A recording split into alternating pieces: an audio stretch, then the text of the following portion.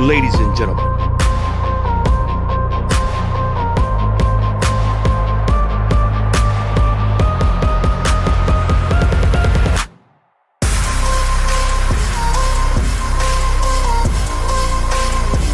And welcome to the Debate Network. Live from the Debate Network, it's Saturday night!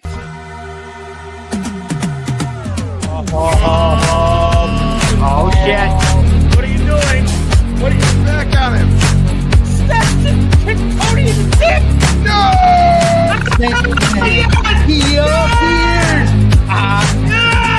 No way! No fucking way! Dare I say, banging, slapping, and fucking. Ooh, nice! Great song.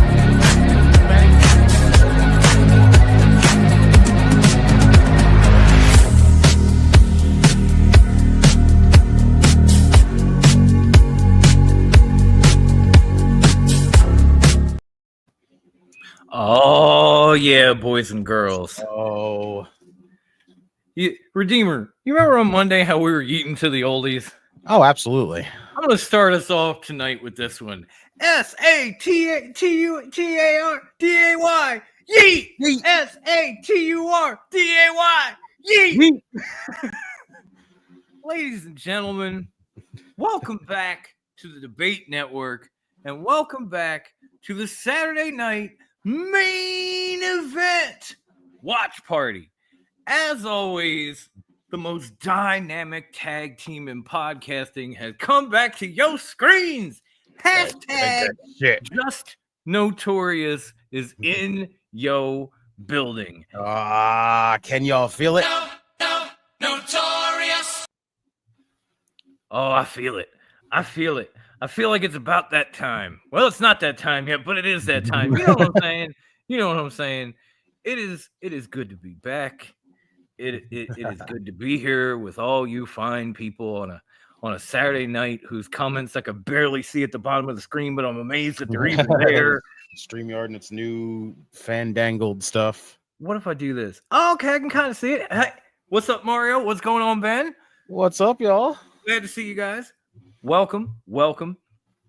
This is going to be a relatively interesting night. Right. If you joined us for this before, I think Justin and I both agree that this is basically a glorified house show for WWE. Televised. That they decide to throw on TV and try to make out like it's a big deal, but it really isn't. Right. Hey, Ryan, what's happening, man? That's the Ryan Powell in the chat.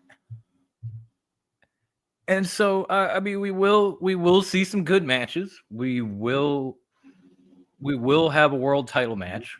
Yes. And Logan Paul will be involved, unfortunately. Yeah. But then there's so many other wrinkles to that. Like, is Gunther gonna interfere? Is Seth and Bron gonna show up? Like, is Sami gonna back Jay up, or is it gonna turn on him? Like, I'm more interested in the side shit going on than about the actual match.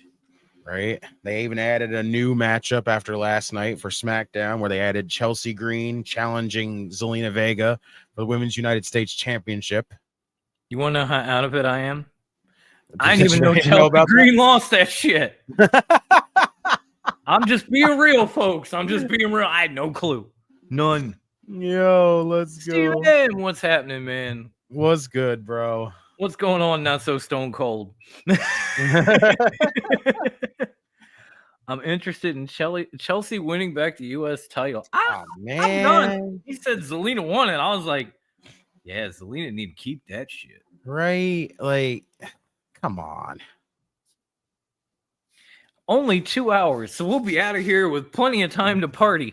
Of course, we were a little disappointed last night because, of course, Zelina Vega was involved in a triple threat match to determine who was going to be another participant in the Money in the Bank ladder match. Yeah.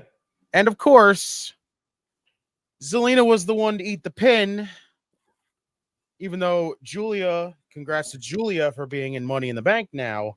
That's awesome. Zelina was the one to get pinned and not Charlotte. But of course, no surprise, Charlotte not getting pinned. Of course. Because Sponsored by Charlotte Dude. can't get pinned. Because she's Charlotte. I think we are kicking it off with the Women's United States Championship or something, because both of these two are ready to compete already. I don't know, maybe. Except I do for maybe like Zelina, she's not really. Chelsea came in prepped. the secret Hervis or Shervis or whatever they call it. That shit is a trip. I love that. Oh my god, John Cena and R-Truth tonight. That's right. Oh no. I forgot. I don't want to see this shit. This is gonna be a weird show. Sponsored by Dude Wipes. We're sponsored by Dude Wipes, or they're sponsored by Dude Wipes. Oh, they're sponsored by Dude Wipes. Okay. Yep, they're sponsored by Dude Wipes. I wish we were sponsored by Dude Wipes. Are we? Because I don't think we are we? OPC! Right? When did we get a Dude Wipe sponsorship? Shit. Right? I keep saying it all the time. By the way, we talk about how much freaking times we make people hungry and talk about food. We need that DoorDash sponsorship. We need that Uber Eats sponsorship. We need that Grubhub sponsorship. You know, save 20% off when you checkout when you use discount code COD at checkout, or discount code just Notorious. Right? Something like that. Something. Anything to just be like, hey, listen, Grubhub, like, you know, like DoorDash, especially because a lot of us use DoorDash or Uber Eats. Like, come on, right? Hook COD up with a special promo code where we can save money and everybody else can save money on their next delivery. I was rowdy before rowdy was cool. I love Rowdy Piper. Rest in peace. Rest in peace, Rowdy. We love you, Hot Rod. Shit. You know, you do not throw rocks at a man who's got a machine gun. Discounts for buying wrestling tickets would be nice. Yeah, I think we'd all would like that. Damn right. It's the question of getting it. That's the big problem. SeatGeek sponsorship? Something? Right? Something? It's my obsession. Meow. Just got off from work watching Saturday night's main event on my phone, but I would love to see R-Truth come out as Thugonomics Cena gear on. Rusty. Oh, that would be awesome, Rusty. That would be priceless. Happy Saturday night, sir. Shouts to you, Rusty. Enjoy watching Saturday Night Yeet. That's right. We even got a cage match tonight. Damian Priest and Drew McIntyre. Yeah, Damian and Drew. That ought to be damn good. You know what else is damn good? All you motherfuckers watching, especially all the people on X. If you're hearing the sound of my voice, I'm glad you're there. But do us a favor, swing by the YouTube channel, leave a like on this bad boy, maybe even subscribe. We are 28 away from 1,000. Yes, sir. Let's go. And we need your help. Yes. It's all good, Rusty. As long as you show up, you're here, bro. We know you're here. Oh, yeah, no problem, Rusty. You're not obligated, bro. Streets. The professor in the building. I got him here somewhere. I got him. There we go. There it is. Streets. The professor, the face that runs this place. Yeah. Say hello to the smart guy. The guy that makes me the guy that makes me wear sunglasses at night. Yo. Tommy, what's up, girl? T-Dog.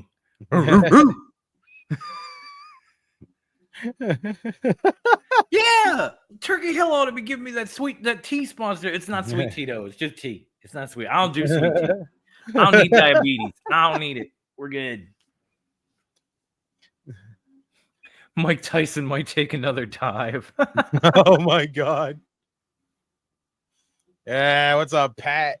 No, it definitely looks like it's gonna be a fun show tonight. Right? Chris, what's going on? Shouts to you as always. Indubitably. Sir. It is good to see you.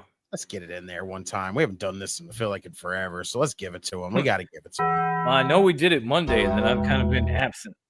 There we go. It's always nice to hear it anyway. Oh, the tag match starts the show. Okay. Tag match is kicking it off.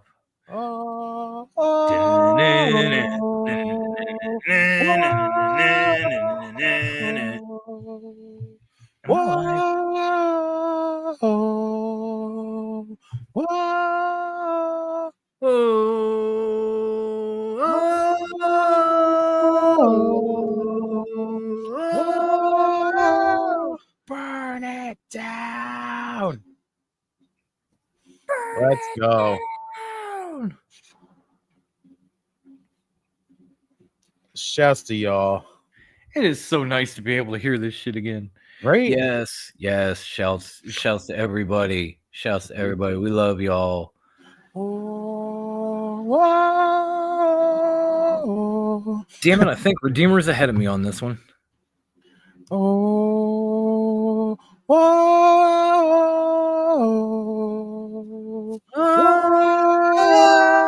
Burn it down.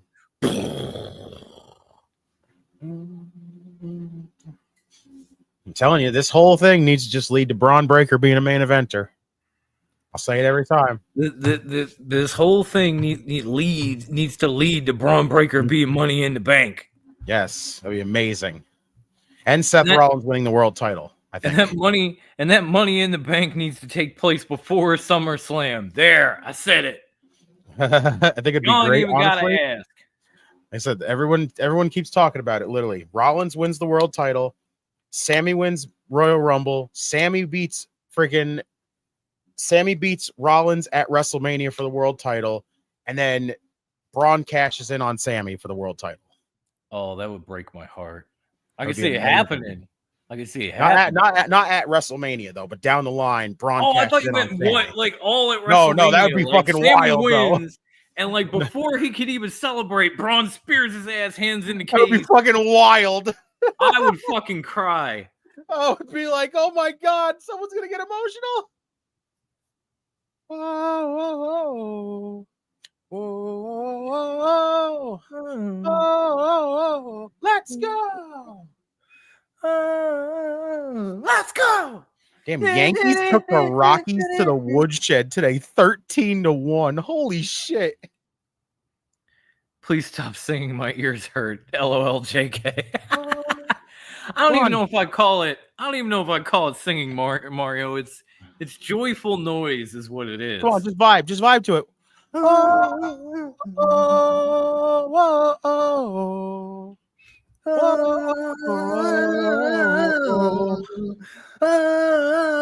Yo, shouts to the silent assassin in the chat as always. Dylan! You didn't even know he was there, did y'all? I didn't know, and then all of a sudden he just magically appeared on my screen. Shouts to you as always, a world elite. World elite. Shouts. They come on Monday.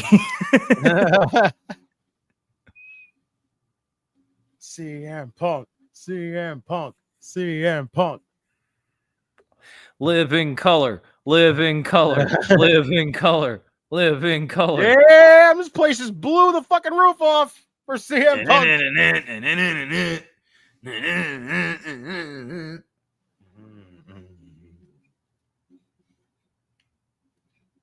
I love it. Mario just goes, "Go Yankees, baby!" What do you see? Look in my eyes. What do you see? A cult of personality. I know your dreams. I've been everything you wanna eat. Oh. I'm the cult of personality. And can eat. Sorry, I know I'm acting like it's still Monday. It's what I do. It's what I do. Oh, here we go. They didn't even fucking wait. Started brawling. Fuck a bell. I have to say, I love this setup for this show, though. Punk and Sami are like, fuck your damn bell. Right? Who gives a shit about you? No, I love the main event setup. I'll give them that much. And I'll agree with you, Redeemer. The setup is fucking incredible. Amazing. The show is meh, right? Typically, but the setup is amazing. The cult of yeeting. The cult of personality. Oh, bell rung. Here we go. I exploit you, still you eat me. Oh my god, I love it. I can't stop. Never can. It was too fun Monday. I ain't had any fun Eating since. to the oldies, everybody. Brand new 12-disc friggin' CD collection coming to you for free 99 on Sucktober the 53rd. Damn! Oh, holy shit! Of course, Bron ends up under Sami, which is probably not the greatest thing in the world. Wild. How the fuck does Bron end up under him? And look, honey, the table didn't break. I'm waiting to hear her in the background just going, of course it didn't! Of course it We're fucking like, didn't. God damn it! Shouts to Lady Psycho as always. Love you, Lady Psycho. And you know what? I'm probably gonna do this tomorrow too, but I don't care. A special shout out to my little Psycho, who is on the verge of his 14th birthday tomorrow. Wow. Happy birthday, DJ. Daddy loves you. Shouts to You Little sweet, Psycho. psychotic little monkey, you. Ooh, shouts to the Dungeon Master in the chat who says, hello, guys. Ooh, the Dungeon Master. The Dungeon Master. My brother would love you. He plays D&D all the time. Shouts. Oh, thank you, Steven. Or thank you, Aw. Streets. I'll let him know you said it. I know, Chris. We're gonna raw dog on your birthday. Lord is in the chat. Lord, it is so good to see you here. Bro, this and not whole on the fucking heel watch turn, man. along It's like turned you into had a forgot dungeon. about me, dude. This whole fucking stream just turned into a Dungeons and Dragons thing. We got a Dungeon Master. We've got We a got Lord. Lord. It's like a renaissance in this bitch. All we need is an elf and an orc. Welcome to LARPing with Just Notorious.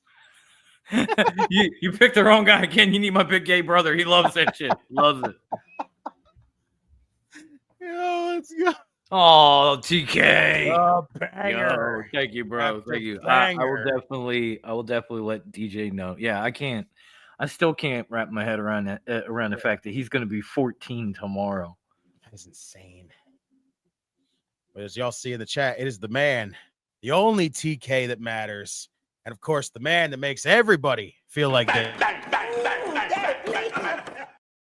It's the banger of podcasting himself. Yo. And Brother Shout Fluff to Brother Fluff Salisbury. Salisbury in the chat as well. What's happening, bro? I've always wanted to LARP. Ass freaks. I love TK. I always wanted to LARP. Let's go. We going LARPing, y'all. Oh, thank you, Steven. Thank you, Lord. I will let him know that you all send it along. It's tomorrow, and I'm probably gonna say it again, but I cannot wrap my head around the fact this motherfucker is 14. That is insane. Like, I've been a dad that long and he's still alive. I must be doing something right. Right? Something. I don't know what, but something. Yo, shouts to Brandon in the chat as well. Look at y'all. Hey, Brandon, what's happening, man? Y'all coming in droves tonight. Thank you, Mario. Thank you, Mario. Much DJ, love. are you seeing this? Everybody sending you love. Hell yeah. I don't know. They might be watching in the back. Steven says that'll be $20, Dom. Just kidding.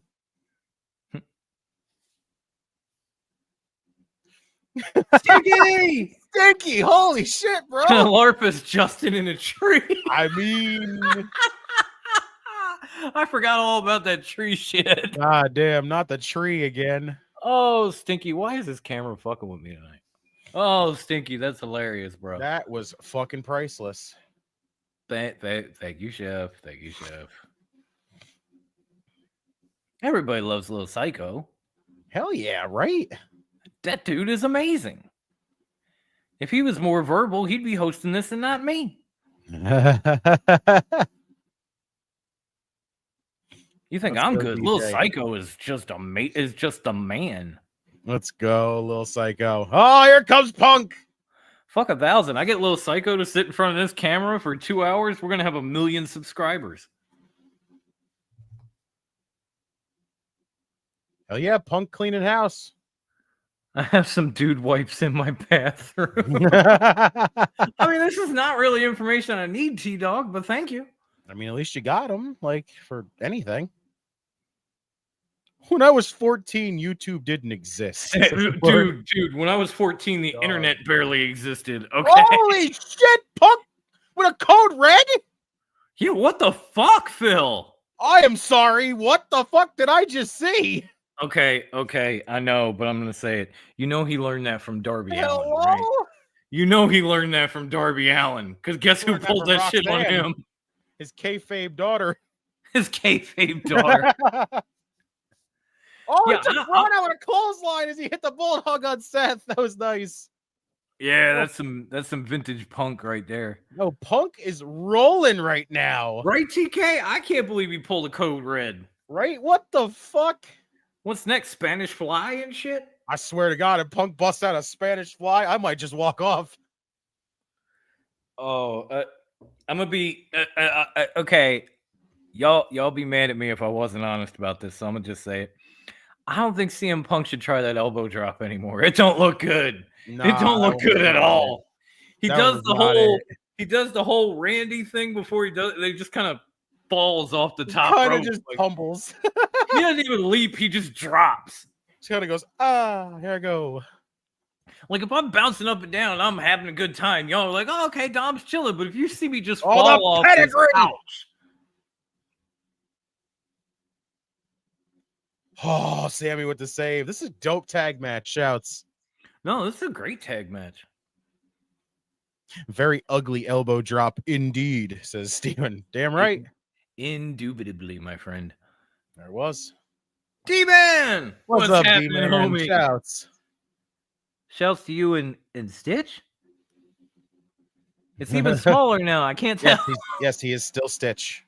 Yes. Okay. When I was 14, I don't know shit. I still don't know shit. You and me both, bro. You and me both. Yo, look who else shows up. Hey, what's up, Doc? What's good, Doc? What's happening, man? Good to see you. Much love to you, bro. Hope you're feeling better, man. Sorry, work has been nuts, so I haven't really been around much lately. Yo, y'all go show love to Dr. Nix. Go subscribe to his channel. I'm still happy that we keep the company, at least for a little bit. At least for a little bit. Hold on, let me fluff my taco pillow right quick. What? It's a taco pillow. It's got the cute little smile. It got the cheese and the lettuce and the meats and the sour cream and shit. He says highsies, man. Highsies. Hope you're feeling better, Z's. The girlfriend's watching too. Shouts. Oh, what's up, Candace? Good to see you. Good to see you. Hope you guys are watching Saturday Night Main Event, not just us. You know, that would be, I mean, that's fine. We appreciate the watch time, but it'd be a little weird. She says highsies too. Highsies. Highsies. What's going on, Candace C's? I don't know. I just threw that out there. Why not? I see you. Still trying to figure out what my next one is. Ooh, I don't know why you stopped with Homer. That was dope. Right. Ooh, Flanders. Well, idly ho, neighborino. And I wish you didn't have the devil's curly hair. Homer, if your boy falls, wouldn't that make him a paraplegic? Shut up, Flanders. Yeah, shut up, Flanders. Well said, boy. It always comes back to that. I'm telling you, me and it always Tom comes just back always go full circle, and it always comes back. It always comes back to the Simpsons movie, no matter what we're fucking doing. You, the first episode of Just Notorious, when that shit eventually comes out, is going to be talking about that movie and how it's why one of the it best always movies comes ever. Back to that movie. Right? One of the best movies ever, and why it just, no matter what, any conversation can swing right back to that movie. So make sure to stay tuned and make sure to subscribe. Right? Oh, hey, Amber, what's happening? That's Amber Lancaster in the chat. Hello, everyone. Shouts. Happy Saturday, Yeet. Right? Yeet. SATURDAY. Yeet. Ooh. You dungeon mastered a game wrestling themed? Oh, nice. That sounds fucking incredible. My brother actually played a game of D&D that was like that, and he was telling me how cool it was, and I was like, yeah, man, I'm no good at it. I'm no good at it. Like I suck. I don't know. I can roll the dice when it's craps and I got some money on the line, but when it's D&D, I always roll something shitty, and then I just get mad and then I just walk away. I don't know what it is about that 20-sided die, man. I can't fuck with it. I'm like, no, I need a 7. I need a 7. Come on, 7. Yeah. But I can't fuck with no 20-sided die. I don't know why. It's just not one of my skills. Feels like I'm wearing nothing at all.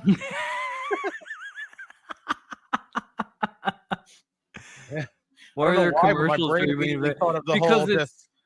Because it's, and why is it paused on my screen? Like, what just happened? My brain just immediately thought of the whole thanks for your pregnancy pants. Never felt comfort like this. What the fuck? Oh, these Bluetooth headphones. Did they just die on you? No, they're so touchy that they paused Saturday Night Main Event. Ooh. And then I unpaused it and it was muted, so now I got to get back to live. There we go. He said, Doc says, why are there commercials during a main event?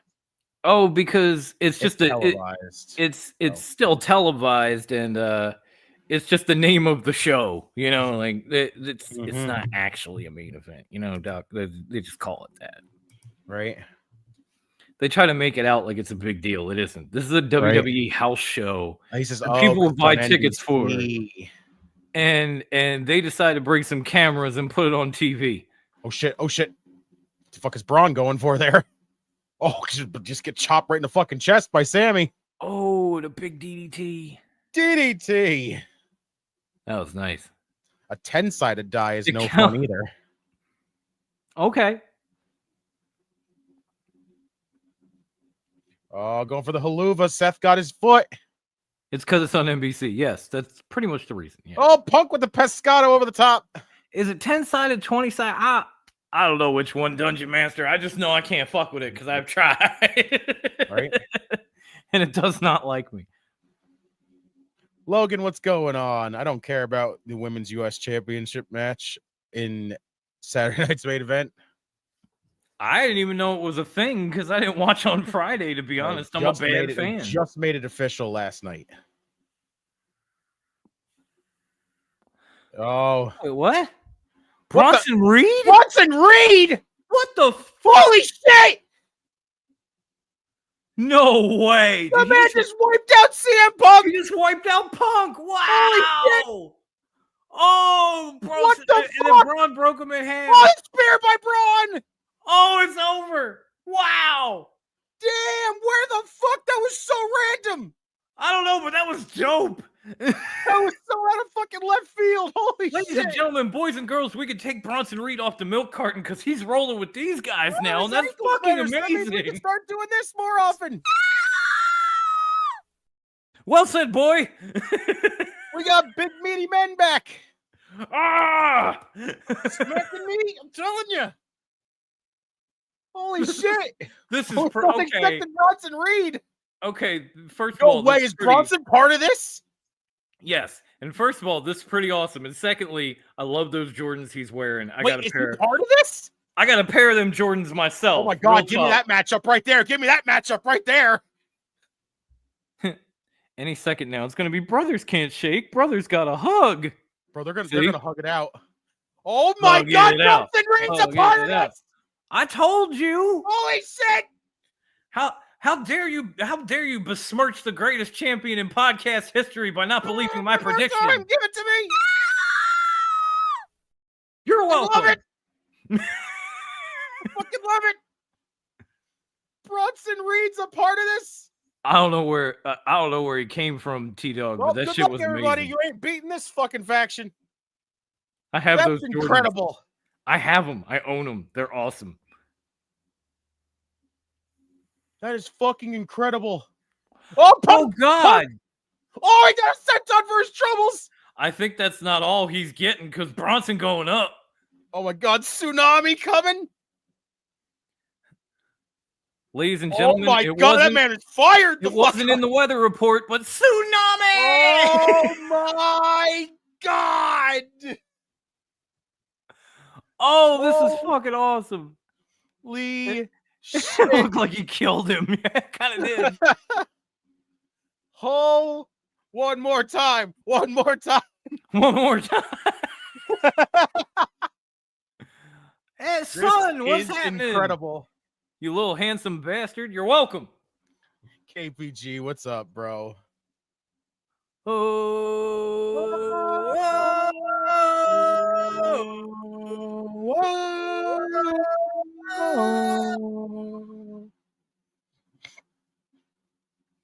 Burn it down. Yeah, that is one nasty stable right there. I'm liking that. Bro, Sami, Punk, and Reigns as a tag team next. Let's go. Oh, God. Kathy Against Kelly. those three, I'm with it.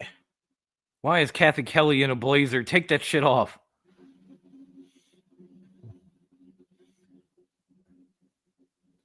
Hello, Chelsea. I pledge allegiance to the green of the United States of Chelsea.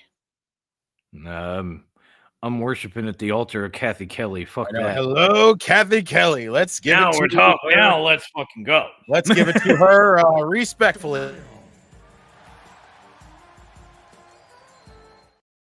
Amen. Praise the touch and the booty cheeks that rise above him. And showing up all the time looking like a fucking librarian. I want to go to the library Respectfully. again. Sami, CM Punk, and Roman. Yeah, you got to think. Versus Seth, Bron, and Bronson. I'm fucking with it. This faction is OP. Hell yeah, that ought to be the name of it. Fuck the OC. We need the OP. Oh, look at that. The other half of World Elite. Oh, there it is. The only double J of wrestling that matters. Shout out as always to Jordan from It's My World Elite. Ain't he great, boys and girls? You know he is. Podcasting, y'all. Chelsea Green is my president. Not that orange man. Oh, you mean the Oompa Loompa. Gotcha, son. Yeah. Oompa Loompa Doopity-doo. I get kicked out of office, then throw a coup. Oh, my bad. I'm done. I'm a hot mess. The Secret Hervis. The Secret Hervis is awesome. I love it. They're great. Yeah, no streets. I think you're onto something there, buddy. Remember, it's brought to you by Dude Wipes, everybody. Chef says, Chelsea kind of looks like Snow White. I don't think Snow White never looked that trashy. There, I said it. With her big hat looking like she's in charge of the stripper brigade or some shit. What the fuck? She got the big sailor hat on like she's the commander of the stripper brigade or something. I don't even know if I want to ask KPG. What do you say? He says, I need some Dude Wipes after the morning I had. I was like, I don't even know if I want to ask. Oh, yeah. I think we all know. Say snow too many times, Tony Khan shows up. Allegedly. Candyman in the mirror. Don't fuck around, get a suit, son. Allegedly. Oh, look who else shows up. Jeremy. Abra fucking Cadabra, huh? Chelsea for Miss Money in the Bank. President Money in the Bank. Fuck yeah. I'm with it. Oh, excuse me. Woo, it was a good one. Yeah. Them burps like hoagies, man. Just,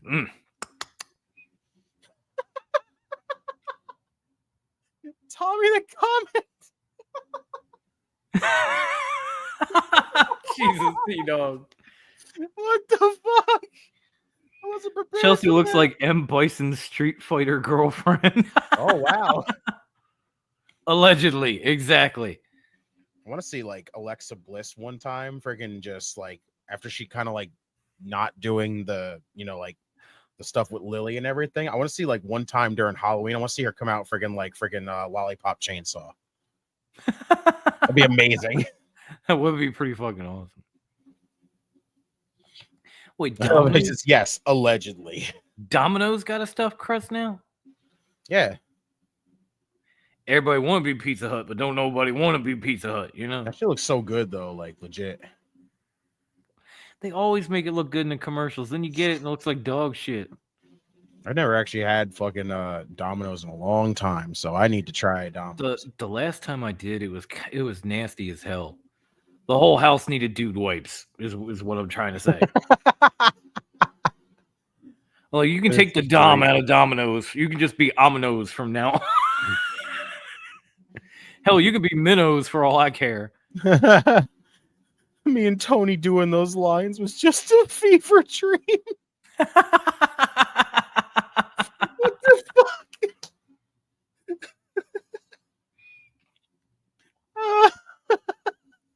Yeah, Matt Cardona. I mean, Matt Cardona's a lucky man that a woman will even touch him.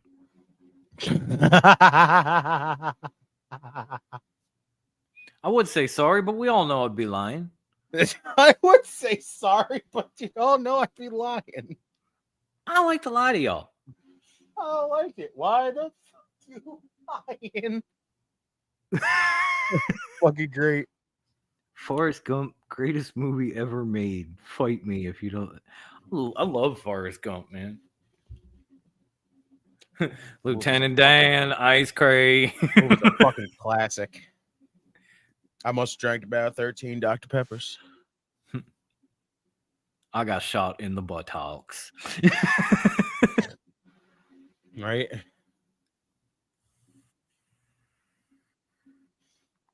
Let me not say too much before my NDAs get broken.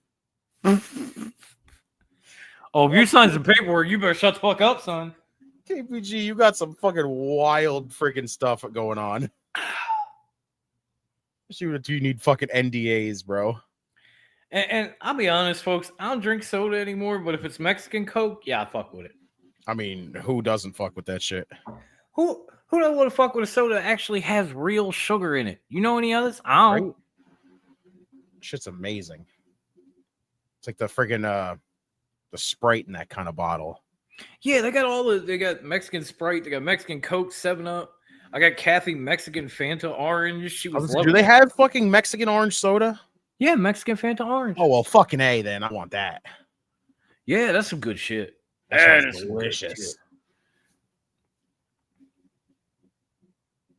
Kathy sucked that down like somebody was paying her to do it. Woo! Do we have another one? Yeah, it's in the fridge. I prefer Dominion Coke. Yeah, I can't do none of that zero shit. I don't even like soda anymore. Like all the corn syrupy bullshit. They charge you a fortune. That they charge you a fortune for it, by the way. And then they tell you they're doing it so they can try to make it cheaper. And then they charge you more for it. So now you're paying for bullshit. Shit. Is that Candace? Is that? Hi, Z's. Hi, Z. How you doing, Candace? Good to see you. Thank you for showing up, too. And shouts to the kid in the chat. Wow. Yo. We haven't even seen El Boogie yet, but the kid is up in here. That is awesome. Y'all. What's going on, man? Hope you guys are enjoying Saturday night's main event. I'm enjoying the sight of the secret Hervis. I'm like, secret service. Yo, my brother's response. He says Mexican glass has natural flavorings built inside. Trust me, I know a guy who knows a guy. I'm an insider. We're good, Candace. I think Redeemer will agree with me when I say we're a lot better now that we're here. Jesus fucking Christ, life sucks. Right? And if you think life sucks, you ought to hit that like button. I'm just saying. Right? Maybe subscribe while you're at it. We need like 28 people, and this fucking just talking made my Bluetooth pause the goddamn show, and now Cheers I can't. To y'all on this Saturday. That's what I can say. I will go back to that before I unpause the show. Cheers. Delicious. Seriously? Yo, and there it goes. 21 people in the YouTube chat right now. That is dope. Forgive me. Yeah, the kid says, yes, the original sexy boy is here. The original Heartbreak Kid. Are you wife? Hi, your girlfriend. The Heartbreak Kid is here. See you, bro. Well, you know, he is just a sexy boy. Stop pausing and get live. You asshole. There we go. Oh, Doc says, what's the main event? Probably the world title. Probably Jay and Logan It's Paul. probably Jey Uso versus Logan Paul. I doubt Cena in Truth is going to be the fucking main event. No, I don't think so either.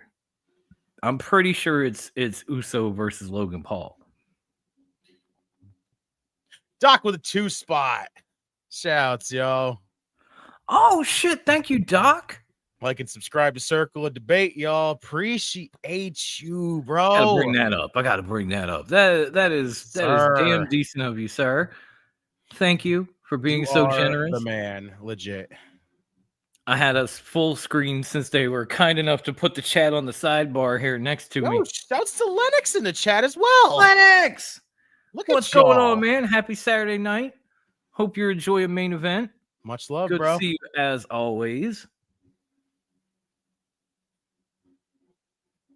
Yeah, I got to put my predictions in too, man. It ain't no problem, son. We got tomorrow. I plan on doing it tomorrow before the show, so. I should be a 23 time. Oh my God. I'm not going to go. Powerbomb TV on the floor. Oh, yeah. I'm just saying that now because I'm not live. What do you know? I need to get some better Bluetooth, y'all. Dungeon Master says, you guys play video games? I prefer in-person role-playing like D&D. Nothing like getting your real hands dirty. Dungeon Master, I play video games. I have played video games on this channel. Legit. The closest thing to an RPG that I play is Fallout anything. And that's fun. That's a lot of fun.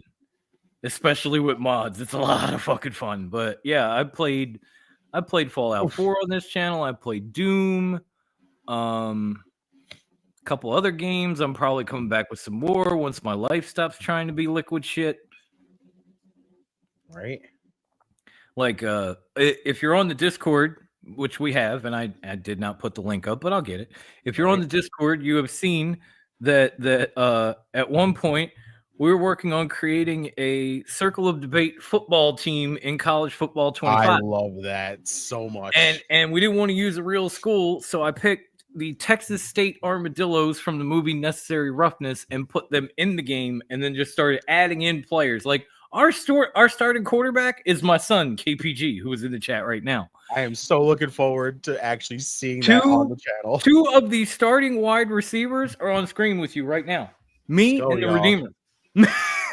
Because it turns out I still had 3 years of eligibility, and Ivan is the head coach of the team. So when he told me he was doing this and my son was quarterback, I had to brace the old rebuilt knee up and get back out there on the field to help my son get drafted. Fuck Dion, I'm a good dad, okay? No, and he don't stop. Look at this. A 5-spot Canadian. Wow. I hope Gunther helps Logan Paul tonight so he can crush Paul for the title later.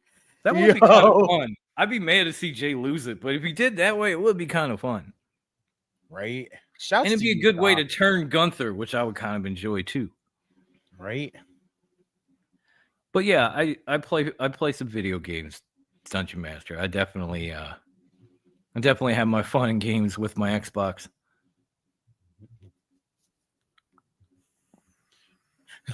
you were the Burt Reynolds of that game, says Ben.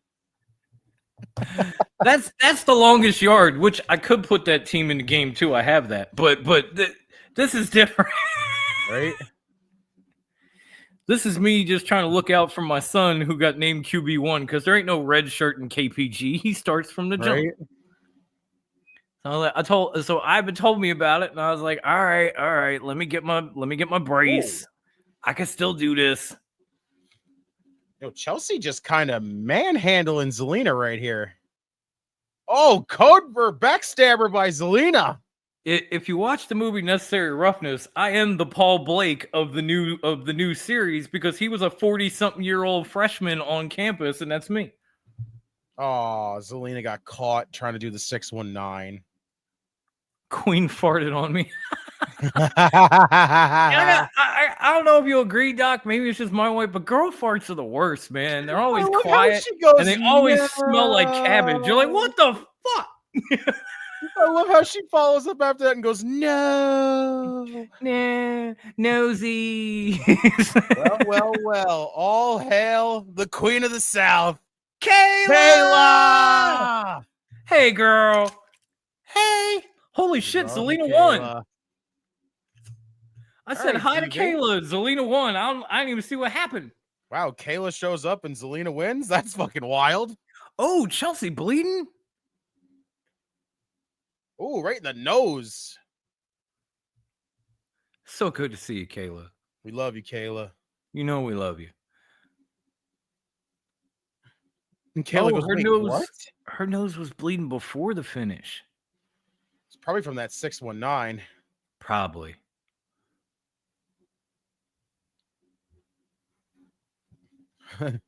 Yeah, Kayla, you literally showed up and then Zelina won the match. So Yeah.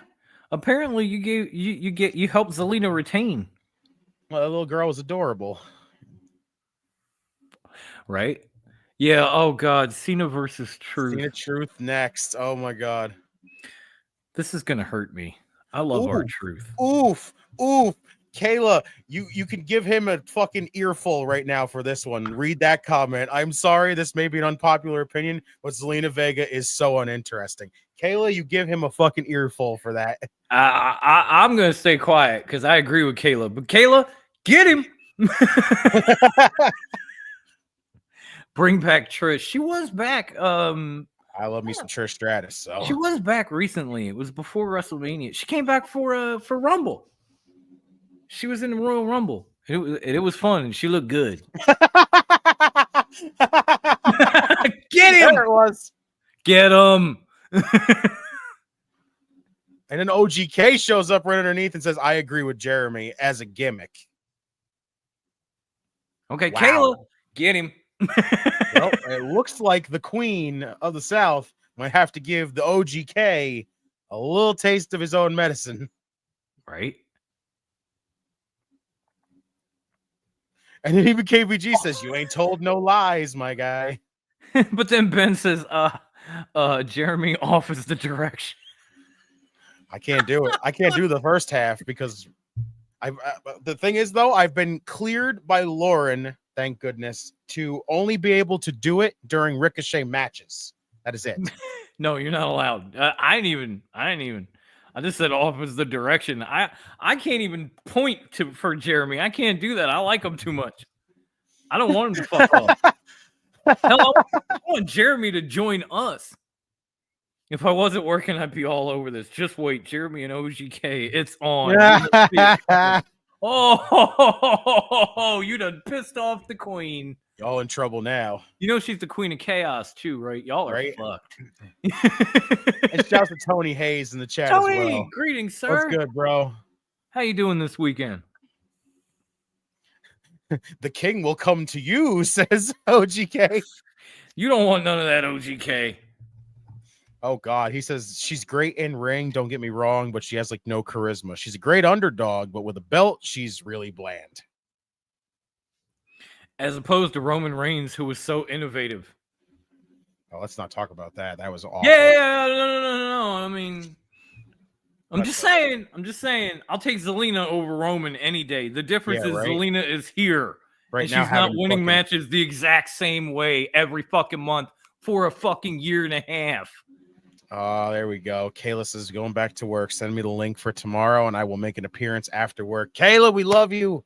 Oh, we got you, Kayla. Thank you for showing up, homegirl. You know we love you. We'll see you tomorrow. I will be here tomorrow, but it will be after my son's birthday festivity. So it might not be exactly at the jump. Kayla's gonna kill you. Kayla's gonna kill you. We got a 0-hour match in the chat tomorrow. Kayla versus OGK. That would be awesome, Steven. Right? Yeah, I can't. Usually when we do this, Kathy will take my son in the back, even if he's not ready to go to bed, just to hang out with her. until he winds down. I can't do that to him on his fucking birthday, chat. I just can't. So whenever he's ready to go to bed, you will see me tomorrow. Oh, Lady Psycho. Mm-hmm. Miss her already. Oh, thank you, Chris. Thank you. Yes, it's a birthday festivus. My brother says you certainly aren't wrong with that, Dom. Can't disagree with that. Roman won dirty more times than I have fingers and toes. Yep. Roman won dirty more than I have chin pubes, man. That's a lot. That's a lot. I even cut them back, and it's a lot. That's wild. Won't be able to join you in the stream tomorrow night, but I will be in the chat. That's fine, Steven. Y'all ain't gotta show up to everyone. Like we can, it's nice to have y'all on, Right. But we don't expect you to be here for every watch along. That's what we do, Right. That's technically what I do. But that's technically what he does. I'll be on Saturday, Sunday, Monday, but then I'm done. My life is the drizzling shits, and I'm too old for that. So I have no life, so technically I could just fucking dedicate it all to you guys. Kidnap 2 female golden. Oh, that's. Believe me, I know what you're talking about. Thanks to my brother, so that actually sounds pretty cool, dude. That's a fucking wild way. I like that scenario. I have my the friggin' rescue an old wood elf mage that was kidnapped by 2 female gold dragons. Yeah, holy shit, that is. No, I mean, cool. you gotta have a wild, awesome imagination to come up with a good D&D role play, and clearly, there's a dude in our chat that does. Yo, thank you. Read my brother's comment. On another topic, and may well be another unpopular opinion, Domino's is underrated. Last time I had it, the whole family needed dude wipes, so I'm gonna stay away. But y'all enjoy. Honestly, I don't get the hate for Domino's. Honestly, I never did. Hate Domino's. I don't. I used to love them. And then recently when I got them, they were just shit. Oh, look at it. Look at this. June 7th, 3 Eastern. Vikingo versus Chad Gable on YouTube. What the fuck? Really? They're not going to do friggin'... So what the fuck is the point of all the stuff of him being involved with the Lucha Brothers if it's just going to be Vikingo? That makes no damn sense. I do not know. I mean, don't get me wrong. Gable and Vikingo is going to fucking slap. It will, as long as it doesn't turn into El Grande Americano and Vikingo. Right? Because, that man is amazing. I don't know if y'all watch AAA or not, but Vikingo is the devil. There he is right there in the crowd. Christ, how did I get ahead of you? It always seems like before the commercial, I'm ahead of you, but then after the commercial, you get ahead of me. I get ahead of you somehow. It's so bizarre. It's the battle of 2 Time Lords. Right? We're just going to keep battling back and forth where it'll be like, I'll take the lead. Now you take the lead. Now I'll take the lead. I'm Dr. Notorious. I'm a doctor of thionomics and time. Thionomics.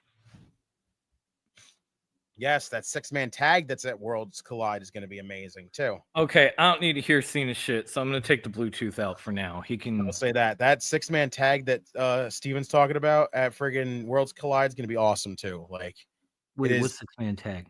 It is a 6-man tag match. It is Legado del Fantasma, friggin' Angel, Humberto, and Santos against El Hijo del Dr. Wagner Jr. Oh. Pagano and Psycho Clown. That will be some shit, though. That would be fucking awesome. That is going to be dope.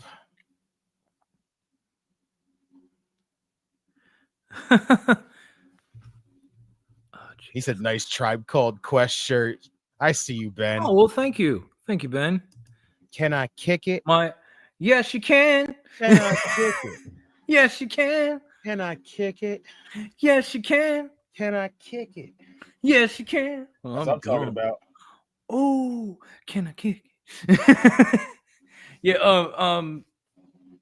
Well, some of you know her, some of you don't. But Grandma Wendy's mom, who is technically my adopted mama these days, bought me this shirt after I had my hernia surgery.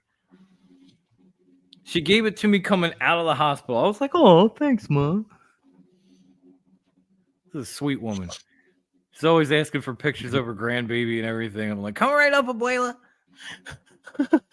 I'm ready for this 18-star classic coming up. Definitely not going to be a legitimate match. Not going to be less than 8 minutes. Nope, no, sir. No, Not sir. my art. Not my R-Truth. This fucking recap is probably going to be longer than R-Truth versus John. Probably, honestly. Let me clear my throat. No.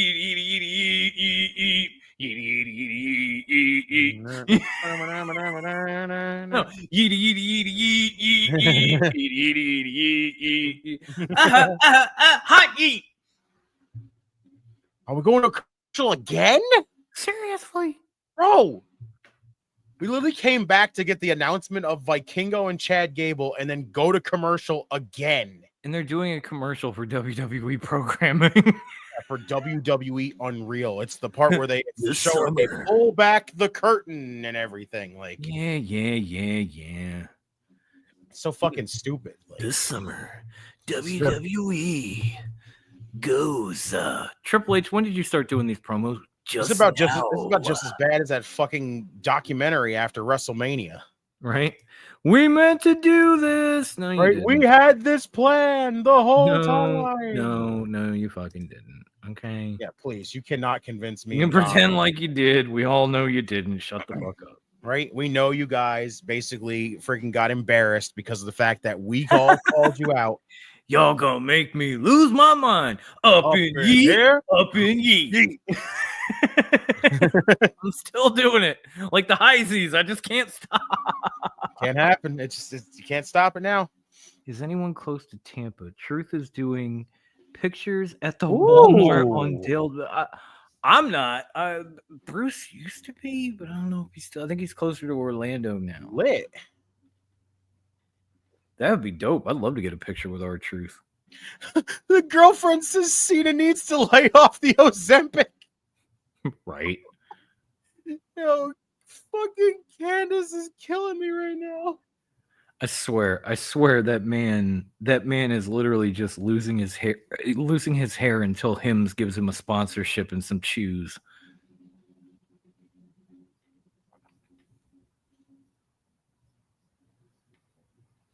Julia Brenda says, so is this show over? It's going so slow. No, Brandon, it's not over. We got another good hour of this shit. Of course, most of it's probably going to be commercials, but we got an hour. 3 more matches still. Mm-hmm. Actually, like 4 matches, if I'm not mistaken. Reed is the third man, as in Hogan. Yeah, but Reed was a dick when he left. Hogan wasn't. There's a big difference there, Dango. True.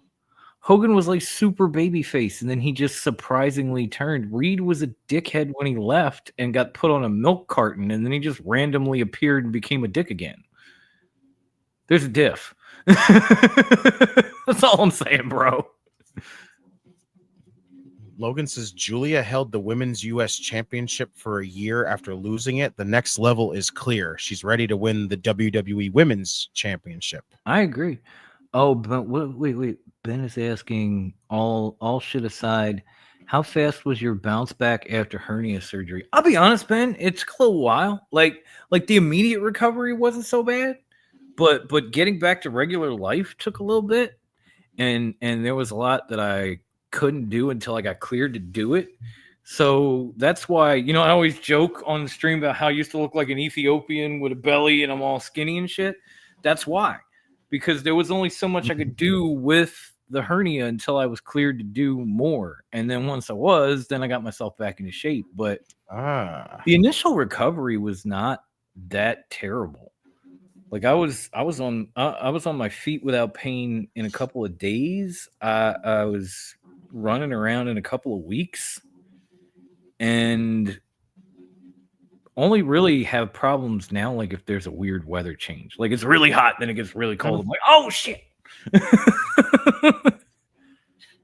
Love my brother says the Saturday night's main event shows go really slow because they have to abide by cable standards and have 2,368 commercials. Yeah. Not the Peacock shows are any different if you want to be real, Ben. I mean, they stop after every match for 15 minutes of fucking commercials. Oh, they just showed Evolution and NXT Great American Bash coming back as well. They just showed Lola Vice and there's Evolution confirmation on July 13th. Oh, wow. They're finally going to do another Evolution? I said now they're actually going to use the show the way it should be used. That would be nice. Instead of like how the first one was used, because you're going into nobody can convince me otherwise. The Ben, only reason, honestly, Ben asked TK2 because he just recently went through it. Although I think he had a double hernia, so it might be a little rougher on him. I only had the one. Like I said, the only thing about that with the Evolution show, and then nobody can tell me otherwise because try to prove me wrong the entire time. The only reason why the first one existed was because the women couldn't go to Saudi Arabia. Now that they're there, it's basically now that they're allowed to go, it threw the whole purpose of the show out. But now they're going to use it the way it should be used. The women get a night where they get their own fucking show. Oh, excuse me. I mean, they should have had it. Regardless of Saudi, they should have had it. Even right there, OGK even says so many women's championships. You could have a women's pay-per-view every fucking year. Right? You got 2 mid-card championships, technically 3 if you count NXTs. You have the women's tag team titles, 3 women's championships. Like, Ben, mine was hiatal, so it's a little different. But it wasn't that bad. Honestly, it just after it was done, it felt great not to have a broken ball for the first time in a year. That was nice. Exactly, right there. First off, my brother says, let's have an Evolution show when their women's roster is at an all-time low. Make it so they have to rely on legends once again. But then OGK follows it up with use TNA in this. Exactly. Yeah. NXT, the main roster, TNA. There you go. You could honestly even get some of the women from AAA if you wanted to. Right? Now that you have AAA involved with it, there you go. You can load that shit. Freaking Masha Slamovich defending the Knockouts Championship on a WWE-esque show. Yeah. Just don't make it against Tessa, whatever you do. But yeah, T-Dog. We have the TNA World Title being defended on a WWE show. That's pretty cool. But yeah, T-Dog, Evolution is all women's. Yeah. Evolution should be called When Wombs Collide. Jesus Lord. Oh my God, Lord. What the fuck? Right. Oh my God. Yes. Read that one right there. Masha versus Julia. That would be awesome. That would be incredible. See, that's what I'm talking about, OGK. Long as it ain't Tessa, really. That's my only. Keep her far away from the show. That's all I have to say. John Ozempic. Ozempic. That man probably hasn't been regular since he had hair.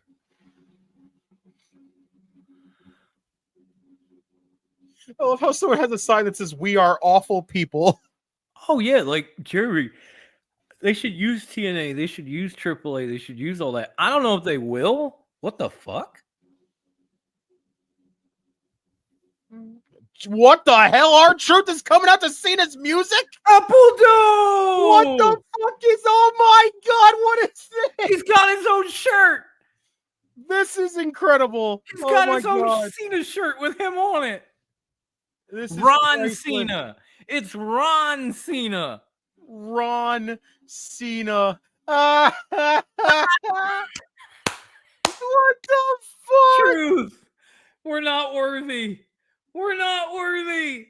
Ron fucking Cena. I salute you, Truth. Let's go, Ron. Let's go, Ron. Let's go, Ron. This is fucking wonderful. Lil Jimmy made this happen, says OGK. Yup. Ron fucking Cena, boys and girls. not fucking Ron, gold. not Ron Burgundy, but at the same time, I'm in a glass case of emotion right now because this is ridiculous. This might have been the first time in a long time the Truth's done something that fucking killed me. Appleton! I will do it for Ron Cena. Fucking A, let's Boo! go. Oh, my brother says, give this man the belt. I don't care anymore. I know, right? This is how our Truth becomes WWE champion. Bro. That would be amazing. John Cena sucks. Ron Cena rules. Ron Cena. That is fucking gold. Let's go, Ron. John sucks.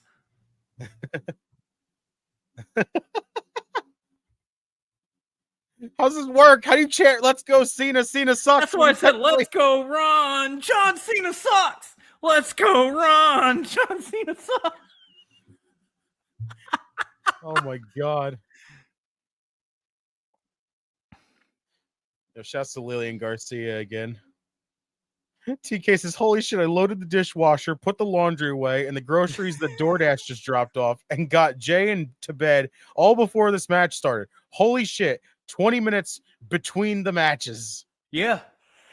Yeah, it's pretty standard. Sorry, guys. Long That's week. insane. Long week.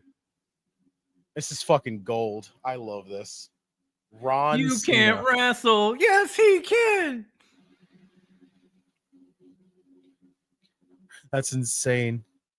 Y'all Oh, abused come on, me Ron. for 25 years, he says. Dalton said, what the fuck? Abuse this. Okay, John. Abuse these nuts. You ain't even good enough for these nuts. Abuse this. I was a fucking Cena fan forever, bro. So you can't say I was was part of the abusive relationship. So That's what he said. I didn't say it. Those are his words, not mine, man. oh, the side slam. Boo. Boo. You can't see me. Boo.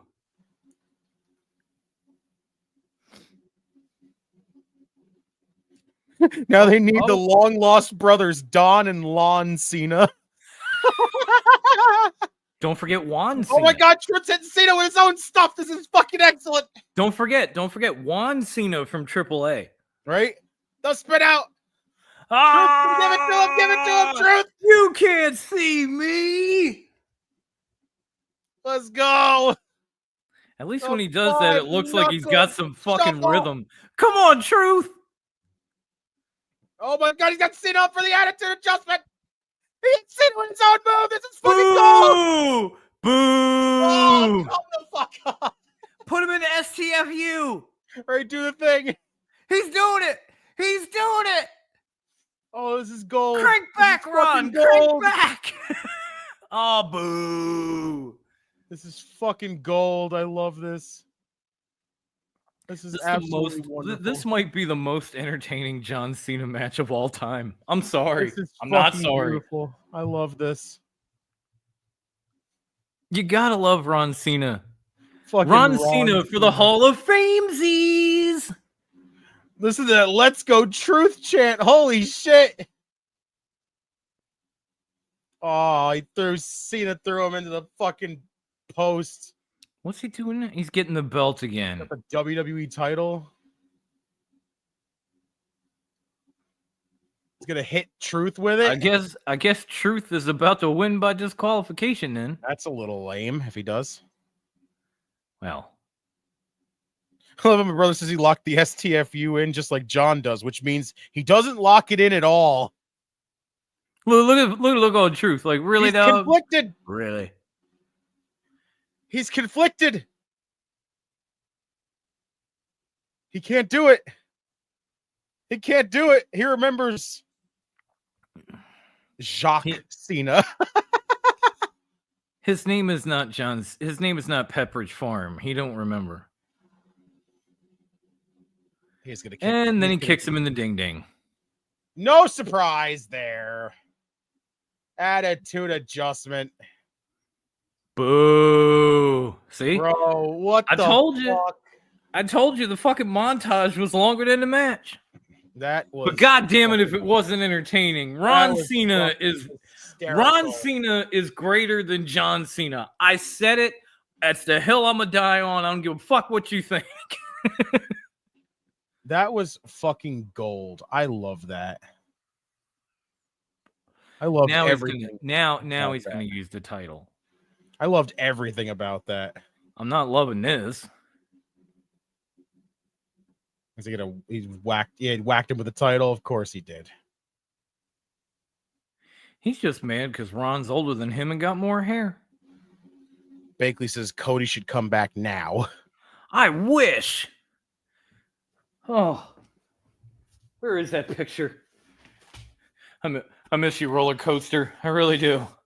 I really do. Right? When are you gonna come back and save us from all this bullshit, Cody? We need you. Right, the roller coaster. This is so mid.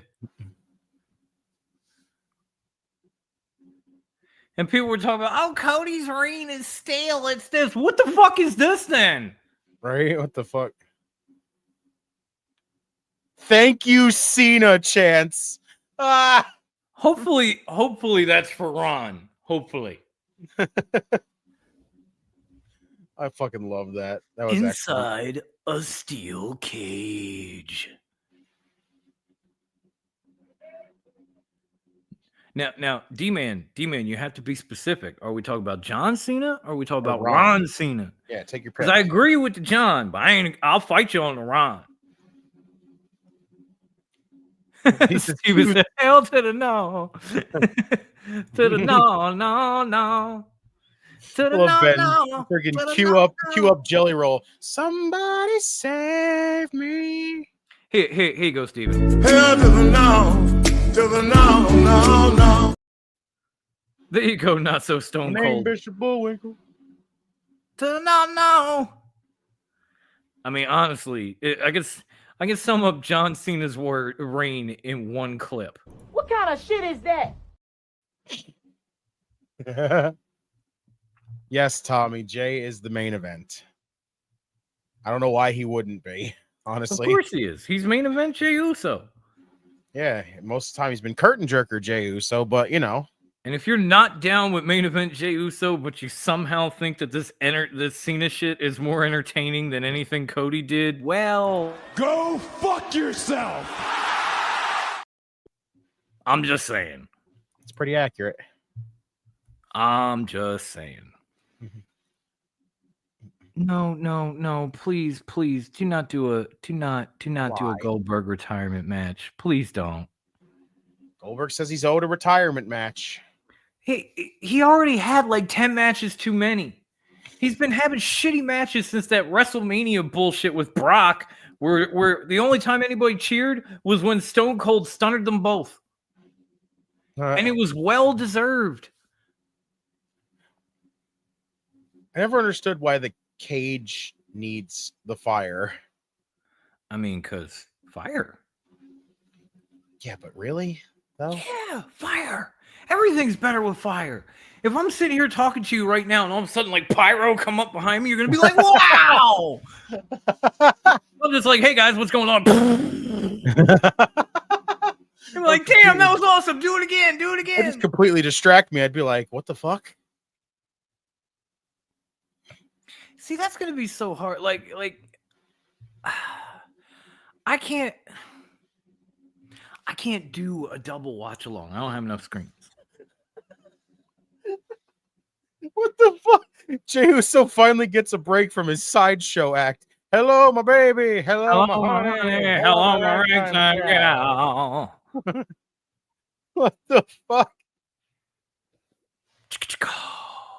I want Cena to lose the title. Send in Aubrey Edwards. She's good at fucking people out of titles. Can we not bring her up? I was already trying not to bring her up. This is for mentioning Aubrey Edwards. You always have to win your final match. Yeah, that's the Goldberg doesn't deserve it. And he I find it hilarious that R-Truth came out looking like Cena. Well, that's his childhood idol if you listen to him.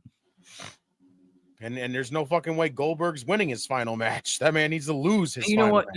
You know what? See, Dr. Nix just reminded me that when he was in the Raw Dog and chat, he brought up the Hurricane. So for Dr. Nix, What's up with that? there you go. You didn't even have to mention it. I just remembered. Because then he showed up on screen on Raw for the first time in I don't know how long, like right after you brought him up. Right.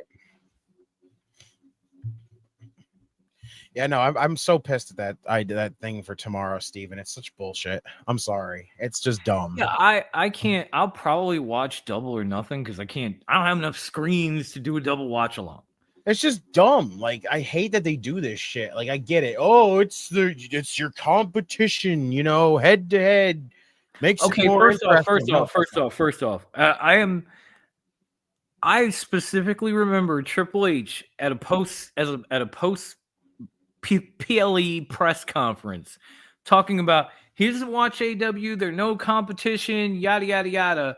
And I have now seen him schedule NXT shows on like 7 different times the AEW shows already run. Yeah. So AKA Levesque is lying to us all. Your bullshit, Lebesque, is what I'm trying. Yeah. Here. Let's give it to him right here the right way. You know, this is for this right here is for you, Levesque. That's fucking bullshit. No, you're bullshit, Lebesque. Because you sit here, you talk this shit about they're not competition and we're not paying attention and blah, blah, blah, blah, blah, blah. And then you do this shit over and over and over and over and over again since the first time you fucking said it. The first time you said it, you weren't even in charge. Vinny was still around. That's how long ago it was. And then this, of course, my brother says, Goldberg said in a recent interview he has creative control over his retirement match, so I guarantee he wins on his way out. Well, Goldberg, this is for you then, right here. Off is a direction you can fuck. Don't have a retirement match. Don't have creative. Don't even bother. Just head straight up I-95 till you get past Titletown of Philadelphia. And if you hit blue ball, you've gone too fucking far. Fuck off. Honestly, as long as you hit, even if you hit blue ball, you could stay there. I mean, honestly, you're mid enough to stay in blue ball. Maybe intercourse is too good for you. But either way, fuck off. Right? Keep that shit. I don't need Goldberg ever again. Ever. Yeah, because even this, like, Goldberg's going to beat Gunther in 1 minute and 26 seconds. You're bullshit, Goldberg. Fuck you. Fuck you. I don't need, I'll be honest, after Goldberg's initial run, he could have just fucked off for life, and I'd probably like him better. Oh, hi, face to face. It's been a long time. It's only been since fucking January, bro. Technically February.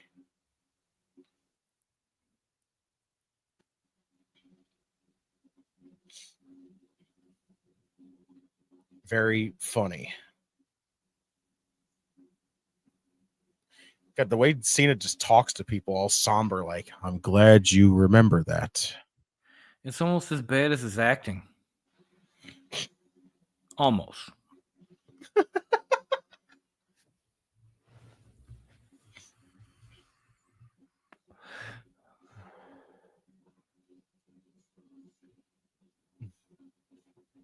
I take this championship home with me, and that championship is around the waist of a YouTuber.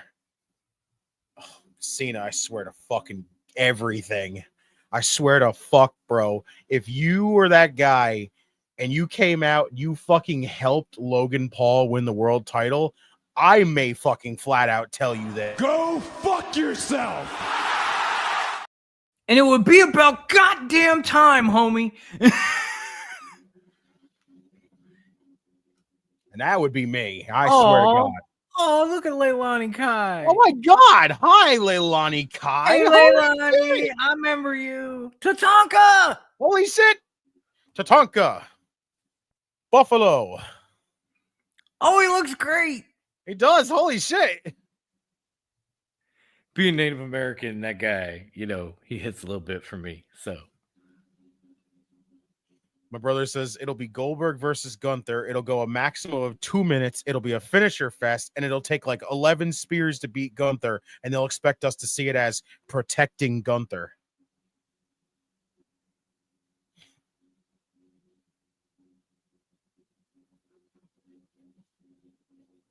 Oh my God.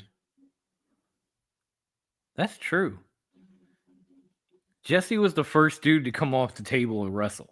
Gotta love Jesse. The first of many. You know, I've came from the Baja. You know what I'm talking about.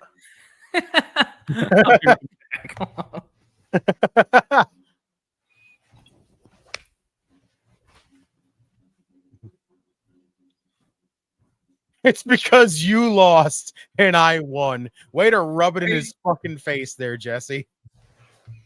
Oh, Jesse. I figured by this point in my life, Jesse would be dead. Right? Greg, what's going on, man? He said this man, Seth Rollins, really forgave Bronson Reed after this. Please let this make any sense. How many tsunamis? 6. A lot. Like a lot. Wanted us to just completely forget about that. A lot, Greg. Logic.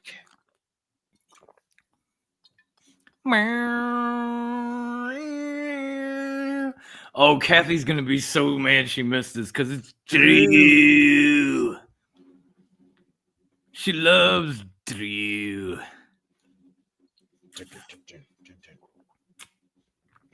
Did you hear that, woman? I said Drew. I'm just waiting for her to run out. Like, okay, I'm here. Cena calling Logan Paul a YouTuber is going to be really convenient when Cena has to team with Logan and Travis Scott to fight Cody and the Usos. What Right. the fuck?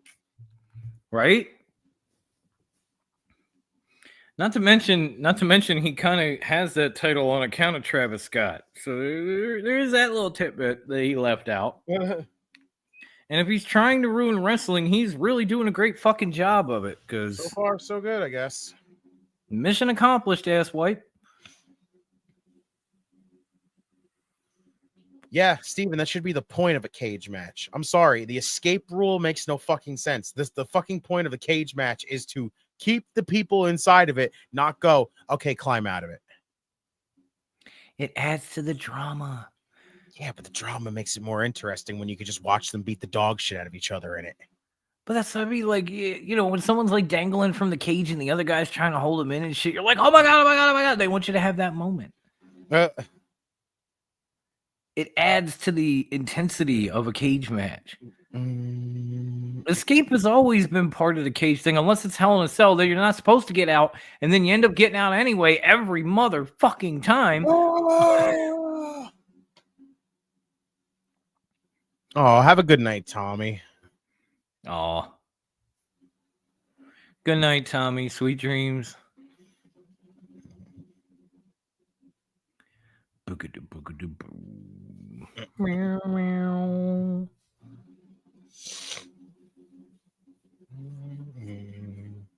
I almost forgot what Damian Priest music sounded like. Unless you want to get two celebrities who can't wrestle, and we can have Jelly Roll team with Cody and Jay. That would actually be better. That might be better. Actually, might be more entertaining. Not gonna lie. Could we just get like Bad Bunny back? Right? Something I'd like be that. okay. I'd be more than okay with that. Oh damn! Like I'm dressed like a bat. Holy shit! That shit looked fucking epic. Yeah, yeah. That was pretty nifty. I'll give him that.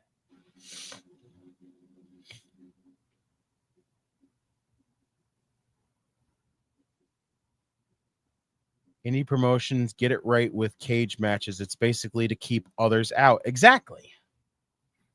Bring back Rick Boogs. Do it now. You sound like you sound like the Emperor from the Star Wars movies. Do it now. Let the hate flow. Oh my god, that's good. Something dark side. Something complete. Just something dark side.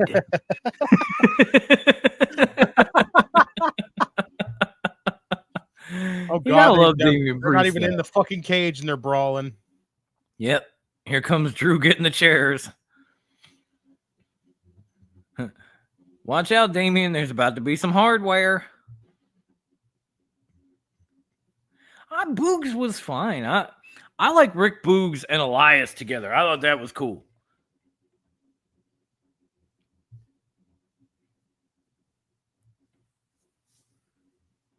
Oh shit! Oh, that big old forearm. Boogs was a Vince guy. After he was released, he talked about how the new regime was holding him down. Regime. Oh, was holding him down? Really? Never liked 80s WWF WWE steel cage match because of the escape. I always liked it, especially back main event when they had the blue cage that actually had the bars and everything. That was dope.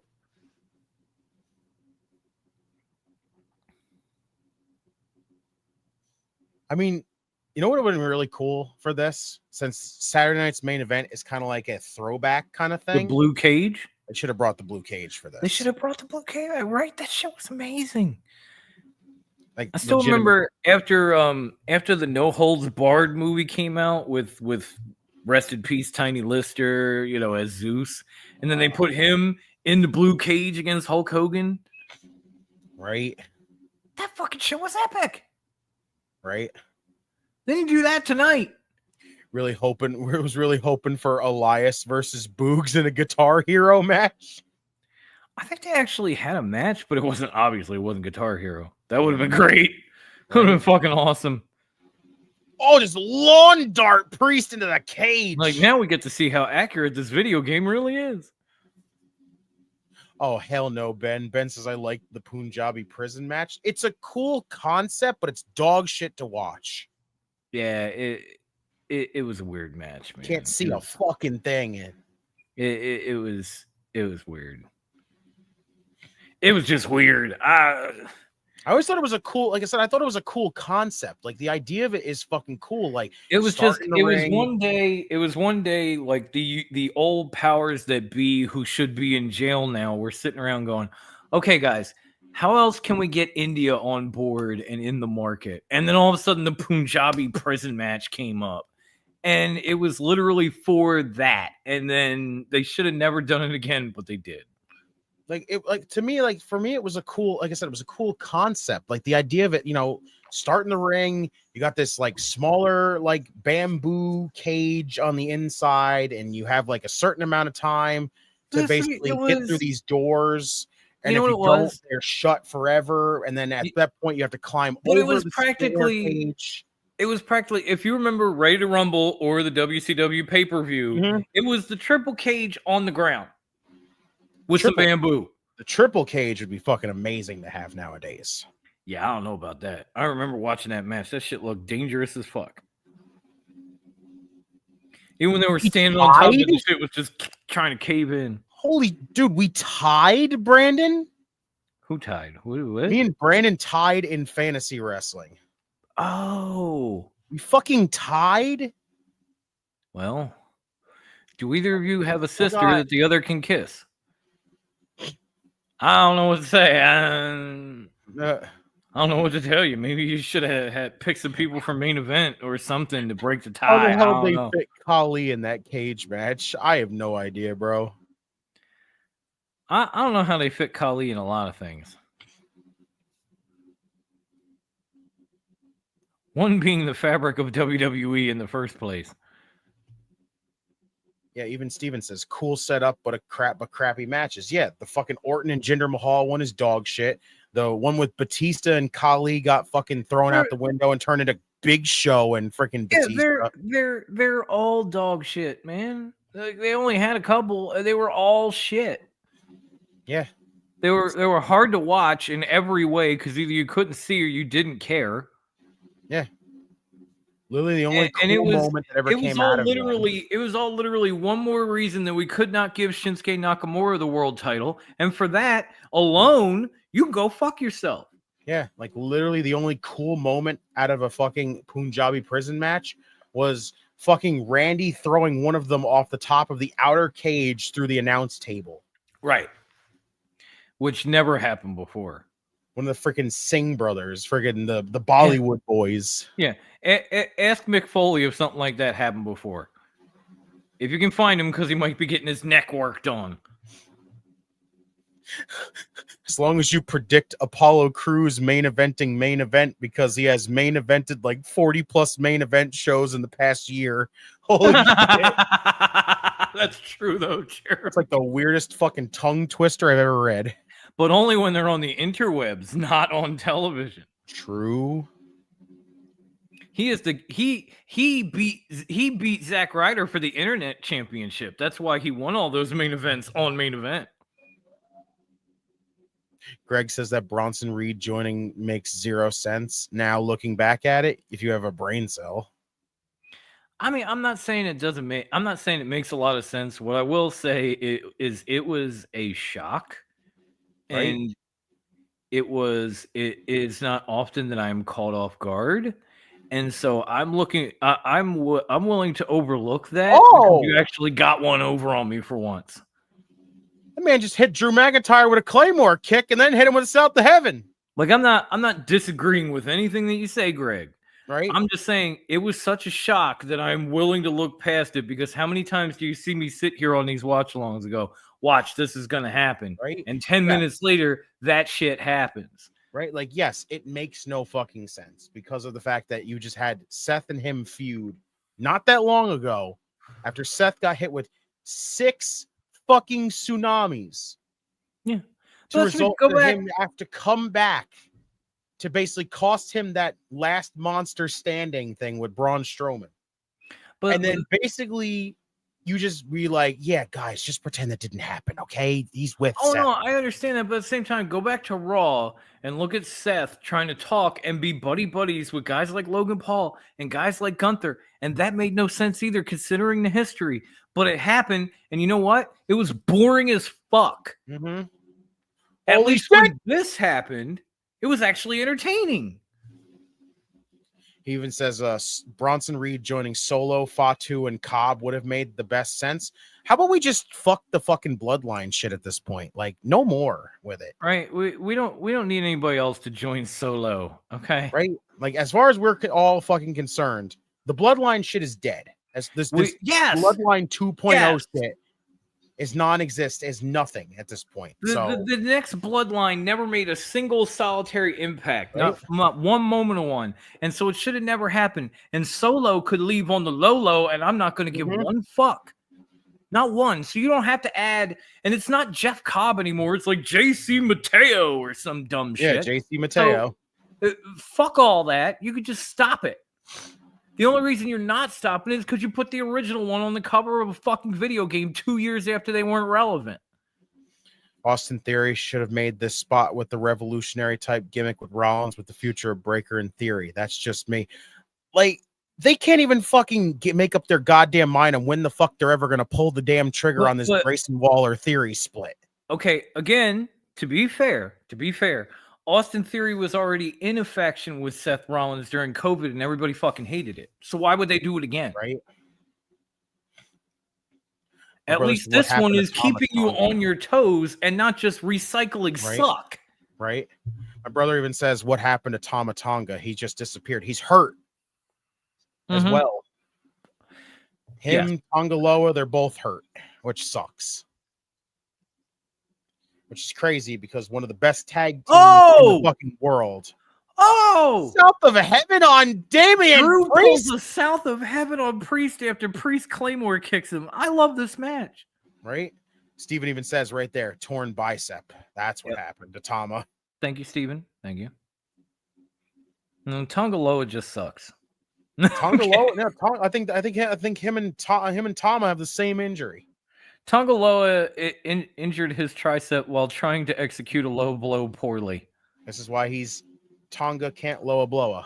Yes, Tonga can't pull a Loa blowa. He's currently at the PC working on that. Oh, Drew McIntyre. Oh, Drew McIntyre. Cove! You damn right we lied, baby. What's happening? Good, bro. Dirty heels. Dirty heels. What's going on, homeboy? Shouts to you, bro. You know I love you, man. You know I love you. I heard there's a new member of the bloodline. He's called El Grande Anawai Kano. Oh, good lord. Jesus Christ. That's funny, Greg, but at the same time, there is so much suck that you might encourage WWE to unleash this shit upon us. No, because that's what they'll fucking call fucking Hikaleo when they finally debut him. Oh, God, please no. Please no.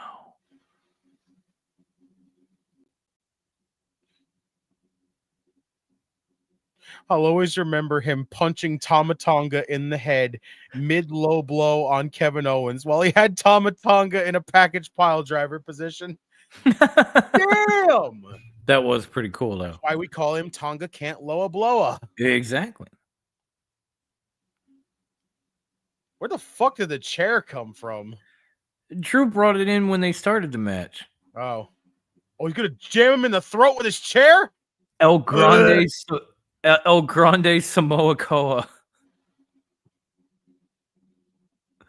Oh, Lord. South of heaven? Pin him, priest? Or don't. Yes, just go fuck yourself, I guess. Tongaloa in a mask. He botches a lot. Have He botches a lot with that one, bro.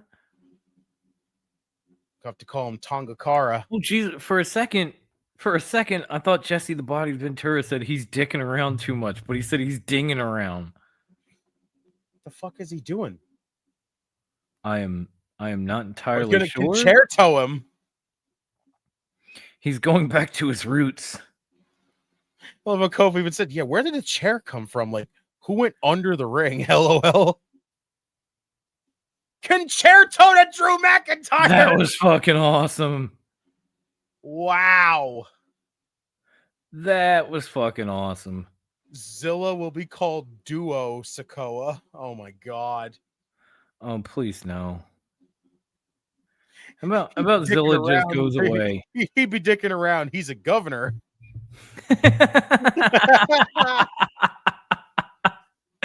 True, Cove. True. Well, go ahead, Damian. Leave. We only got 27 minutes. Leave. He's gonna walk back in and fucking pin him? Nah, he walked out. Okay. I was about to say, this man about to go back in there and just fucking pin him. Damian almost looks like he has remorse for the concerto right now, which is odd. No, like what the fuck?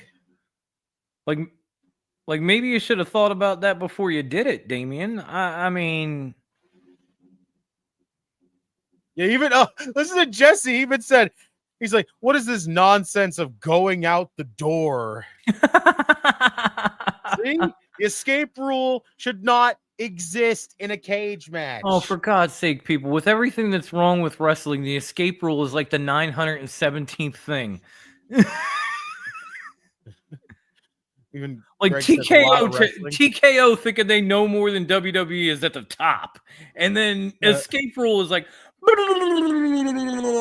you get what I'm saying. I love this. Even Greg says a lot of wrestling this week, boys. Looking forward to it. Saturday night's main event, Battleground, Under Siege, Best of the Super Juniors, Money in the Bank, Worlds Collide, Double or Nothing.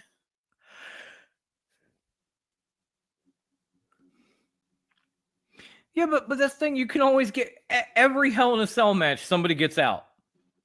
Every one of them. There's not been one where somebody stayed in. Even Kane got into the thing, ripped the fucking door right off. You remember that shit? Yeah. Nobody stays in the cell. Nobody. I didn't see it coming either, TK. That was fucking wild. RIP to our sleep. No, man, I'm already tired enough, Greg. You see me yawning over here. I'm getting my sleep. I'll watch the shit later. Right? And this is the part that's gonna fucking, like I said, this is the part that's gonna suck is tomorrow. This is the one I hate the most. I'm committed to watching Battleground later and watching Double or Nothing with y'all when I get here. When I get here, because it will be my son's birthday. So y'all main event time. Well, you know what to do, bro. It's time. We're almost there. Let Cole finish his banter. And then they'll go to commercial, and shortly after that, we all know it's time for the main event. Talking about a powerhouse. That was just in case OPC was watching. I want him to die. we just broke him just in case. We love you, OPC. Sleep, you may rest in piss. Question: is Double or Nothing going to be in the Discord? No. The watch along tomorrow is technically Double or Nothing. There is going to be people that are going to be doing both, supposedly. Like OPC says he's going to be watching both. I am going to put this up here again to show everybody. I have this. For us that are doing Double or Nothing tomorrow, no battleground spoilers. You know it's going to happen, though, because other people are going to be watching this shit. That's what's aggravating, but, you know. I know. I hate it. I hate that shit. It's just the way it's going to go, and I'll just watch it later, and that'll be that. Yeah, prayers for Zoe Stark. That injury, we were here for that, and that was gruesome. God. That shit, oh, that shit was gruesome. That shit reminded me of, if you remember Alex Smith. Oh, my God. When he was with they weren't the Commanders, they were the football team at that point. And he got hit and his leg just buckled in like 9 places. And Jesus Christ, it was hard to watch. And I only hope that she doesn't have the problems that he had after the fact. But fuck. Please get better, Zoe. Right? People out there that try to tell you that wrestling is fake and all this fucking shit. Tell me how they faked that. Yeah, tell me how that fucking leg injury looks. Tell me how she's okay because it's fake. Right? I fucking hate that shit. There is a huge and I've done this. So trust me when I say this. There is a huge difference between fake and predetermined. Right? They will tell you that you're going to win or lose before you hit the curtain. Everything else is real. Yeah. And you could try to protect yourself a little bit while you're out there, but shit can happen. And that shit happened to Zoe Stark Monday. Exactly. There was nothing fake about that. I know that's the one thing that to me, like, every time I hear that word, I kind of turn into fucking like Cornette with that shit where I hear that word and I go, well, you tell me how the fuck that shit's fake then. No, like just because it's predetermined does not mean it's fucking fake. When people start with the wrestling is fake shit, I have one question. Have you done it? Right? Have you actually had a wrestling match? Have you ever even trained or took a bump? Have you done any of it? Fucking bump and tell me it shit doesn't. You don't know then. If you haven't, you don't know. If you take one bump and you still believe the shit is fake, then maybe I'll listen to you. But I guarantee you won't. Right? Take one backdrop and you will probably walk out of there and never, ever try to do it again. And never body slam and tell me you ain't going to be hurting. That's what I mean. Like just take a simple backdrop where somebody flips you and you have to land. Right. And it's not even like a forceful thing or anything. You just have to protect yourself and land. When you hit that mat, you may never want to get up again. And that is a very simple, very easy, very light contact move. Right? Fucking, you know, even what Greg said, let Gunther chop you and find out. Like, fucking A, dude. Fucking knife edge chops like a bitch. Yes, Chris, I have. The South Philly Psycho was a thing since probably the 20th century, and it was a wrestling character. I never did it. I never did it in a wrestling ring. I did it in fucking backyards and shit. That shit fucking hurts just as much as doing it in a ring. Holy shit, it's the US Express. The who? Oh, I see you now. Never mind. I got you. I was still in my tangent mode and I wasn't looking at the screen. No, friggin' yeah, shit. Reed giving you a tsunami. Tell me that shit don't fucking hurt. But yeah, I wrestled and I wrestled in the 90s when shit was, you know, extreme. And I took a lot of those spots, and trust me, they ain't fake. See, look at Greg even said I used to bump with my older brother in the garden. Bumps hurt. They do fucking They hurt. do. Dude. They absolutely fucking do. Remember, that shit's not fucking listen, just because they put a little fucking like thin piece of padding underneath the fucking canvas doesn't mean you ain't still getting slammed on wood. That shit fucking hurts. Yeah, exactly. It's still 2x4s under a tiny little piece of foam. Yeah. It's like saying the concrete is safe because they put a tiny little mat on top of it. No, that shit hurts. Yeah. And if you wrestled in the bingo hall like I did, they didn't even do that. So you were just hitting fucking concrete. So you're God, fuck that. Hell no. There's no way to fake landing on concrete. Like I said, that shit, like when I hear that word, I turn into Cornette shit where or it's just like I will defend fucking pro wrestling. I love pro wrestling that much that I will defend it when it comes down to that shit. You want to sit there and call it fake? Well, I'll tell you fucking flat out. Oh no, Get in the ring and take a bump. Do something Steven, and tell me that shit don't hurt. Steven, there's nothing fake about them thighs. Those thighs are the realest things I've ever seen, and I want to praise them too. Okay, let's give ourselves some praise too. Oh, yeah. praise them. Put that shit on a fucking pedestal. Oh, I would happily worship Steph. God, Honestly, Chris, if you want to wrestle, find a place where you can train and just start with the simple bumps and then decide. Mm-hmm. Because there are a lot of people that want to, and there are a lot of people that go for training, and by the time they're done with their first training session, they don't want to do it no more. There you go. How about this one too? Ask Mick Foley about them chair shots. Mm-hmm. Ask him if those were fake. Unprotected head shots while he was handcuffed. Yeah. How many You times don't did he fake just hit that. fucking head shots back in the day when he was in ECW, even when he's in WWE? How many fucking times did he take fucking head shots from a chair? A lot.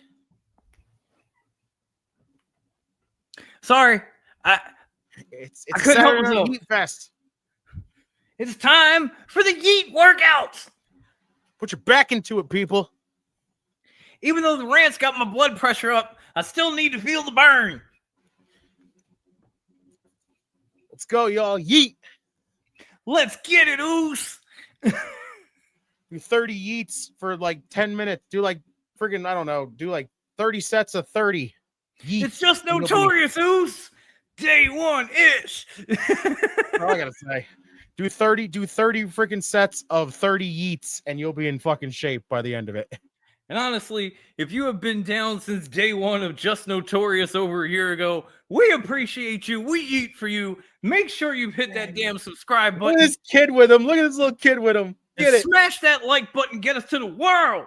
Yeet that like button, y'all. Spear the shit out of that like button. It's just me, Oos. Just me, Oos. That little kid is just vibing up there. He's loving it. Yeah, line them all up and knock them down. See, that's the cool part, because you know, growing up, wrestling was always for the kids, man. Like the adults enjoyed it, you know. Like when my mom took me to my first show, she fucking loved it, but she loved the fact that I loved it more. And so to see Jey Uso hanging with these kids, getting them all hype, and they're smiling and eating and shit, that's just fucking beautiful. That is the equivalent of me standing in the fucking Spectrum way back in the day when Bret Hart put his sunglasses on me. I was losing my motherfucking little ass psycho mind. Lord. Because Bret Hart literally walked up to me and my mom in the front fucking row and put his sunglasses on my face. I was like, oh my God! Is this shit gonna be on TV? It wasn't. But damn it if I wasn't happy. Let's go. It's like we all enjoy it, but the shit is for the kids, man. When you get to yeet with Jey Uso, or you get Bret Hart to put sunglasses on your head or whatever the fuck, like, hey, you're a kid, you make your whole life. That was me when Sandman came to the ring in ECW, and Dom knows I'm an ECW guy. Yeah, Sandman poured a little beer in my mouth at one point in the bingo hall, and I was not exactly of age, but I wasn't minding. You know, I was like, "Hey, man, can I get a drag off that cigarette? Is it menthol?" If Tony Khan makes AEW women's tag team titles, who should be the first AEW women's tag team title champions? You know what? I got the perfect answer. Harley and Anna. Because they got that TNA, remember? Remember Ivan's clip? I don't know if we still have it. We don't have it right now, but I love that fucking We have clip the tenacity and the I can't remember what the A was, and then Anna J. Yeah, like tits and ass. That too. Yeah, that too. Just love how serious she is about that too. Just Unbelievable. Harley Cameron is amazing. Those two are a cool tag team. That's where I'm going. Fucking A. I love that idea, honestly. That's where I'm going. They're incredible. Right there, look at looking. Nobody. They have way too many belts as it is. That is the accurate answer, Jeremy. But I don't want to do that. So I'm gonna say Harley and I'm gonna say Anna because I think they look great. And that whole little clip segment, whatever that they had together, was fucking brilliant. Steven says, while Sandman was in TNA, Sandman gave me beer front row. It's not Budweiser, it's cheap ass beer. Oh yeah, no. When he came out, he would literally be drinking like Natty Ice. Hey, listen, I don't give a fuck what the hell it is. If I was in that fucking crowd, I'd just be like, Sandman, give me the whole fucking thing. And back in the 90s, you get a 30-pack of like Natty Ice cans for like $8.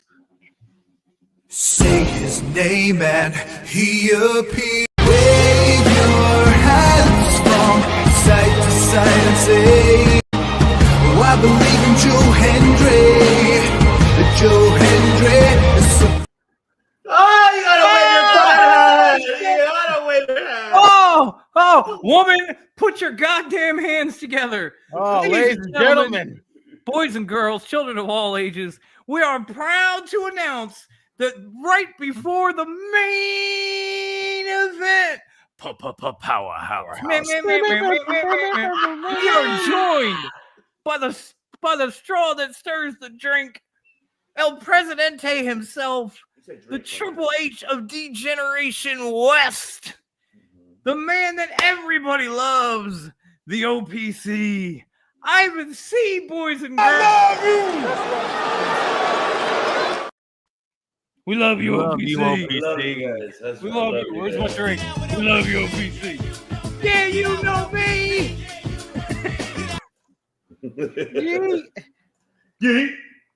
I got to. You know, he already came out first. He should have came out last. Why is this piece of shit coming out as last? why does Logan Paul have new music for like the 36th fucking time? Oh, Death Logan Rebel. fucking Paul. You There know? you Death go. Rebel, you're full of There you shit. go. Look at that. Woman, put your goddamn hands together. I hope she is in the back. Oh man. Just Now We gotta it's get the out most- our seat to yeet. Now it's the most notorious trio in Yes. podcasting right here. It's just devious psychos in your Hashtag that shit. building. we psycho, man. We are psycho because We devious psychos. was big psycho devious psycho devious psycho. We just devious psychos right here, right here. Yeah, right here. just, yeah, right here. You know? The trifecta, baby. You know, That's right here we go. Right here, OPC. OPC. Look at this. Look at this. Vikingo versus I know. Gable. I saw that. I gotta That is hit gonna it. be dope. I gotta fucking hit it. Can I hit it? I gotta hit it. Yeah. Hit it. Oh. Go for it. I'm in full screen because I can actually see the chat on the side now. Yeah, that's I right. I know. love that we can have that. We appreciate StreamYard. Honestly, I think this is a for- really cool. I think it's an awesome addition they had there. Oh no, it's a great addition. It's a great addition. Yeah, you know, shout out to StreamYard for doing that. And there you go. Remember, folks, if you're gonna get StreamYard, discounts right below right here on the description. Get your 10% discount, courtesy of us, right there. So you just want to get it. Oh, I didn't know that was a thing. Shit. It's a thing, yeah. Man. Holy shit, the T-Wolves are slaughtering Oklahoma City right now. It is 72-41. Good lord. And after this, folks, we will be doing two predictions since we didn't have no COD or anything. the Redeemer, and the Notorious, and I will be doing predictions for Battleground and Double or Nothing after this. Oh, I didn't even know that. Okay. I've been wanting to do that this whole week. So then, after the main event, stick around for the predictions. Yeah. Yes! Wonderful. Predictions, baby. If only we could get Brother Nero. I know. Well, this is absolutely wonderful. I love it. You're wonderful. No, you're all hail wonderful. the Queen of Kings. Both of you guys are wonderful. You guys are wonderful. Both, you guys. There you go. Delightful. Yes. Splendiferous. Splendiferous. Oh, we gotta get Matt Hardy to do that one day. If he has a cameo, I'm a fucking pay him. If anybody ever meets we got Matt YouTube Hardy, money now. We can get him to do it. If anybody ever meets Matt Hardy, this is to everybody in the chat right now. If anybody ever goes to any kind of convention or anything and Matt Hardy is there, I need you guys to videotape or just record him saying splendiferous and then send it to us. Or you can just send us some super chats and we'll hit him up on Cameo. We'll get him to do it. Yo, fucking boobacious. It's boobacious and Diablo-licious. Lord, I don't know for boobacious. That's how you're feeling. I fucking love you, Lord. Lord, you're the man. You're the man, and I know that you're feeling this. That's what it is. You're feeling. What makes Daddy Magic's nipples hard? Me, how my nipples feel. My Notorious nipples got hard as soon as I saw that man. I'm just saying. I don't know. It feels boobacious. That's what it feels like. It really feels boobacious. It feels nipplelicious up in this motherfucker. Look at this. This ain't a watch party anymore. This is Nippleopolis.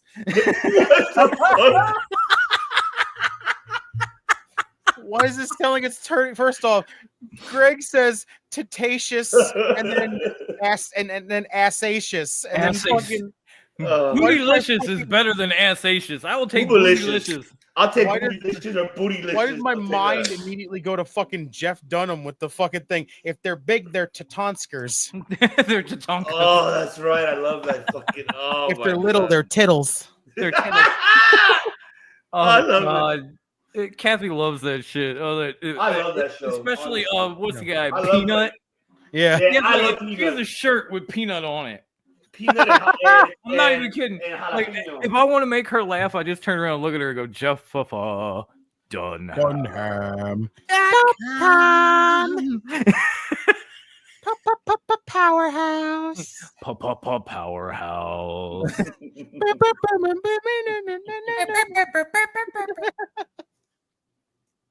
All right. .com. Oh, we're back. We're back now. Finally, super commercial. Yeet. Elbow-licious. Corner yeet.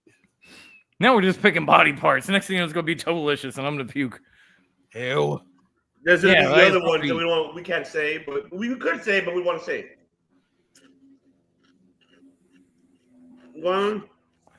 Okay, What if NXT was on this show? Would it be Saturday Night Main NST? Yes. Yes, it would. Cause my body too bootylicious for you, babe.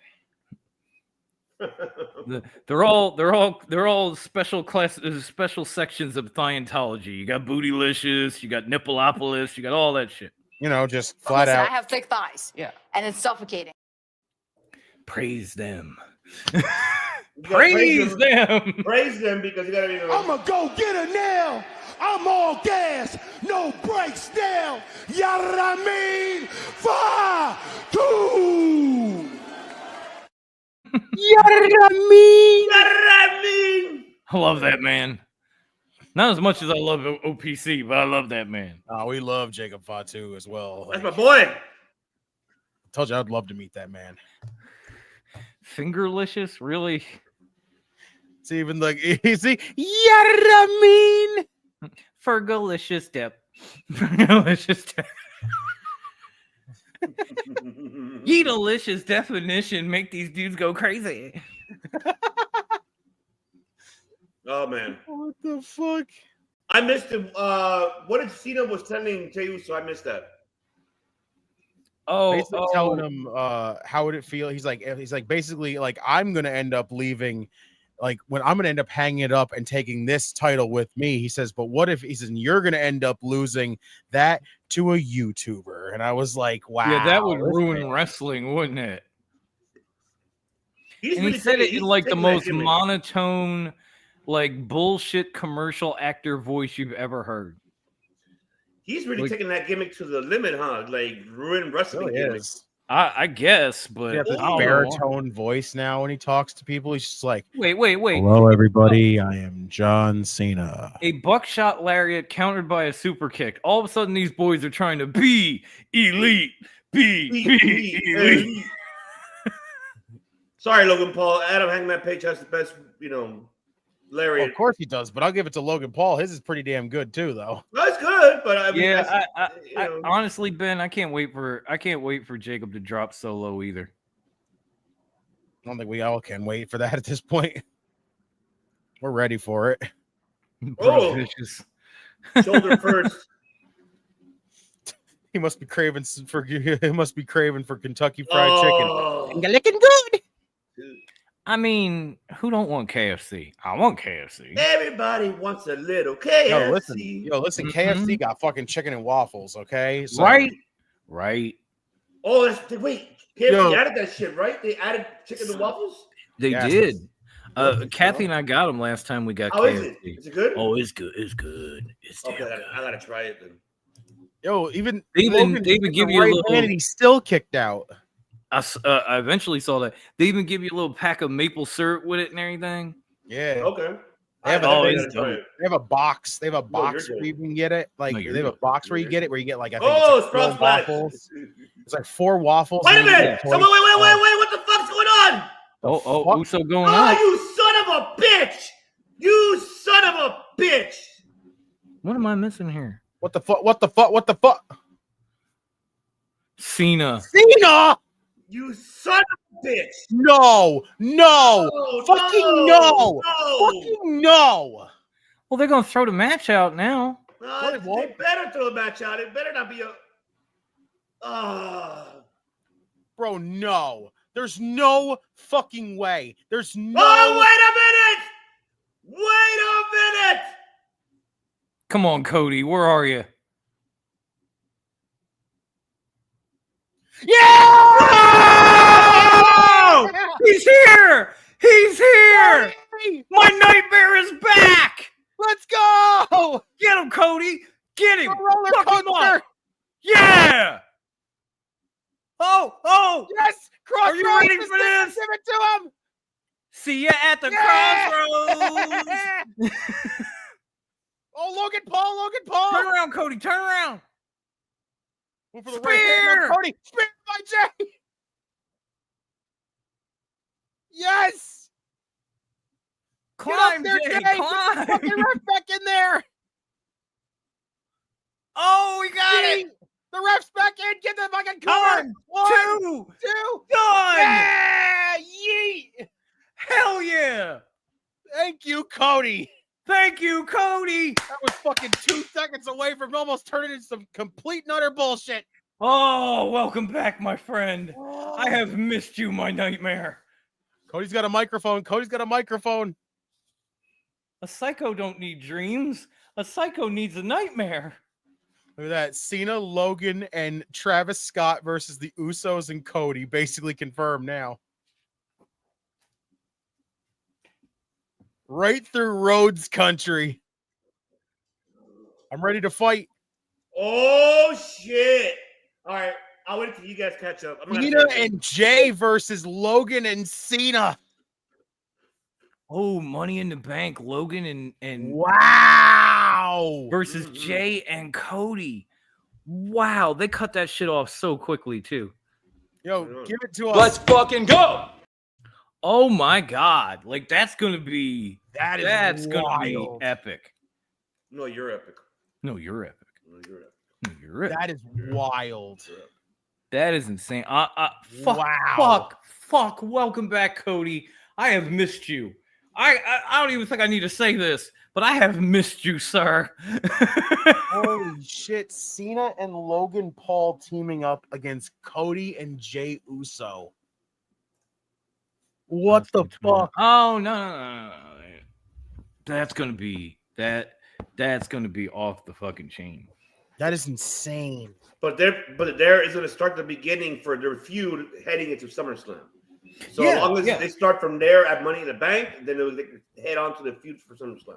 That is bonkers. Where Cody takes back the title. Oh, please. I think he's got to be the start of it. It's got to be the case. Yeah. Please, if there's a God. Mom, tell him. Ooh, please. Ooh. Cody, Jay, Punk, Sami, and Roman versus Cena, Seth, Bron, Bronson, and Logan in War Games. That'd be fun. That would be fucking amazing. That'd be a lot of fucking fun right there. I like that idea. Can we do that? Finally said, "OPC, you handsome man." No, you're handsome. Can we do that? Can that be the case? That would be amazing. We need to make that a thing. That needs to happen. But goddamn, that was such an amazing finish to this show. Wow. Thank you. I'm not just Cody, saying that because Cody showed back. up. Like that was dope. Steven even says SummerSlam, Cody gets the title back. I'll be on. I'm gonna be totally honest, guys. This was a much better main event than I expected. Yeah. Between the Bronson pop up and then this main event and everything in between, like the U.S. title match was good. The tag match was good. The cage match was incredible. That cage match was incredible, actually. It really was. No, you're incredible. But anyway, I mean, honestly, match was epic. I know we're doing predictions, so I'm just going to skip ahead. I'm going to give main event a 4 out of 5. I think they did a really good job with this show tonight. Honestly, I'm with you. I'm kind of like my bar was set, and they flew the fuck over it like they were Michael Jordan from the free throw line, and fucking pole vaulted over that shit. I gotta say 4 out of 5. I mean, there was some stuff I didn't enjoy, but mostly it was a very good, high energy 2-hour show. Woo! 4.75 by Brandon. There you go, Brandon. All right, bro. Something tells me the only thing that kept it from being a perfect show for him is probably Zelina and Chelsea. But yeah. Honestly, that wasn't terrible. It wasn't terrible. Just that botch, the 619 botch, kind of fucking. Yeah. They busted Chelsea's nose. That was kind of fun. But the match, she kicked her. Literally, she stopped and she kicked her, and so I know she got to apologize to Chelsea for that one because if you rewatch it, she gets caught up in the ropes, and you can tell it's because of the fact that Zelina doesn't wrestle that much. Yeah. She doesn't use the 619 that often, and then when she does, it's not like she freaking does it a lot. So she basically just did it, and then got caught in the ropes, and then she's just like, "Screw it, I'll just kick her." And that was all. And honestly, let's just be real. This happens to the best of it. Ray uses it all the time. He still broke Cody's nose with it. Yeah. Oh, remember he fucked the Undertaker's orbital fucking bone. That too. Yep. So and Ray does it all the time. So for Zelina to have that happen, it's like.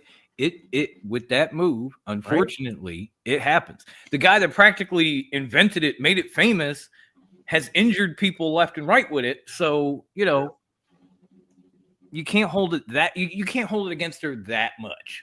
No, I can't. It just said, that. Ooh, KPG though. Holy shit. He said, honestly, 2 out of 5. He said, too many commercials, not enough wrestling. Outside of the ending and Bronson showing up, the show was meh. That's the way they got to put those commercials in, man. It's network. It's not like they choose to. The network tells them, like, no. Bullshit, cock. You gotta fix that.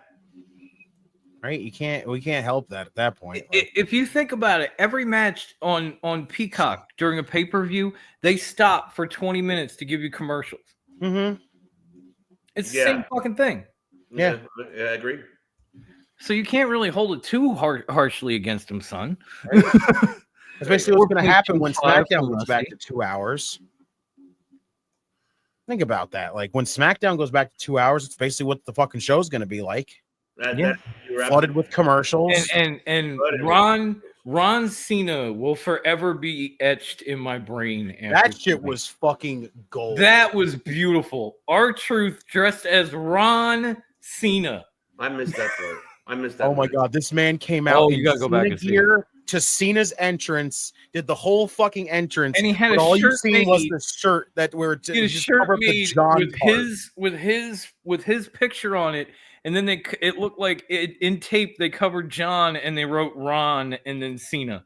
It's fucking It was beautiful. It was absolutely fucking fucking classic. Oh, I love it. R-Truth is a legend. That shit was Easily- unbelievable. I will say this: I don't get a lot of laughs. I'm normally with Truth because sometimes some of the stuff he does is pretty cringy. Yes. But like this shit tonight was fucking brilliant. Yeah. Like flat out. This man did the whole run down to the ramp. He did the whole Cena freaking everything. He hit Cena with his own like moves, which is hysterical. Yeah, sticking Cena in the STFU was fucking funny. Now let me ask you guys this question: how long was the match? Not long. Probably about like fucking 5 minutes. Maybe 10. Fuck. It wasn't gonna go long. I don't know why anyone expected it to go long. No, remember we were talking about it yesterday. We were like, it could have. I would say at least 8 minutes, at least. But I had said like the montage before the match was going to be longer than the actual match, and it ended up being True. They did like a 10-minute montage and maybe had like a 7-minute match. Okay. Damn. I got 180 points from Jey Uso this week in fantasy wrestling. Holy fuck. That is Dang. wild. Redeemer cleaned up. Yeet. But yeah, I mean, Redeemer, what would you give tonight's show? I give it a 4 as well. I'm with you. I thought this was very entertaining. Like Truth and Cena, very fucking entertaining. Priest and McIntyre, very good. Yes, Zelina and Chelsea is kind of the weak spot of the entire night, but I didn't hate it. I thought it did what it needed to do, and that was it. You know, I didn't the either. I tag thought it match was at the beginning, fantastic. Bronson coming back, fucking epic. Yes, does it not make sense?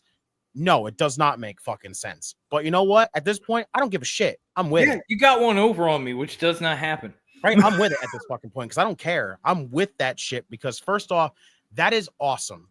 You want to talk about a guy that we want to see more on television and can benefit from being with Bron Breakker and Seth Rollins is Bronson Reed. Yeah. I mean, the main honestly, event, awesome, honestly. It wasn't too crazy good like between Jay and Logan. It did what it needed to do for the most part, but then Cena coming out to lead to Cody coming back and then making this tag match for Money in the Bank. Flat out. You know what? I'm not even gonna, I'm gonna give it 4.25. Okay. Actually, because that was even TK, I agree with you. It makes sense because Seth's the heel now. You know what didn't make sense? Bronson Reed just randomly joining with the Bruv line. Right? That one didn't make sense. I prefer this one because TK has a point. Because you beat your enemy. However, now he's like, fuck it, you can't beat him, join him type of style. It's that whole thing of everyone's thinking what they're thinking right now. And not only that, you know what we're not taking into account here, right? Guess who else is a part of that faction? Paul Heyman. Yes. Guess who could talk any man into doing anything he fucking wanted ever? Paul Heyman. The man who was been part doing of the Bloodline 2.0 at one point, when Bronson was there with them. Paul has been talking people into doing what he wants them to do since the 20th century. You mean tell me he can't convince Bronson Reed to get over his Seth Rollins bullshit and join up with them? Mm-hmm. That's fucking awesome. So it makes a lot more sense when you look at it that way. I agree. But one thing too, Bobby Notorious, that I want to add to what you're saying, is that with Paul Heyman can help Bronson get over on his promos and on just overall, him joining here will help him get over. Exactly. I think it will help a lot. And exactly. It's going to be, this is a trios faction I'm excited to see. Paul could do the talking for Bronson like he did for Brock all those years. There you go. Brock never had to say a word when he showed up at WWE. Paul did it, and all he did was fuck people up. This is to all the people that keep thinking, that kept thinking about, Austin Theory being in it. Look at it this way. What sounds more intriguing at this point? Bronson Reed or Austin Theory? Yeah. Theory, and like I said, point, sadly, is stuck in this situation of when the fuck will they ever pull the trigger on this breakup? With Grayson Waller. Yeah. But not only that, like I said during the show, Austin Theory was in a faction with Seth Rollins during COVID, and everyone fucking hated it. Why would we now recycle that shit? Mhm. Even if the faction is better, because then everybody's going to point back to that and go, "Oh, remember they were like taking people's eyes and shit." And Yeah. Yeah, but that was different era because that was during the pandemic era. They didn't really have much at the time, and then they did what they could work with. oh no, So, I agree. I'm just yeah. saying. No, And I agree that with was you. so bad. Why And- would we then put it back together in a different Right. faction when you could add Bronson Reed Yeah. and just look at those guys together and who's going to fuck with them? Who? And also think about it right now. What's going on with Austin Theory too right now? The man's getting over. Yeah. There's been a lot of Theory chants lately in the There were crowd. theory chants on Raw during Grayson Waller's match. Yeah. Or so even tell me yeah. that man's not getting over right now. So Yeah. you're not That's going to true. just have him get over and then everybody just turn on him because he's going to be a heel all of a That, sudden. that is a great point as well. So, you Mhm. know, this is why between all this and Paul is why Bronson Reed makes the most sense on earth. I love it. I'm fucking excited for it because I'm right excited now, too. it's gonna get Braun Breaker over as a main eventer. It's gonna get Bronson Reed over as a fucking monster. Seth Mhm. Rollins is gonna go on a fucking tear. I honestly still believe the man's gonna win the world title from Jey Uso, flat out. It's Telling you, it's gonna be fucking epic. When the hands down, it's gonna lead to that crazy fucking moment where we literally just talked about this before. Seth wins the world title from Jey. Freaking Sami wins the Royal Rumble. Sami wins the world title from Seth Rollins at WrestleMania. Braun Breaker is Money in the Bank. Braun Breaker cashes in on Sami Zayn. Braun Breaker becomes world champion. The elevation of just everybody in that whole situation is going to be massive. Yeah. Yeah, it's gonna be crazy. I'm really Oh, excited. it's going to get a Batista type run. I can see it. I think it all starts at Money in the Bank when he fucking wins it. Yeah. I've been saying it. I can't wait. And even TK says he will 100% win at SummerSlam. Seth winning the world title at SummerSlam. I Yes. see it too. I see it happening. I think it is going to happen. Fantastic. I love it. And if they do it, then fuck it. I mean, it sucks for Jey Uso because he put in this situation, but you want to build that story with Rollins and give it a reason and a destination for it. How many times have we said it? We don't need to But, keep I mean, having these super long title runs. I was just about to say, even if you give Jay a 4 or 5 month run, his Intercontinental title run lasted what, 2.5 weeks? But so, yeah. Not even. So you Was it know, a week? it's a lot more justifiable to take him, especially when it leads to something like Redeemer was talking about, than Mhm. it is to take a title off him 2.5 weeks after he wins it, because you're trying to promote a story that nobody gives a shit about a faction that is dead and another one that we put together because we didn't have anything else and we're trying to revive all of it and none of it worked. Yeah, None of it. Yeah. I agree. So, you know, I'm and it's not like Jay can't win another world title at some point. Right? He ain't going nowhere as far as I know. no, It's not like Jay I can't think- win another world title or turn around and be WWE champion one day or something like that. Right. When is SummerSlam? August. August. Yeah. And it's only May at this point. Yeah. So- he still has what he has May 3 months. Yeah, 3 months. Yeah. So Jay's gonna have like at least maybe a 4 or 5 month reign. Yeah, so I mean, Yeah. he's gonna have like a 4 to 6 month title run. That's It's fine. fine. And not only that, but it just also could help. And it's I don't even get shit what I'm about to say, but this also could help with the direction of who should win the Royal Rumble next year, and that is whoa. Sami Let's Zayn winning go! the world title at WrestleMania. I'm Yeah, telling you. No, I would. That's what I mean. I think Braun's going to win Money in the Bank. Sammy's going to win the Royal Rumble, and things will go the way Redeemer said they will go. Yeah. Where Eventually cashes in on Sami Zayn and You wins the know, world championship. Sammy wins the World Championship, most likely from Seth, and then Braun cashes in down the line. Hopefully, not the same night because that would break my heart. That I would love be Sammy. insane. That would break my That'd be fucking heart. insane. Do not do him like Josh Alexander and the rest, where he wins the title, can't even celebrate because he's getting fucking speared. Oh, I know. Oh my god, right? Jesus. That would fucking suck. Yeah, But don't do that. Let him celebrate with his family. Because let him have his moment. Let him do whatever, and then Braun cashes in, and that's that. But I you know, even though I can kind of see that coming, like I want to see that happen, and it doesn't bother me. No, and you know what? It gives it a story because the way how Rollins already who he approached first to join was Sami, and giving him that. And so there you go. Yeah, and I agree, TK. Agreed. I agree, puppy. I agree with that. I agree, and hopefully so. I mean, I'm hoping that we're able to see that. They could go for that story with that being he was the first one to be approached, and then let's say the way how they can tell that story is Rollins take out Uso for a minute, like let's say by Royal Rumble they have a rematch, right? Mm-hmm. And then for the championship, and then that's when he injures him, and he's like, Sami wins the Rumble. That's when Jason told him, you know what? Go get him, man. Fuck it. Go get him.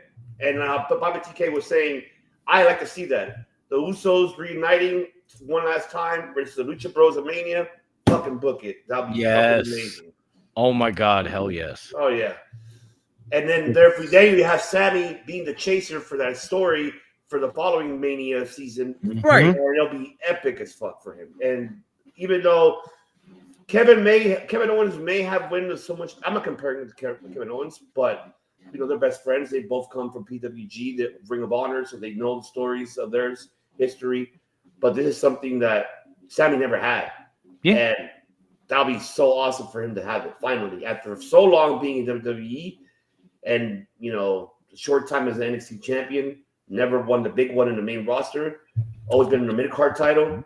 Fuck yeah, it would be amazing if him do it at Mania. Him and Rollins at Mania makes so much fucking sense. Did I see your photo, Rusty? Oh, I see it now. Oh, that looks good. And then I could see Kevin Owens turning face, helping Sami against Rollins, against like Bronson Reed, and I can see that happening once Kevin Owens is 100% back up from his neck surgery. I can see that. So yeah. Doc says, "What did we think about the show tonight?" Actually, probably the best Saturday night's main event they've had since they brought it back. Yeah, I agree. I enjoyed the hell out of it. I was just saying that. I came in thinking like, man, this is gonna kind of suck, but at least I'm gonna have fun with my peeps, right? You know. And I was pleasantly surprised. Like it was a damn good show. Yes, it was. I hope that they will do more Saturday night main events that end up like this. Right? I agree. Instead of what we've already seen, because there have been plenty of times where these same three dudes and maybe more have sat here at the end of one of the shows and gone, man, that was boy, did bad. that just feel like a glorified house show. Right? This did not feel You're glorified. You are you're glorified. You're glorified. You are. One of these days they'll be able to do the full turn. If I could only get my gaming chair back from my son, I'd be able to do it. I just ripped the headphones off. I don't give a fuck. Just friggin'. Yeah, sorry, I know. I'm stealing your glorious. I know, Dr. Nix. I know that for sure. I know, but this makes sense of this running. And what a comeback to have Cody Rhodes to come back. Because it makes sense to do it now. Because if they would have waited after Money in the Bank, then they would not have enough time to build that story into SummerSlam. Oh, I agree. I agree. And furthermore, anything that gets Cody Rhodes back in WWE, I'm all for. I don't give a fuck. I don't give a fuck. Okay, I am not going to sit here and try to pretend like I'm biased. I am not. I mean, plus it makes sense. Plus it makes sense to not be Gunther because first off, Gunther literally confronted both Jay and Logan Paul and basically said, I don't give a damn who the hell it is, whether it's you or you have me to deal with at the end of it. So yeah, it doesn't matter. He doesn't give a damn who it was at this point. Yeah, so Gunther was just going to sit back and watch these guys beat the hell out of each other and pick the bones, and that's smart. But you know, I hear. Are we ready for Monday? D-Man, we're always ready for Monday, baby. Always. Oh yeah, hey, bro. I'm gonna be on here Saturday, Sunday, and Monday, and I'm still ready for Monday, baby. Monday, Tuesday, Wednesday, Friday, Saturday, Sunday, Monday, Tuesday, Wednesday, Thursday, Friday, Saturday. We're back here Monday as always. You know what, Raw Dog and Madame and friends. You ain't got with benefit. You ain't got to be ready if you stay ready. That's all I'm saying. And Rusty is gonna pay off. It will because it's gonna start the story for Cody and Cena because it's not Cody's the title. probably gonna win. Yeah, and then from there, that's Most when likely. It'll justify Cody getting a rematch against Cena, and then at SummerSlam we get Cena losing the WWE Championship to Cody Rhodes. Oh, you have another surprise for us? I can't wait. Mm-hmm. You know I like your surprises, D-Man. You know I do. But yeah, I got a surprise. Like I just gotta, I got a surprise. Now I updated the intro, folks, for the network. No, not the one that I sent in the chat, guys. By the way, I kind of this is a different. It's the same one. It's totally different. Well, I shortened it, so it makes it more easier. You'll see. Let me just play it. Welcome to the Debate Network. This Raw Dogging with Dom And friends. With benefits. Kathy. Oh, lady psycho. Oh, lady psycho. And you know what that means. 3 letters, 3 words. NXT, let's fucking go. Oh, what is going on, everybody? Welcome back to this week's episode of the AEW Dynamite Watch Party. It is Friday, and you know what that means. Only one thing. It's time for Friday Night SmackDown right here on Circle Debate Network for the watch along. It's Kayla, the Queen of the South. Yo, the Get Your Podcast crew is in the building. That's right, you got your homie Just. Yeah. What is going on, everybody? Welcome back to the latest episode of Game Breaker Sports. She bangs! Oh, baby, when she moves, she moves. Yo. He moves, baby, and he's back.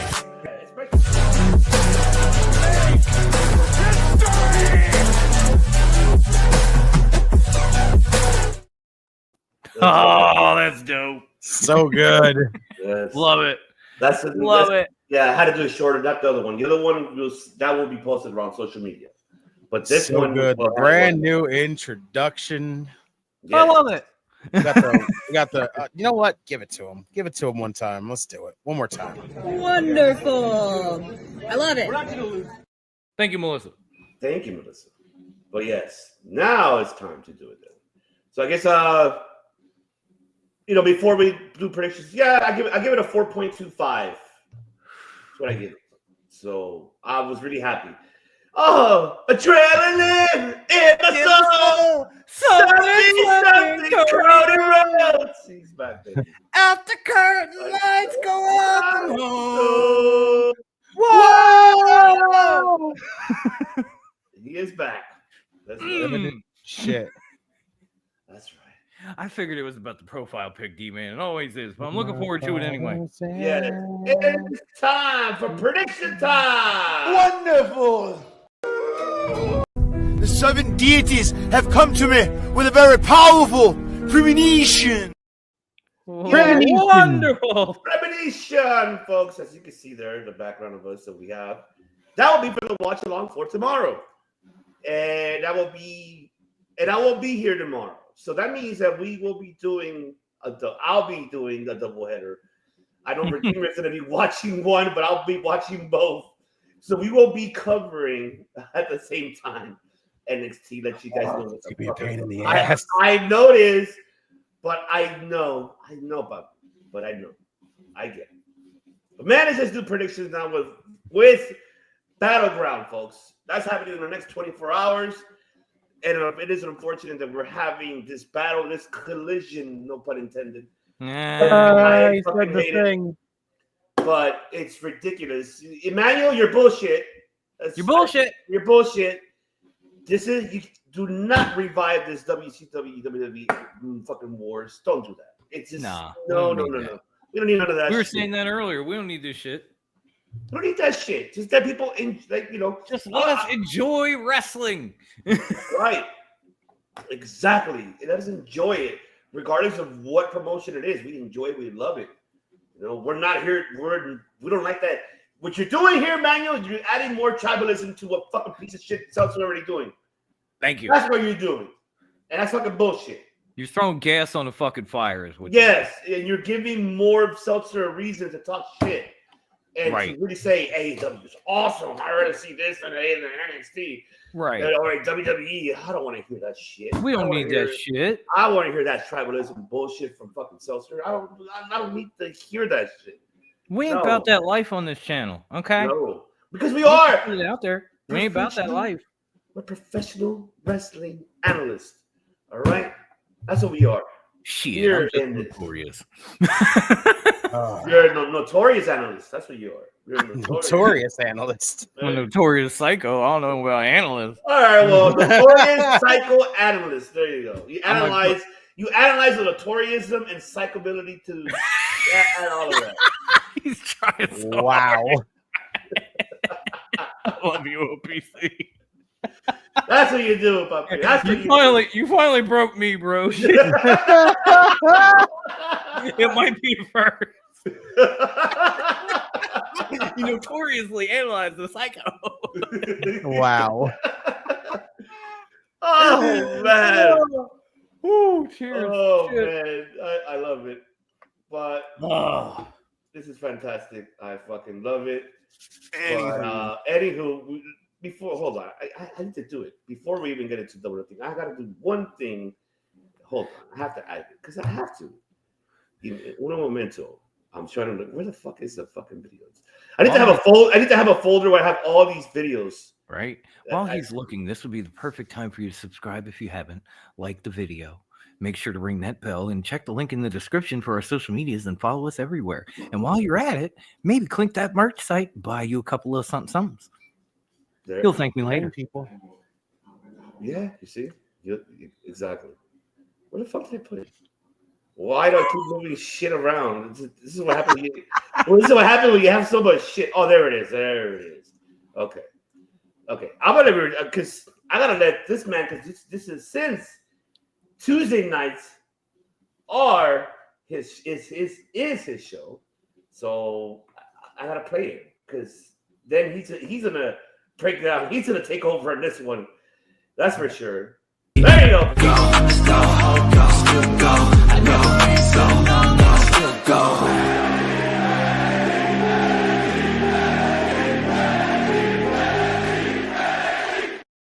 NST. 3 letters. What's the 3 letters, Poppy? 3 letters, 3 words. NXT, let's fucking go. He said it. Well, the floor is yours. Oh, ladies and gentlemen, NXT Battleground. Tomorrow night, we got 6 matches on the card.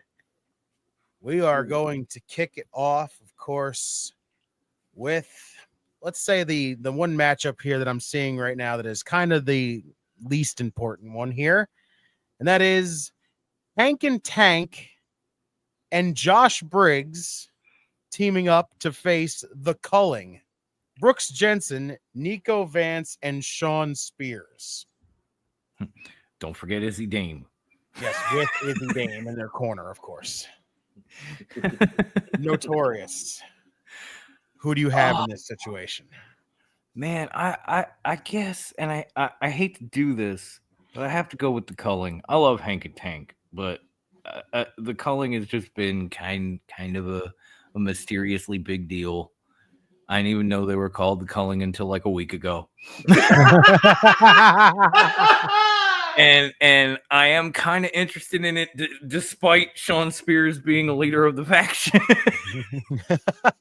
So I think just to keep the traction going for them and to, continue to build them as like a more dominant faction, kind of a Chase U Dark replacement. I got to go with The Culling on this one. Okay. OPC. I got the same, The Culling, and I think Brooks Jensen might turn heel here. I have a feeling he's gonna fucking join The Culling here. Ooh. I see it happening. That'd be cool. I mean, the match was on what it was, this past Tuesday, between Jensen and Sean Spear, and then it kind of gives that intriguing that it looks like it, especially when it's a promos backstage, like the segments. Because Jensen, I don't know what to do. I don't know what to do with myself. He's gone. I don't know what to do. This is where I see it happening. Sean Spears finally getting to his head and tell him, "Come here, I'm doing. And then he'll slip slowly into madness. Yeah.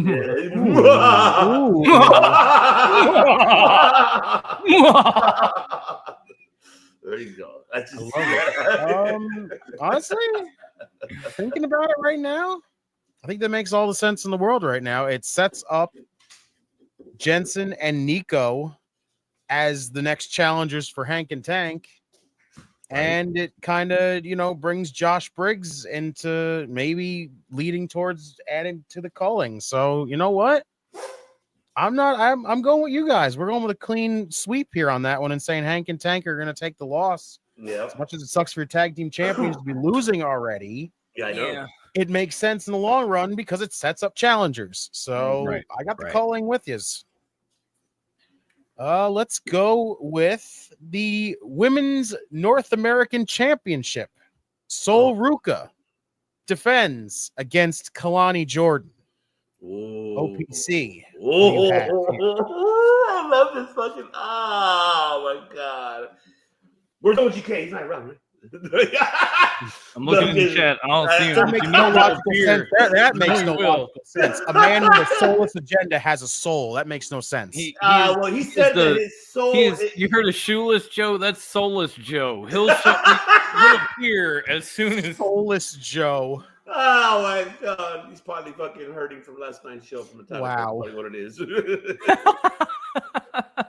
That could be the case.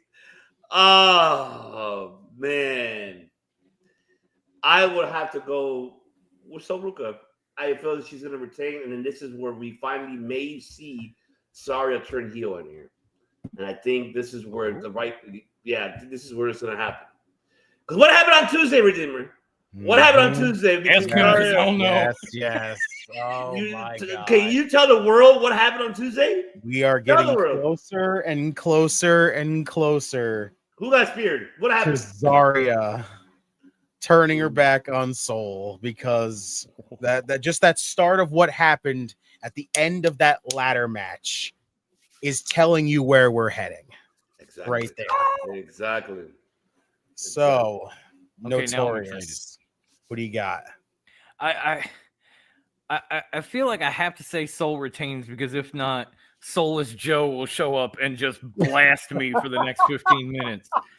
So whether I think it or not, I'm going to say Sol Ruka retains, and I like the idea of Zarya maybe after the match turning. Mm-hmm.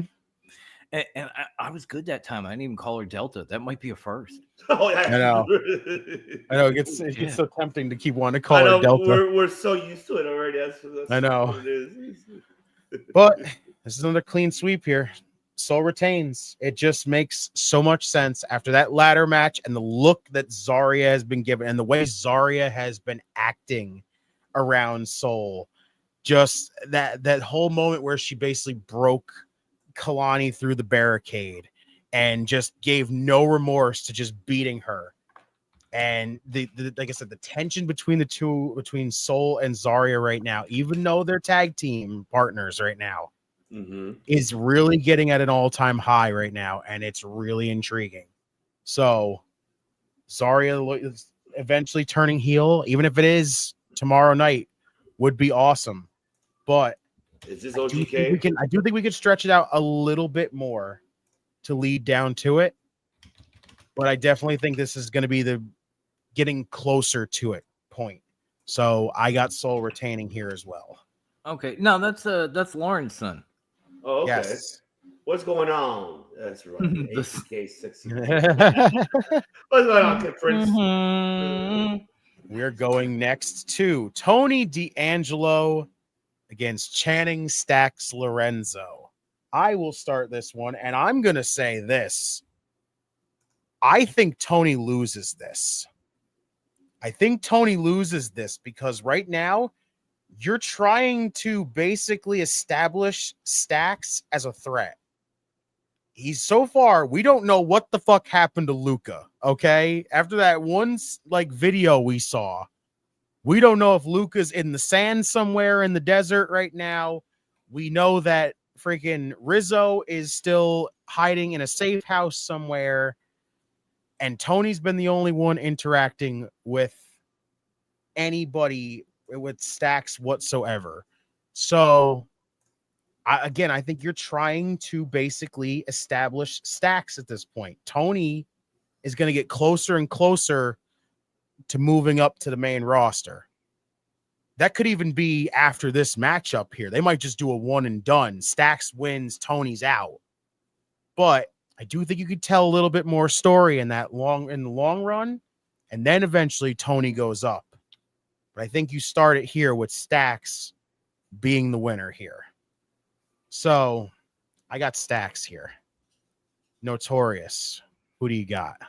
I mean, it's a solid theory. It's a solid wrestling theory. But if you come at it from another angle that I have a lot of experience with, that's the family angle. When somebody comes at the Don, you either go down or you take that man down. And I'm not talking you get a 1-2-3 victory in a clean match and then you move up to the main roster. Like, no. Right? If you come after a man's family and he has to literally put them in some sort of protective custody, he is then going to come after you, and one of you is not walking away ever again. So in that light, the head of the family is going to stay the head of the family, and maybe Stacks ends up somewhere in the desert, because that's how the family operate too. What the fuck happened to this guy? Nothing. That's what the fuck happened. Shut up. He fell off a fucking truck. Okay, shut up. And if the feds ask, you don't even say that. He tripped. I don't know where, but he tripped. He's on vacation. That's all you say. He's on vacation. Luca is just on vacation. That's all. He's on vacation in the desert. That's where he wanted to go. So I gotta give the edge to Tony on this one, just from that standpoint. Because if you're the Don and somebody's coming after you, it's not just, oh, I'll lose this match and I'll move on. This is, one of us is not walking out of this alive. Oh. 9 times out of 10, the Don is the one that walks out alive.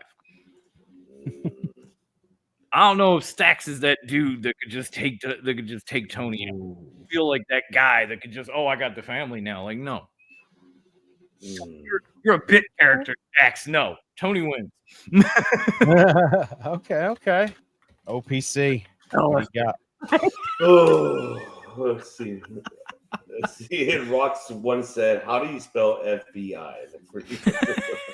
Hey, man, how do you spell FBI? Ooh, you guys have both valid points here. You can really tell a story those ways.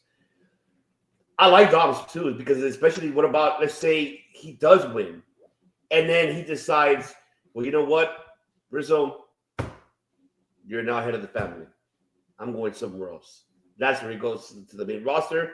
Have actually Rizzo, take as a woman to take over the family with, that would be amazing. I would like that a lot. I would have liked that, because this could be the case here, and then we might see maybe Stacks to go along with Tony D'Angelo main roster. Because I know I'm jumping the gun too much with Stacks. Him going to main roster, but if you're gonna exclude him out of this story after it's done, what else is they gonna do with him? Because I am afraid that they're gonna, and I don't want that for him. He's talented. He has a charisma. It just character-wise, I feel like, what are you gonna do with him after? That's the scary part about him. So that could be the option there. The other option could be, yes, Stack beats him. This sends packing to Tony D'Angelo to the main roster, and Rizzo actually, and the rest of the family turn on to, Tony D and decide to go with Stacks, and now Stack is the head of the family. They can still run with that story and have him be in the heel faction of it. But then what are you going to do with him after? Going after the NXT Championship? I mean, yes, that would be great to see. Maybe him versus Oba Femi if, Oba decides to say, Stack decides to say, you know what, Tony D'Angelo can beat you, I can beat you, but I can beat you, and then we can build that story. Okay.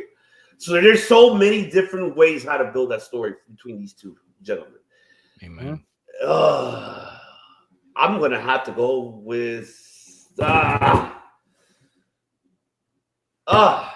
think I have to go with Tony D'Angelo. I think their story's not over. It's not over. As much as I want Sachs to win, that's what my mind tells me, but my heart tells me Tony D. Because I feel that the story's not over. I think it should be over after, because I don't know. There's a lot of questions to that shit. Because we don't even know when the fuck they're gonna do the draft. They haven't even announced it. Yeah, and honestly, if you go to iconic gangster movies, this would be like Fredo trying to take the family from Michael. Yeah, that didn't work very well. It didn't work at all, actually. Spoiler alert to a 40-some-year-old movie if you ain't seen it. It did work. But Lola, she worked. All right. So we will move on to the NXT Women's Championship.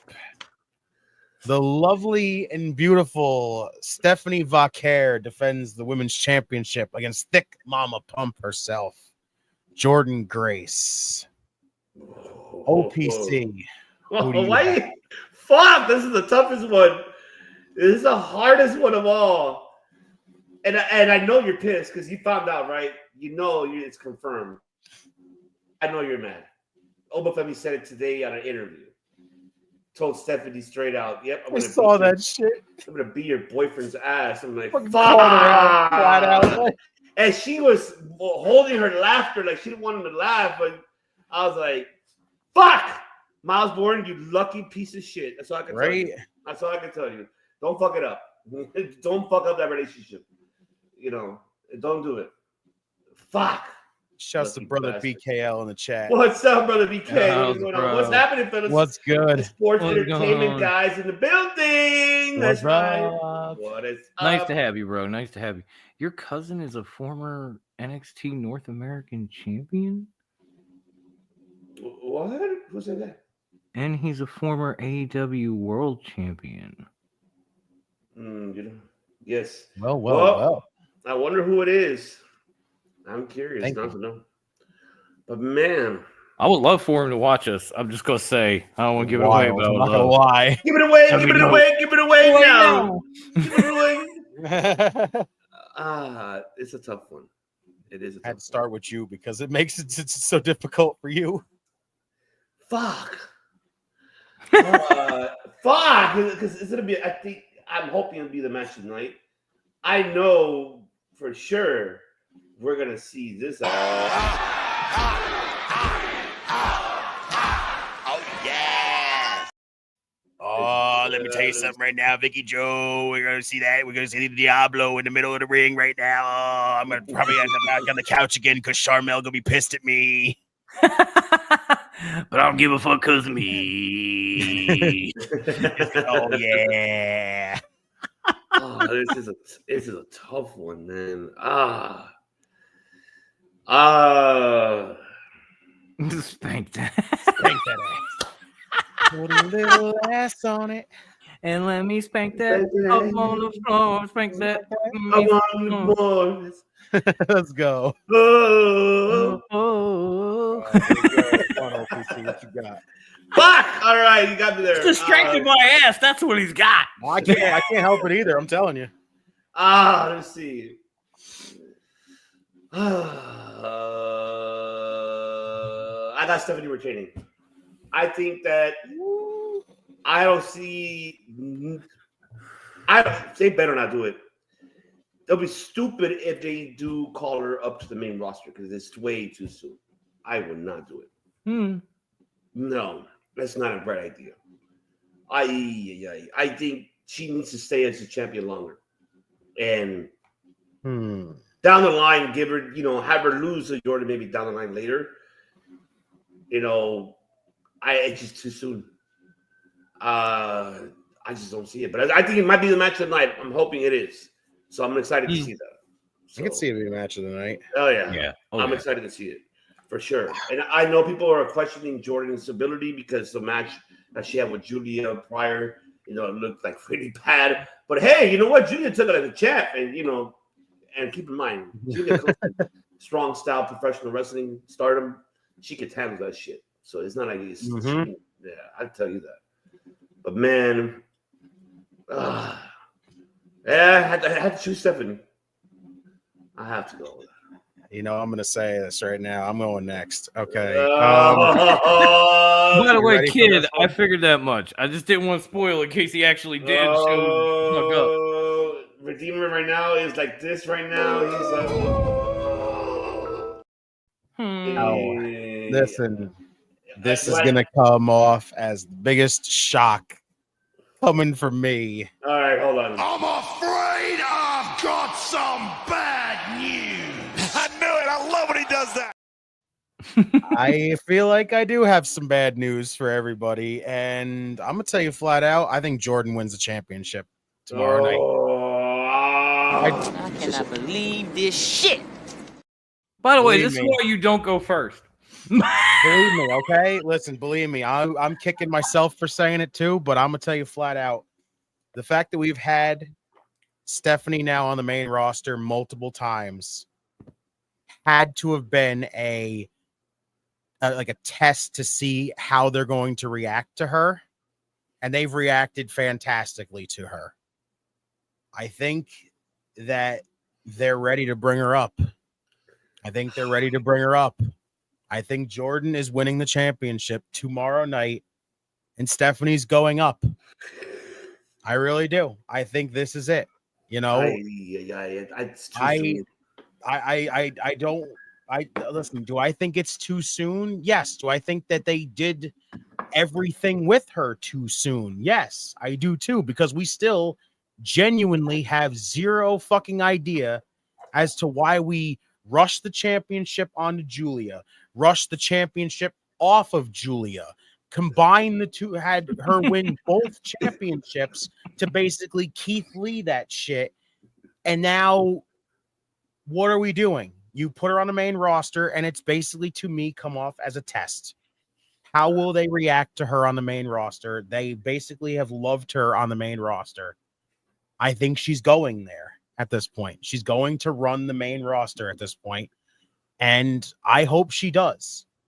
But I think Jordan's winning the championship tomorrow night. I do. Wow. Like brother BK will say here. No, just emotional damage. No, Uncle Raja not happy right now. We're all hurt, brother BKO. We're all hurt right now. I'm passing it over to Notorious. Really gonna drop that bomb in my lap? Thanks, bro. Thanks. Hey, I'll drop the grenade in your fucking lap right now. Thanks. Pull the pin, drop it in there, and go for it. Blow me up. This is fine. Everything's fine. Really. Yeah, sure. You know, make me last, right? There you go. Yeah, you see? Yeah, you Won't be the first time. Won't be the last. I mean, fuck. But honestly, I mean, let's just be real for a second. Who wins? We do. Okay? We do. Because we get to see a woman that we would offer ourselves up as a sacrifice to go against a woman that we would request death by snoo from, and I don't even know which one I'm talking about in particular. And I like her movie too. She like me too, right? Jordan. That doesn't mean you're not on the list to do that too. Please, death. No, that's what I'm saying. Like I'll take the thigh move from either one of these women, so I win. But if I have to pick somebody in this match, first and foremost, I maybe I'm alone, but I don't think Jordan Grace should be on the NXT roster. I just don't. She had great matches with Roxy. Where's Roxy? She had a little bit of a rough match with Julia, but like I was, strong style is not something she's accustomed to. And so, she should probably be on a main roster. Everything with Stephanie happened, and it happened too fast, but it's not like you can't course correct. It's not like they didn't bring up NXT champions after WrestleMania last year, and then they went away, and then they came back later. Yeah. And you could do the same thing with Stephanie, and I think that they should, not because Stephanie isn't ready, because you already are now adding Roxanne, and you're adding Julia, and all that. So I mean, he might have stole a little bit of my thunder, but I really do think that Steph retains in this match, and it would not would not shock me if somewhere between now and SummerSlam, Jordan Grace ends up on the main roster. Ooh. And if that does by any chance happen to happen, I already have a match I want, and then it's Jordan Grace versus Jade Cargill in a Death by Snoo Snoo match. Oh, God. No, let's fucking go. I don't know if it might where be is it? too soon for Stephanie, but Jordan is ready. And you heard come it. back to Stephanie like you did with the NXT guys last year. Wow. So you got to give him what he wants. Give me what I want. Give me what I want. Are you listening, Levisque? I'm talking to you, motherfucker. Hey, I'm crashing the barbecue, bitch. All I have to say is, with these two women, hey, let's go. Who wants to take the Diablo? Yeah. We do. We do. You damn right. Yeah, that's right. And then, of course, we're singing that song, and then at the end, that's when who thinks about the Diablo all night? We do. There you go. We do. I've been practicing that Diablo move with Lady Psycho on a nightly basis. I'm ready. So good. So good. I got you. Yeet. Yeet.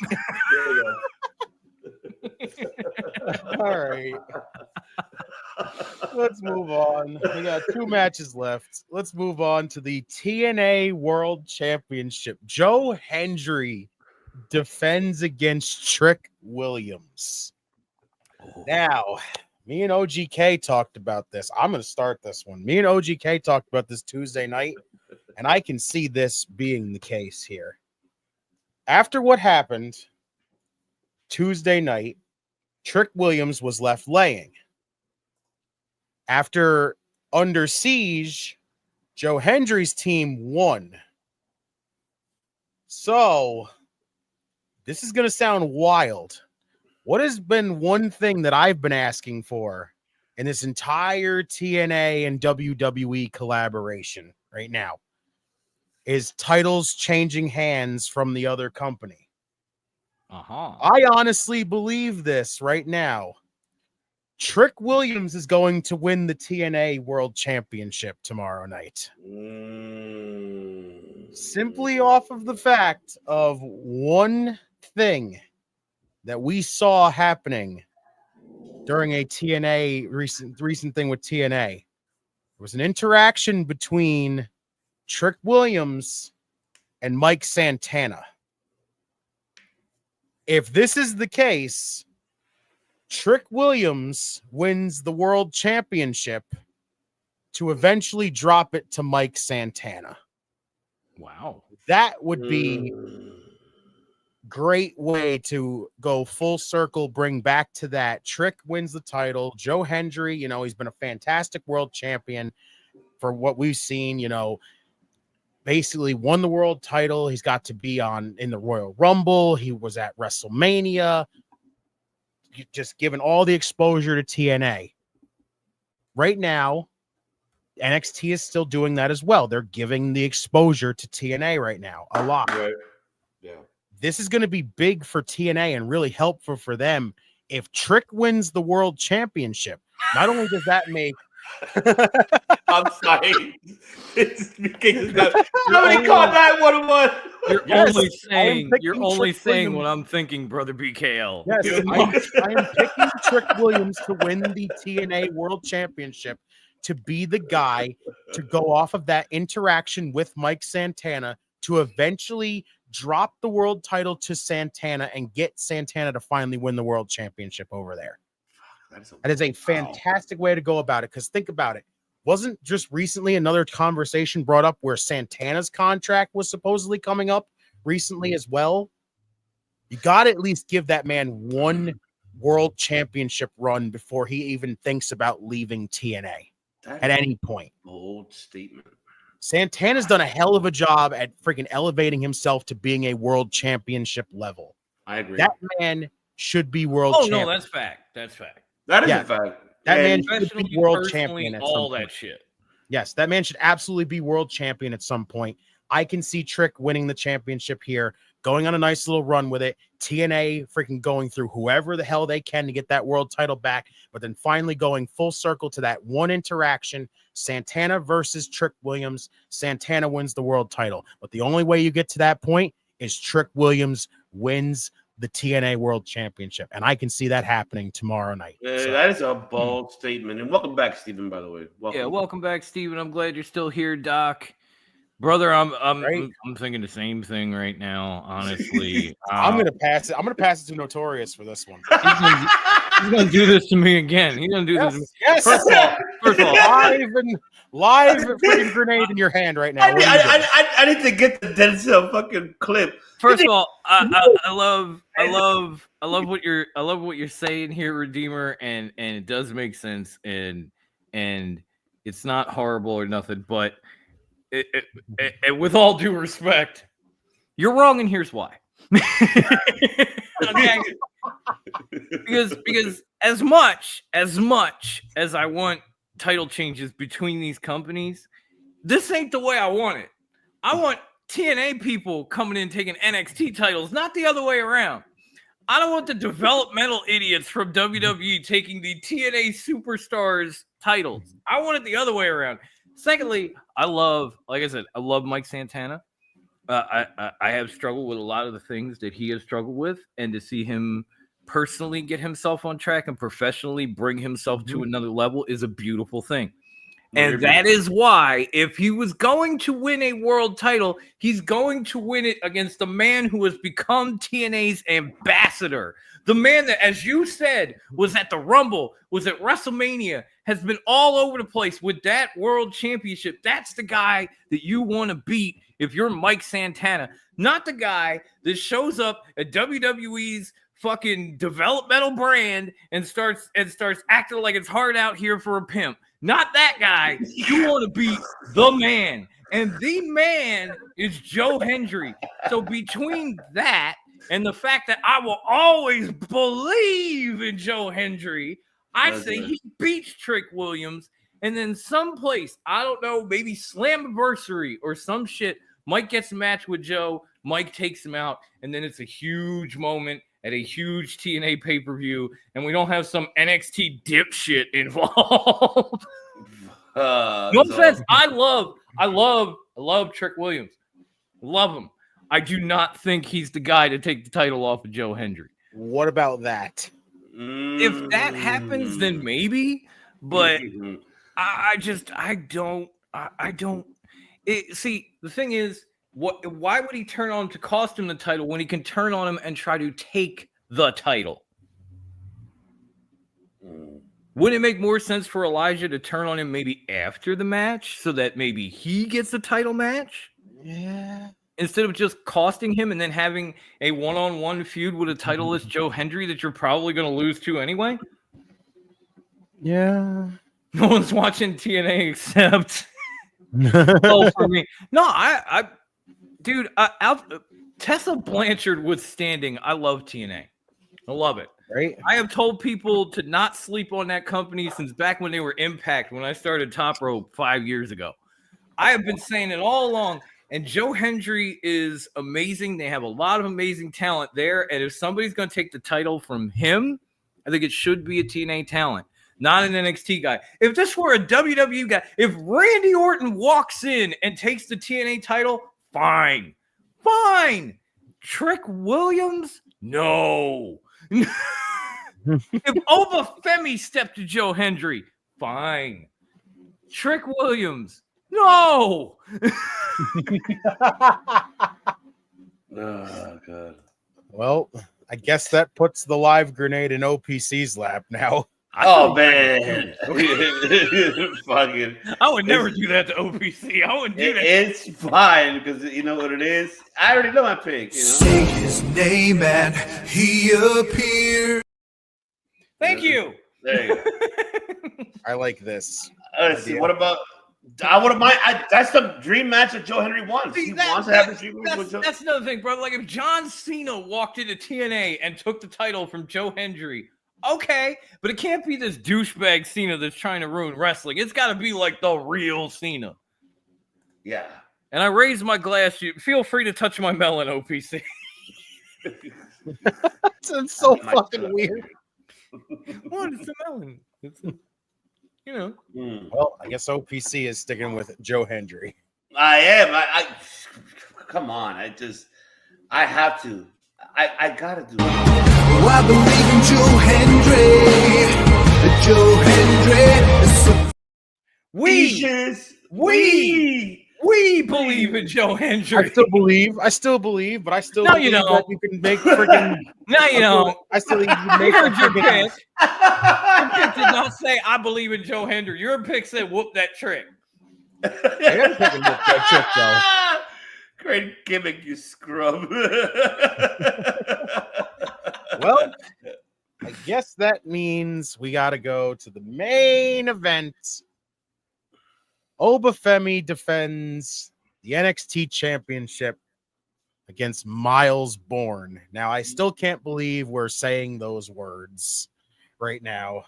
I thought you were gonna say that piece of shit Miles Bourne took. No. I listen, thought you were gonna go that far. No, listen, I ain't going there. All right, listen, I ain't going I was there. about to go. I was about to go straight. Rest in peace, Brody Lee on this shit. Go. Who the fuck is Miles Bourne? Listen, I'm not gonna go there. But OPC, I'll let you start. Who do you got here? Oh wow!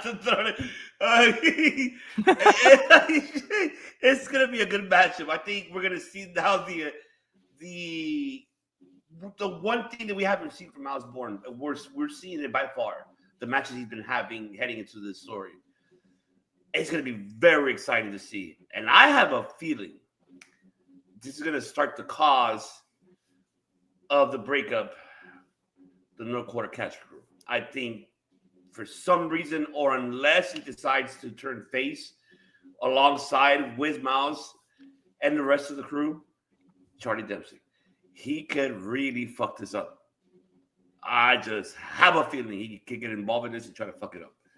Unless, I choose Oba to win, obviously. But what I'm telling the story is it could be that way, that direction, or Dempsey decides to turn face at the aftermath when Obafemi's beating the living shit out of him, and then nobody's out there to save him, and then that's when Dempsey makes the save, and then he turns face. Then he starts smiling finally because he never smiled. He's like his dad. He's taking that William Regal fucking character. He's a man. He's a man.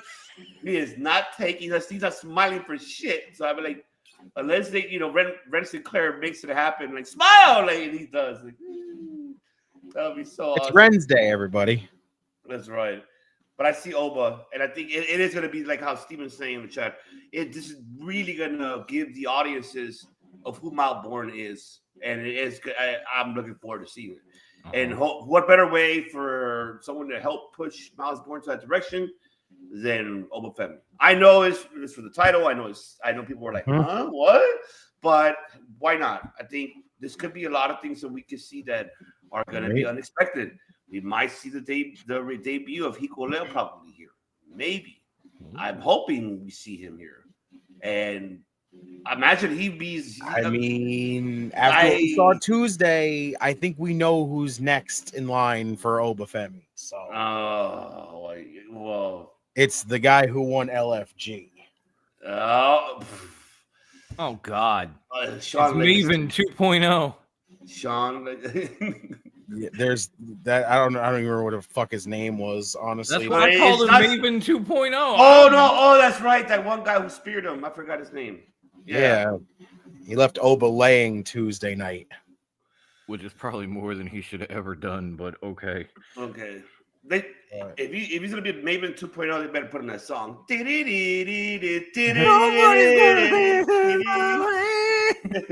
Fucking love that theme song. Doing it my way. I love how with him it's the same exact situation with AJ Styles, how he fucking hated fucking Get Ready to Fly. But it's so good though. He hated that song with a passion, and then Maven fucking hated that theme song that he had. Yeah, man. Whatever. I don't know. I forgot the name. Such a good song too. Yeah, I forgot the lyrics. But I'm with OPC. I got Oba retaining here. I just think, you're not gonna just have him drop the championship. Oh, okay. Right now. Jasper Troy. There you go. Thank you. Maven 2.0. Yeah. Appreciate it. Yeah. That guy. Well, that guy fucking is like 6 times the size of fucking Maven. So Still Maven. Maven but 2.0. honestly, Oba retains here. I think they've actually done a Version 2. fantastic job. Right? I will say this. They've done a fantastic job with Miles Bourne. I will say that. I'm sorry. That's fucking hysterical. I'm sorry. Fucking Tom just caught me. I'm sorry. Fucking Tom just caught me off guard. Oh, He can slam a tornado.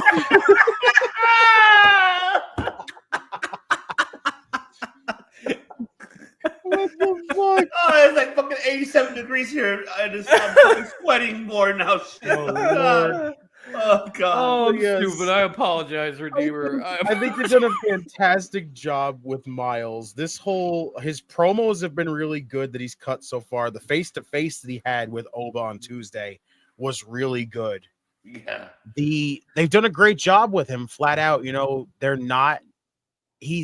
really developed him as a good singles guy. You know, like he almost doesn't need no quarter catch crew anymore.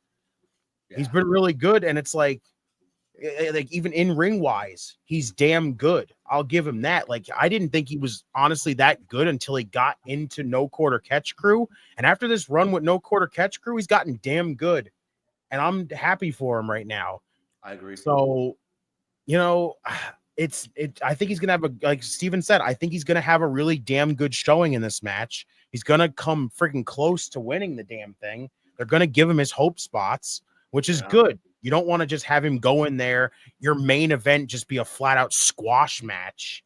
That's not going to be the case. No, you want Miles to look like a competent freaking competitor and a competent opponent for Obafemi. Yep. That's what's going to happen. He's going to go in there. He's going to show out. He's going to look good in the process, but he's going to lose. He's not going to win the thing. But no matter what, that man doesn't lose because look what he gets to go back to at the end. So, oh, fucking asshole. He don't lose no matter what. So he stay winning. Right? Flat out. So, yes. Miles, fantastic job so far. Fantastic job so far, but Oba retains here. And then we're going to move on to Jasper Troy and oh, yeah.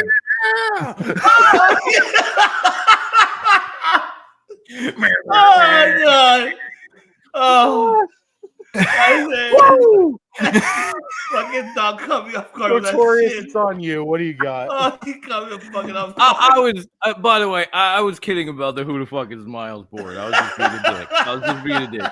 I think he's a very talented competitor, and I agree with everything you guys say. I even agree with Steven saying like he would make a great North American champion. Yes, it's just tea.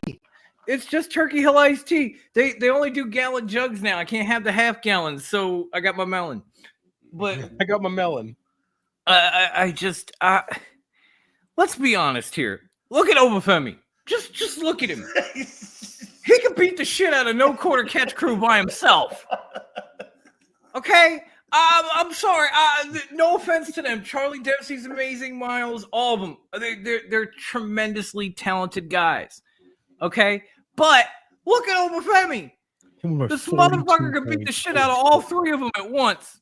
Yeah, I saw that. Or Redeemer told me about that. Jesus fucking Christ. Damn. I thought Oklahoma City was supposed to have the MVP on their team to lose a playoff game by 40 fucking points. No, that's not how that worked. Allen Iverson didn't lose that badly to the Lakers in the fucking finals, and he was the only guy on the goddamn team. That's your MVP, okay? That's wild. But I digress. Anyway, Obafemi is going to win this match. It might be one. It might be the match of the night, though. It's definitely going to be one of the best matches on the fucking card, hands down, because both these guys can go, and both are extremely talented. But it's Obafemi. Motherfucker's going to kill this guy.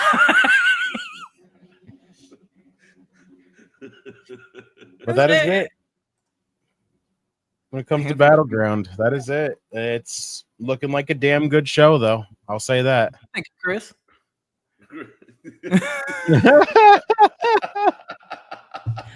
I'm just being me, man.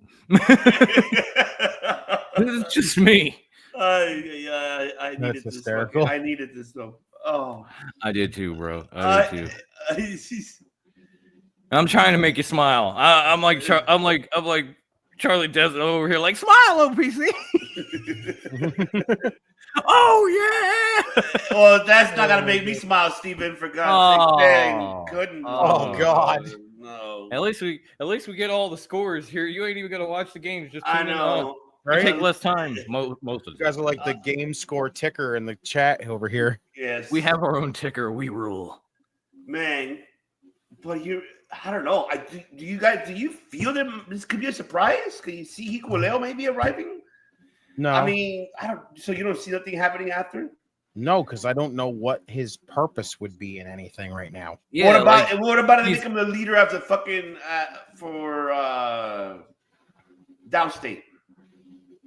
No, I don't think at this point. I think freaking when it comes to Dark State, I think where they're at right now is it. I think it's just gonna be those four guys. That's it. Yeah. Mm-hmm. Honestly, truthfully, I'm not even sure exactly why WWE snatched up Hikuleo like they did. And they haven't fucking brought him on TV for shit. Because this is exactly where they go. Okay, we got him. What do we do with him? You know, like they've held on to him longer than they did Jade Cargill. Unless they're gonna wait and fucking introduce him on the main roster with the fucking Bloodline 2.0. That's all I can think of. Because they're gonna drag it out more and more to the point where they're like, all right, the Bloodline 2.0 needs a new member. Let's add Hikuleo. We also got Lance Anoa'i there as well, so you might as well fucking throw him in there. They have Lance Anoa'i. I forgot about that. Yeah, I saw that too, brother BKL. And it's like no matter what year it is, the Colorado Rockies still suck. Yeah, well, they're hurting. Yeah, that's not even suck. That's just fucking god awful. They just suck and blow simultaneously. Yes, splendiferously they do. Cantankerously, they suck. Diabolically, they suck. Oh, waiting for that's right. Still waiting for Veer to debut. Are we still doing this? At this point, we might as well turn fucking Hikuleo's eventual fucking debut into Veer's like kind of shit. Might as well start making memes about it at this point. I know. They're like, oh, Hikuleo was supposed to debut fucking 6 months ago, but he took the wrong turn at like fucking Albuquerque or something. I think you'll agree with me when I say this, Chris. Thank God that the Colorado Rockies took the Philadelphia Phillies' old spot because I was sick and tired of that shit too. All right. So every year we'd start out 9-43, and I'd be like, fuck! Oh, man. I'm excited to see how this is going to turn out to be. I hope that Miles born, Randy Orton 2.0, because he's Randy really Orton's kayfabe kid. Yeah, that's his kayfabe kid for sure. Are we sure? Oh, sure. Oh, you know, Randy's had some international rats in his day. That's why his wife be mad at him. Oh my God! So, and Randy been around for a minute. That could be his child. I'm just saying. Allegedly. Allegedly. Like I said, that's the one thing I want to see during that matchup, as I want to see him stick to that entire thing of being like Randy's kayfabe kid, and I want to see him pull an RKO off during that matchup. Right, or do like a draping DDT on Ova. Just something Randy-esque besides the power slam. That's all I want to see. You see, even right here, Steven is saying. Oh, we know, Steven. He stays fucking winning. He stay winning. Even when he don't win, he win. Right? Even if he loses this match, guess what? He still gets to go back to that. Okay, he wins.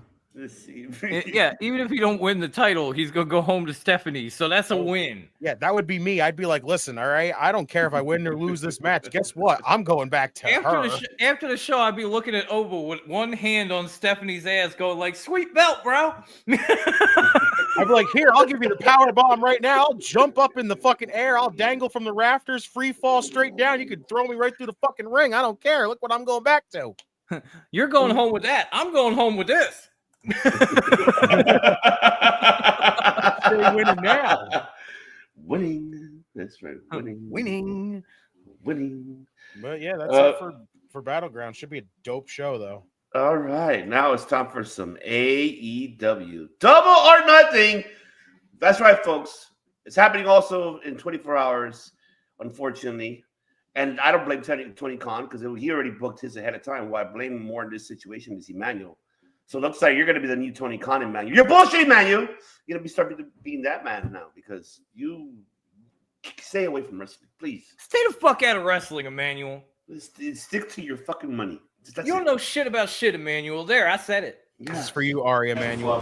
That's fucking bullshit. You're bullshit, Emmanuel. You're bullshit. Bullshit. You're bullshit.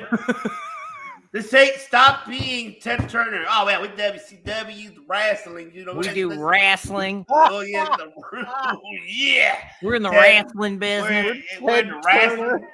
Don't not be fucking Ted Turner here trying to compete with fucking Tony Khan, especially with NXT. You want NXT is doing so fucking great without competing with them. And even when they do during the fucking times, like on Tuesdays, same time, NXT wins.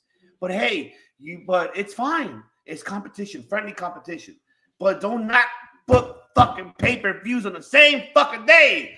At the same time. At the same time. Really, Craig? Really? Like, what the fuck? How the fuck you get Come fired on the Craig. day off? What the fuck? What the fuck, Craig? You can't be doing that What shit. the hell are you stealing boxes for, Emmanuel? Yeah. You trying to build a clubhouse? You trying to build a clubhouse? You trying to build a clubhouse? Oh. I know, Steven. It's gonna be like Right. a 3 I'm not hour... even watching it, Steven. I'm not. I'm not gonna watch it either. I'm gonna watch this 0 hours. Like fuck. The literal only 0 hour matchup is Megan Bayne and Penelope Ford against Anna and Harley. I mean, it should be good. It should be good, but I ain't watching it. I wish we had the clip right now. I would have played it. The tenacity. Oh, hold on. Tenacity I got it. and Hold aggression. on. You mean I got tits you. and ass. I got Yes. you. I got Yeah, you. those two. I got you. Hold on. I love that clip. All right, hold on. I got you. It's so good. Thank you for reminding me because I was gonna. Are you kidding? I I want Melissa and Kathy to reenact that clip for us. Oh my God! Yes, Yeah, the yes, tenacity and yes. aggression. You mean tits and ass? Yes, that too. that would be amazing. But here you go, folks. AEW. I've got the T and you have the A. The tenacity and the aggression. And tits and ass. Yes, that too. That's the best fucking. I love just how fucking serious Harley is Thank you to be about your that. thing. AEW Women's Tag Team Champions for that. Right there, That would right be- there. You want your pick right there for women's tag team champions, right there. Where else are we gonna find a tag team that literally the one woman kisses the other woman's ass? Like, come on. That's kind of nice too. So Harley did the Anna Jay on Collision. 3-2 That too. Philadelphia Phillies. That too. Anyway, So I guess we can start with the fucking 0 hour before we even move into the other main cards. So we got, of course, yes, tits and ass, TNA, the real TNA. Take that, Testin Albert. You ain't shit. No, I'm sorry. Yes. not compared to that. Hell no. Not compared to that, Testin Albert and I mean, even Testin- Trish is only one Rest in woman, and peace, they, you know, they two. So you Yeah. lose. Yeah. That's all Versus I'm gonna say is Megan, rest in peace. versus Joey Janela's fucking baby mamas. Current and X at the same time. Current and X. Like, what the fuck? Yeah, that's a little fucked up, ain't it? It's so fucking funny that they did that. I swear they did that on fucking purpose. Oh, wow. WWE has officially acquired WWE. Oh, that fucking photo. Oh my god. I know. I actually like that photo. What the I don't fuck? even want to know what's going on in that photo. Is Why that does Tony is that look- why is does that Tony look like Monet? in that Is photo? that Monet? Fucking Allegedly.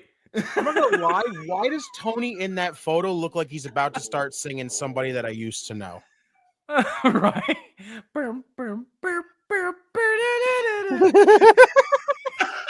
But you didn't have to cut me off. I need another beer, man. I'll be right back. Like it never happened. I got Mercedes Monet. What the fuck? Which, by Oh the my way, God. if you hear that song, that little whatever, like that timpani part, that is literally just fish heads. That is just Yeah.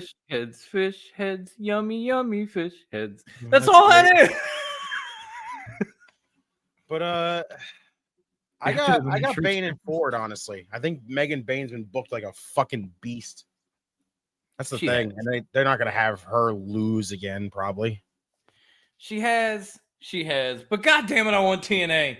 I do too, honestly. I would love that. And even if that, if fucking Ty Mello showed up for the save, that'd be awesome. I mean, and that would be cool too. But like, that's what I'm saying. I mean TNA is in Harley and Anna, not tits and ass, not the promotion, not the. Let me go. I want Harley and Anna to win this match, and they could beat Penelope Ford because Lord knows that woman takes L's like she shaves them thick thighs, like on the regular. You know what I'm saying? On the regular. And she's not somebody else although she is somebody else that has that TNA as well. So she got respectfully Penelope. She got a little bit of that Philly TNA. Kip Sabian, go fuck yourself. That's all. Praise them. I don't know. Kip might be that wrong dude, but maybe like Kathy said, but I want to see Harley and Anna get the win in this match because, like I said, they could beat Penelope. Megan stays out of it. Maybe like Steve said, Ty shows up, helps him out, and then there's even more TNA. So sure, why not? Let him win. Let him win. I got Bane and Ford. Honestly, I think the way they booked Megan Bane as this just absolute unstoppable monster, they're not going to stop that now. Like literally, she just came off of losing. The only loss she's had so far is the one to Toni Storm. Other than that, timeless. All right, timeless, and I'm gonna rip your tits off. Like, chin up, tits out, and watch for the shoe. And don't get blood on my pearls. Like, but yeah, I think Megan's been booked so strong that they're not gonna have her lose another one. They're trying to basically rebound her after losing to Toni. So they're just trying to rack up more wins for her. So I think Megan and Penelope win this one. Yeah. And honestly, brother BKL, I don't know if that's a sponsorship, but apparently WWE got AAA for the YouTube clicks. I don't know what the fuck. Like they're gonna put Worlds Collide on YouTube. It's gonna make me hit you with a I'm watching. All I can say is every time I think of Toni Storm now, all I can think about there once was a man from Nantucket, and I go, nope. Okay, every time I think of Toni Storm, I just think, Wendy Richter, I'm coming for you, you bitch. I still want them to fucking finish that story, goddammit. I know. You know Richter's waiting. She's like, they haven't called me. Tony, call her up. Tony, call her. Wendy Richter there. Give I us don't care what Wendy Tony. and Con, Tony. Storm, both of y'all, call Wendy Richter. Right? Eventually, if she's still timeless and she turns heel, if you can pay a woman to be a bad, if you can pay a woman to be a bad Sasha Banks impersonator, you can pay Wendy Richter for this shit. Okay? I'm telling you, if they go full circle to that whole entire thing, and eventually down the line, if she's still timeless Toni Storm and she turns heel at any fucking point, Wendy Richter needs to get involved, and that needs to be the friggin' extent of her losing. How about she turns heel because Wendy Richter cost her a match? Yes. Yes. Yes. Right? I like that. And then we're off to the fucking races. It would be beautiful. But somebody needs to call Wendy Richter. You see Wendy literally fucking come out there. She loses. She costs Tony the title. Like flat out, Tony loses the championship because of Wendy Richter, and you just hear her like yelling at Tony, like, "This is what you deserve. You called me out all this time, and you kept shit talking me. Well, this is what you get." Like, I'd be like, "You get full circle. You want it? You got it, bitch. Let's go." Full fucking circle. Oh man. So okay. I'm gonna have to go with you guys to this one too. As much as I would love for TNA to win, but you made about a point. I think it does make sense that you can. And I think who needs the pin on this one should be Ford getting the pin. Megan Bane doing the most of the work. Ford comes in and finally she gets the win. Fuck it. I mean, she can use it. Yeah, she needs it anyways. She really needs that help. I mean, yeah, I prefer that. What is BKO seeing now? Justin, you get the shoe. Dom, you get the shoe. Ivan, you get the shoe. Everyone gets a shoe. I think you need to change your YouTube name to the Oprah of Shoes. It's like Notorious. Honestly, it's all Oprah laces. All right, so we got that settled in, right? So that's the only I can one. play the top rope video. I actually have an AEW picture. He does. He really does. So I'm undefeated. There you go. we got there's how many matches he added? Fuck, he added so many. What do we got? We got 10 matches, including 0 hours. Technically, there's 9. If that's counting the 0 hour, so technically there's 9 on the main card. Yeah. So only that one on the 0 hour, and then the other one's in the main card. That's Apparently, all the other ones are going to be on the main card. Adams and Hardy have a shot if they can keep forward in the ring. Yeah. Yep, I agree with that. All right, let's start off. Since this match was announced on Thursday on Collision, this is the Don Callis family, Konosuke Takashita and Kyle Fletcher and Josh Alexander versus Paragon. That's right, Paragon. The Paragon. I still try to get an understanding. Why Paragon? Could it be something else? It honestly being, that we've been on for a while, I'm a little tired. I was sitting here for a second going, who the fuck is the Paragon? Isn't that just the Undisputed Kingdom that it's became the brand new name for the Undisputed Kingdom? Why do they need a third name? That's their new name now because Taven and Bennett are not a part of it no more. So now they're just the Paragon. Yeah, because Taven and Bennett are back in Ring of Couldn't they Honor. call themselves something a little simpler, like the Caucasian Triangle or something? What the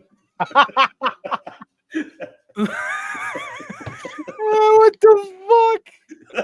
The Paragon. Oh my god. Caucasian Triangle, bitch, bang. Oh man. Oh my lord. I mean, I can go very brief on this one myself. I mean, like I got the Don Callis family winning. I think there's going to be a feud between Alexander and Adam Cole for that TNT belt, or Cal Fletcher. One of them is going to go after that belt now. Now that Fletcher didn't win the tournament, didn't get a chance to be a contender, but now this is the opportunity. Unless they try to give it to Konosuke. So this is going to be they could develop the story. And by the way, wanted to say, I haven't heard the whole media scrum, but I heard that Tony Khan finally said, yes, there's nobody really involved, only private people that are in my executives, my team, that are building these stories. Congratulations! Good shit. You're finally learning after all the bullshit that we talk about here, around here. Somebody else actually booked this shit? He's actually kind of, sort of. He has he has producers and he has agents now working on the stories and everything. And it's about fucking time. I know, fucking time. He has a shit. We've been saying it for now 2 years. About 2.5 years, almost 3 fucking years. We've been saying that shit, and now 2, 3, 5 years. I don't fucking know. When did Cody leave? Since then, So we got that going. So I mean, congratulations, Tony Khan. You're learning. I'll give you a golf clap. You're doing it, Tony. You're doing it. You're fucking learning. Hercules. That's right. Looking Hercules. Oh man. All right. Cleanse my colon for Tony Khan right now. Oh, shit on myself. I keep it short and sweet, honestly. Do I think the match is going to be awesome? Absolutely. I think it's going to be a fantastic matchup, honestly, even for an impromptu ass thrown together tag match. You're fantastic. But I don't think the Paragon wins this. I think you're setting up whoever the fuck. Honestly, I'll say this flat out. I think Adam Cole takes the pin in this matchup. Wow. Honestly, I think this sets up whoever the fuck Adam Cole's next opponent's going to be, honestly. And really, the Callis family's taking a lot of losses right now. So you kind of want to get them back on track with some wins. So I think the Callis family has this here. Well, I mean, they lost. Remember, Fletcher got the win. Yeah, honestly, I think Steven's right, though. I think Fletcher pins Cole. Do you feel the same, Notorious, or who do you got, puppy? I mean, this is going to be a pretty good tag match, but I don't know if I have a whole ton of faith in the Caucasian Triangle at this point. I think I would go with the Callis family Free Camille and Scorpio Sky from Guantanamo Bay.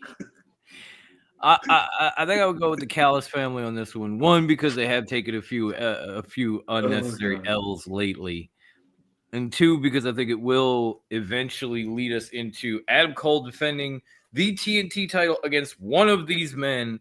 And honestly, you could throw any of those three men in a title match with Adam Cole, and I am fucking there.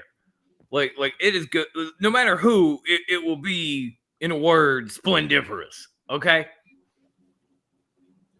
I mean, honestly, I would kind of like to see Josh Alexander in that position, but any of them would be great. Okay. So I got to go with the Callis family on this one. I think it's going to be a very fun match to watch. And I don't know if Adam Cole's going to be the one to take the pin when he's got two scrub monkeys standing next to him, but it's a bold statement.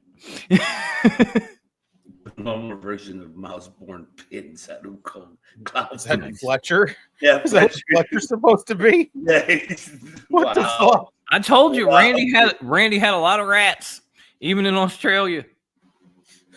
It's so funny. I'm sorry. It's just a dumb thing with my Caucasians. The Caucasian triangle. Bang, baby. What the fuck? I can't get over that name. I can't get over it. First we're going to win, and then we're going out for granola. Bang. Tofu. Bang. It's not this. It's fucking this. It's soy milk. Bang. Fucking tofu. I'm sorry. This is when you wanted. This is when you wanted to draw the triangle with a Sharpie. Man. I fucking needed this one back today. This is when you wanted to draw the triangle. This is when you wanted to draw the triangle with a fucking big ass like Sharpie point that you drew with a pencil. Oat milk for everybody. Bang. That's why. Fuck me, man. Oh god. Oh, fuck. This is what the Undisputed Era has come down to. What the fuck? Like I've lived too KBG, you long. like to see see a lot of guys in positions, don't you, Dom? That's some suspect shit, KBG. No. All right, son. Since you went there, I like to see your mom in a lot of positions. Okay, that's how you came to be. That's how you came to be. Don't fucking front on me, son. And nephew, you want to calm down, nephew?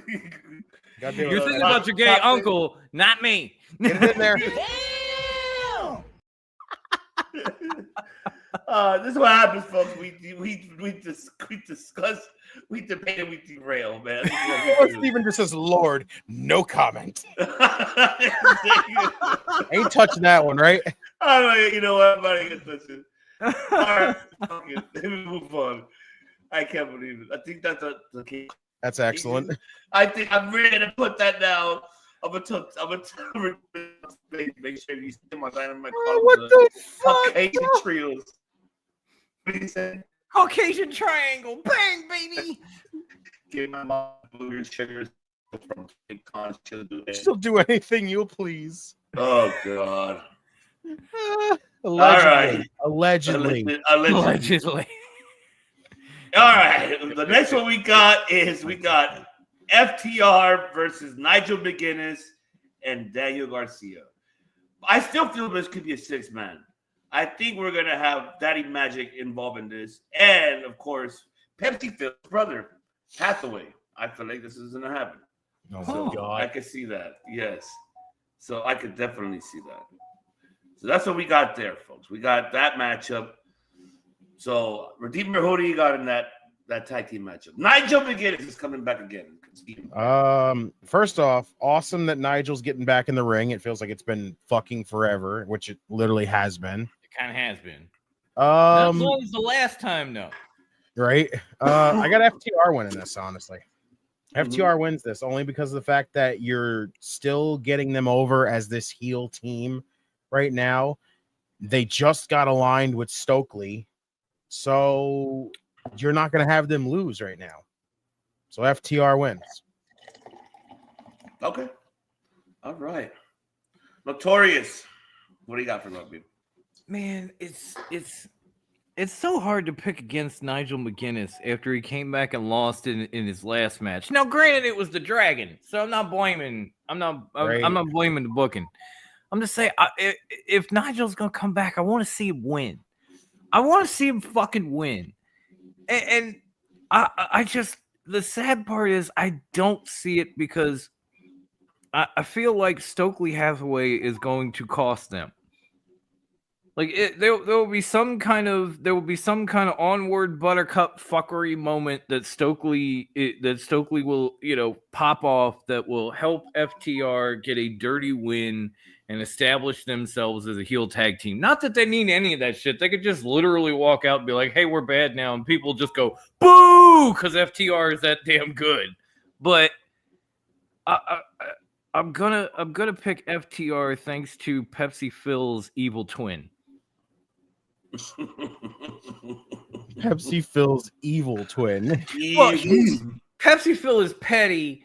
Stokely is evil. There's levels to this family, and Stokely is definitely on another one.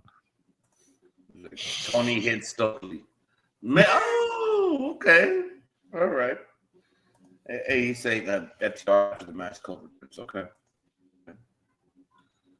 All right. Yeah, I got the same to FTR. I think this is gonna be, and maybe Stephen Wright. I think we probably get the hardest day. I see clearly.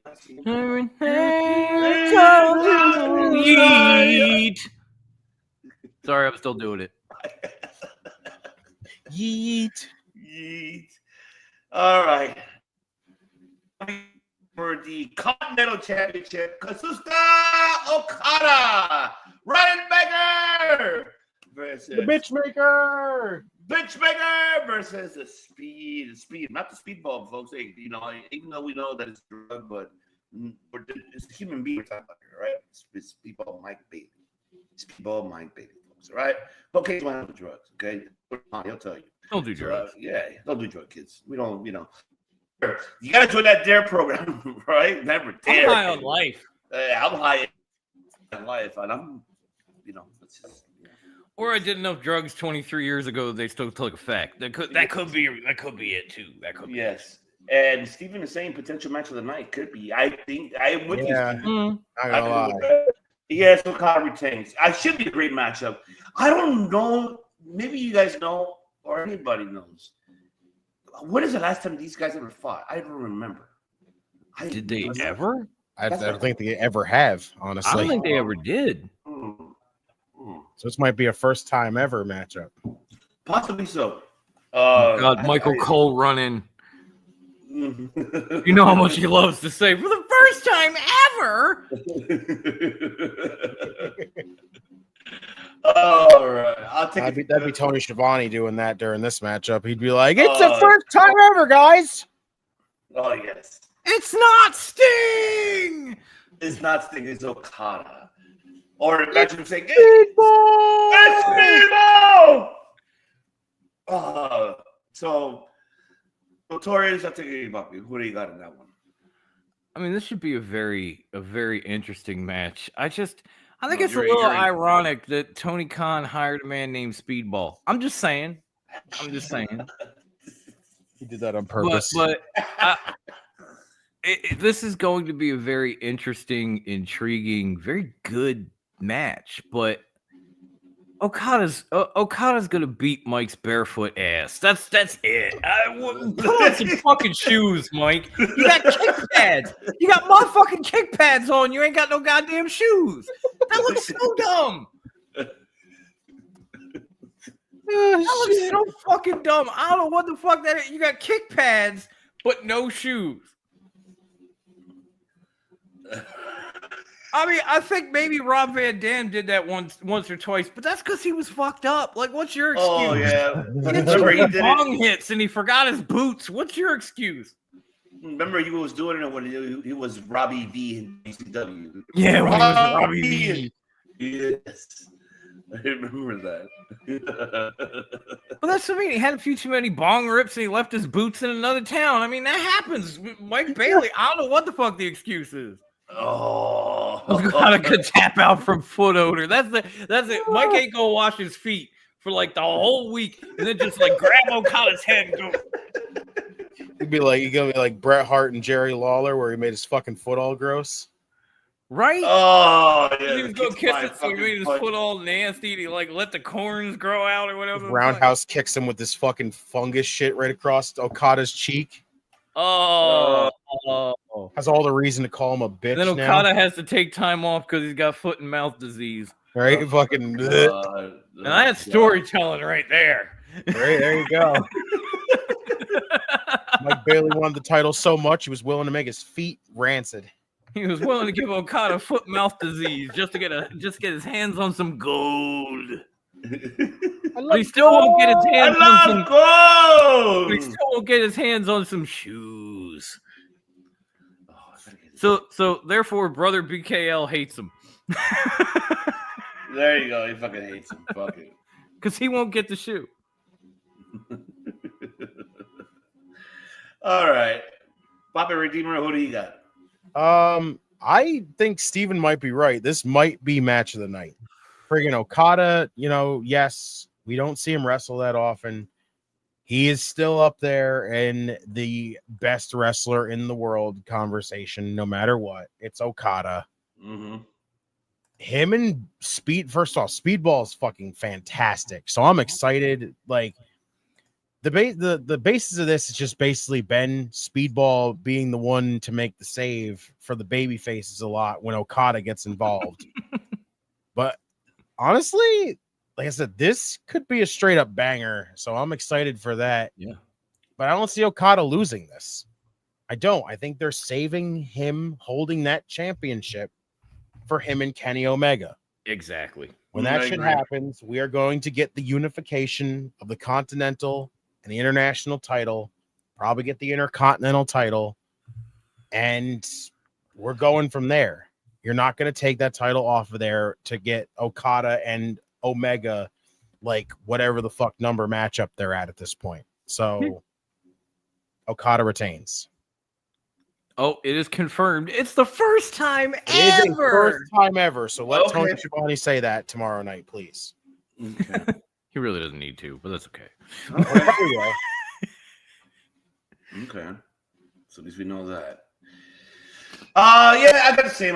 Bitch Maker will retain. It should be the match of the night. I agree. I feel like that's gonna be the match of the night, and hopefully, maybe it's not because there's a lot of great matches. Fuck, Tony Khan, stop booking all these 20 matches. To fucking, you got pay-per-views once every other month. Stop booking shit like this, brother. Right? Take it easy a little bit, man. You don't have to go overboard. It's like I know you try to give the world like you want to be the Oprah professional wrestling. You get this match. You get this match. You get this match. We all get this match. Save it. Relax. Tranquilo. Okay. Easy there, Spartacus. Yeah, easy there, Spartacus. There you go. How Dawson will say.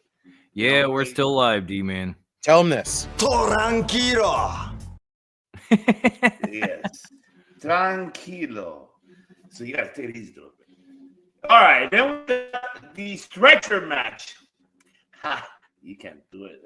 Not at all. But Tom and I can do it, right? You can't do it.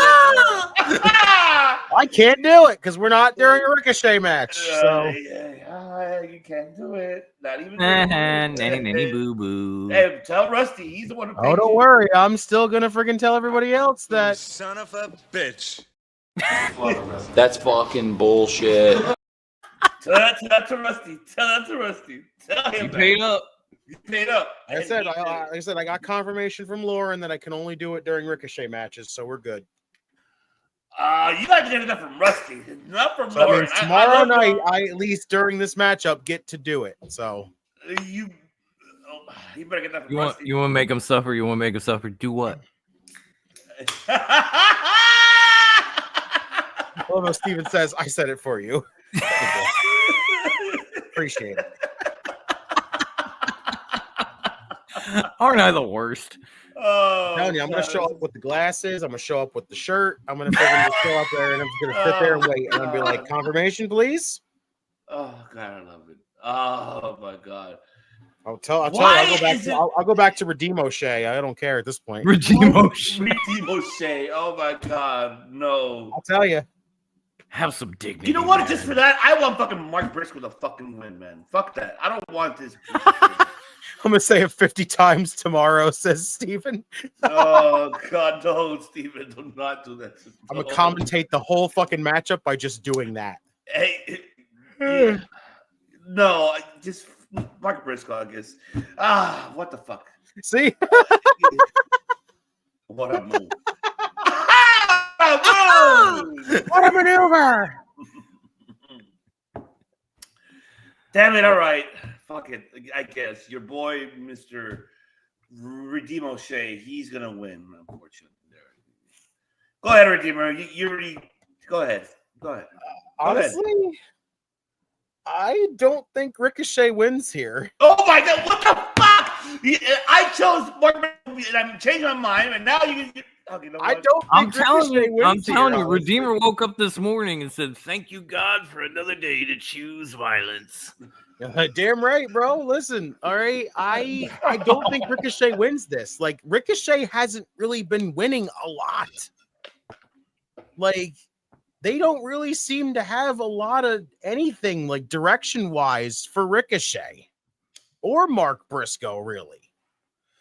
But this whole little thing has basically been off of Ricochet stabbing this man with fucking scissors. Mark Briscoe has to get his payback. Is mayonnaise an instrument? Like, this has basically been off of that. Ricochet, Mark Briscoe has to get his revenge. So I got Mark Briscoe here. Okay. Bobby Notorious. What do you... Jesus Christ, Redeemer. First Stephanie. Now this. I'm gonna need you to pee in this cup. You turn to the Shawn Michaels fucking. Is this gonna turn to the Shawn Michaels drug segment? We're a little concerned about your Redeemer. We're a little concerned. That's all I'm saying. But I will agree with you on this. I don't think Ricochet is winning this match either. Not because he stabbed Mark Briscoe with scissors, but he was dumb enough to fuck around with Mark Briscoe and then accept a stretcher match. Right? Like, do y'all know who Mark Briscoe is? Like, really is? This is not a motherfucker that you want to fight in a stretcher match just because you was in Lucha Underground for 2 months. Like, no. That's like I took boxing lessons for 3 minutes. I'm gonna go pick a fight with Mike Tyson. No. Vander Holyfield, you want to come freaking? I can take your ass. It's like, hell no. Mark Briscoe is not the dude you want to face in a stretcher match. That's like that.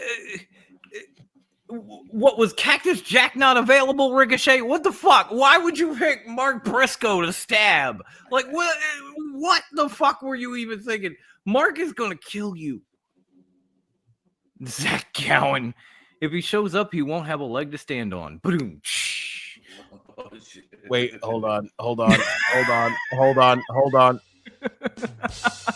There we go. Apparently, I'll be here all night. Fuck. But yeah, no, I am going with Mark Briscoe on this one for the revenge factor, and for just who the fuck that man is, because I have seen Mark Briscoe do some crazy, dark, bloody fucking shit. And I have never seen Ricochet get on that level, ever. Oh, thanks, Doc. Yeah, Ricochet trying to beat this dude back in Catholic school that stabbed me in the back of the head with a pair of scissors for no reason. I'm like, why the fuck? By the way, when I caught him, it wasn't pretty, and that's how the shit is gonna go when Mark Briscoe get his hands on Ricochet. See, D-Man agreed. Yeah. See, even he's got Mark. So I wanted to try out this new storm chasing game. Oh man. Fun. Yeah. If you didn't go live, I'll check it out, brother. Oh yeah, good stuff. Storm chasing game. Have fun, man. Have fun. If I get a chance, if I'm not asleep after this, I'll come check you out.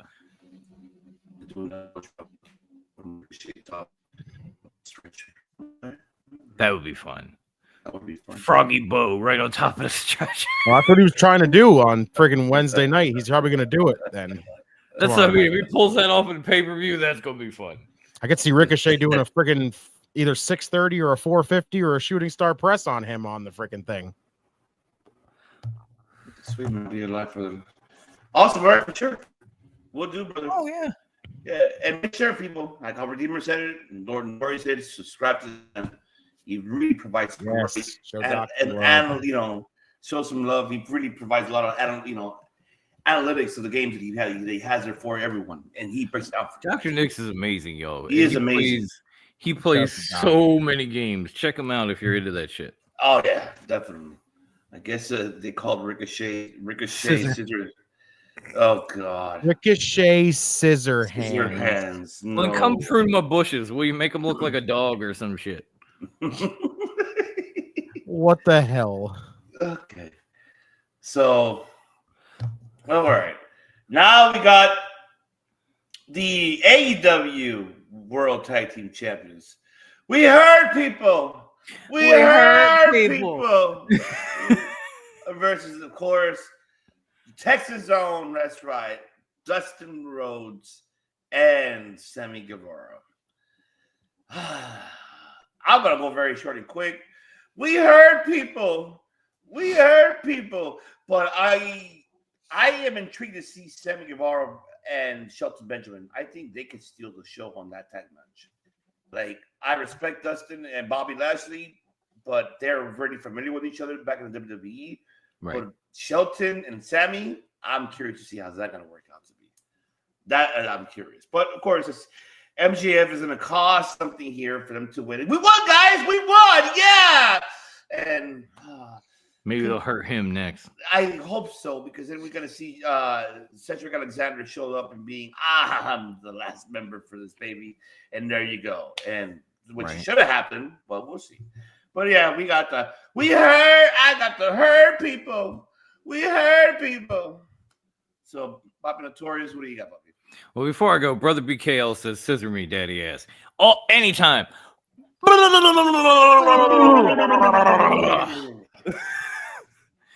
Now that's out the way. Yeah, short and sweet.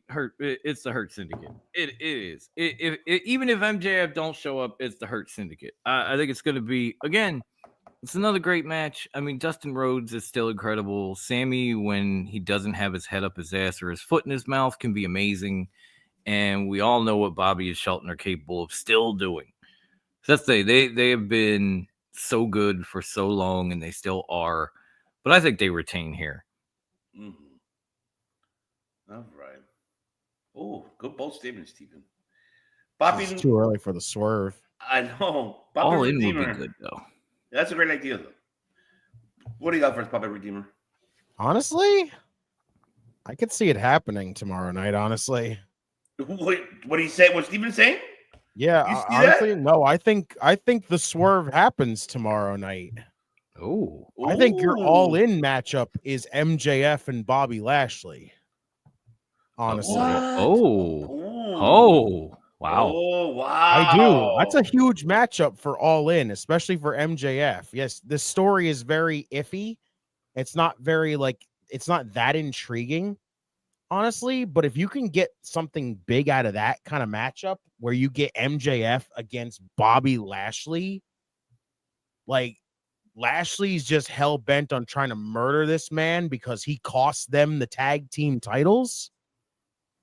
That says a lot, honestly, to me. So I see the swerve happening tomorrow. I see MJF trying to come out there to try to be like, guys, don't worry. I'm here. I'm here to help you guys. And then that costs them their tag team titles. Dustin and Sammy Guevara win the tag team titles because of MJF. MJF freaking thinks he gets so over his head that he's like, I'm helping. I helped you guys. And then it's going to bite them in the ass. Hurt Syndicate's going to lose the tag team titles. And Lashley's just going to be like, listen, I brought you. I was the one that had to be the one to give the thumbs up. They wanted you in. I did not.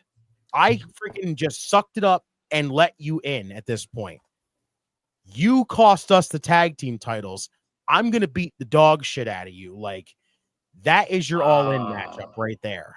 Wow. Wow. That is a wow. I'll tell you, Redeemer's on one tonight. You know what? Ever since the I ain't mad about it. I'm just saying. Oh no, me neither. I love it. I mean, he's on the road tonight because he's on one.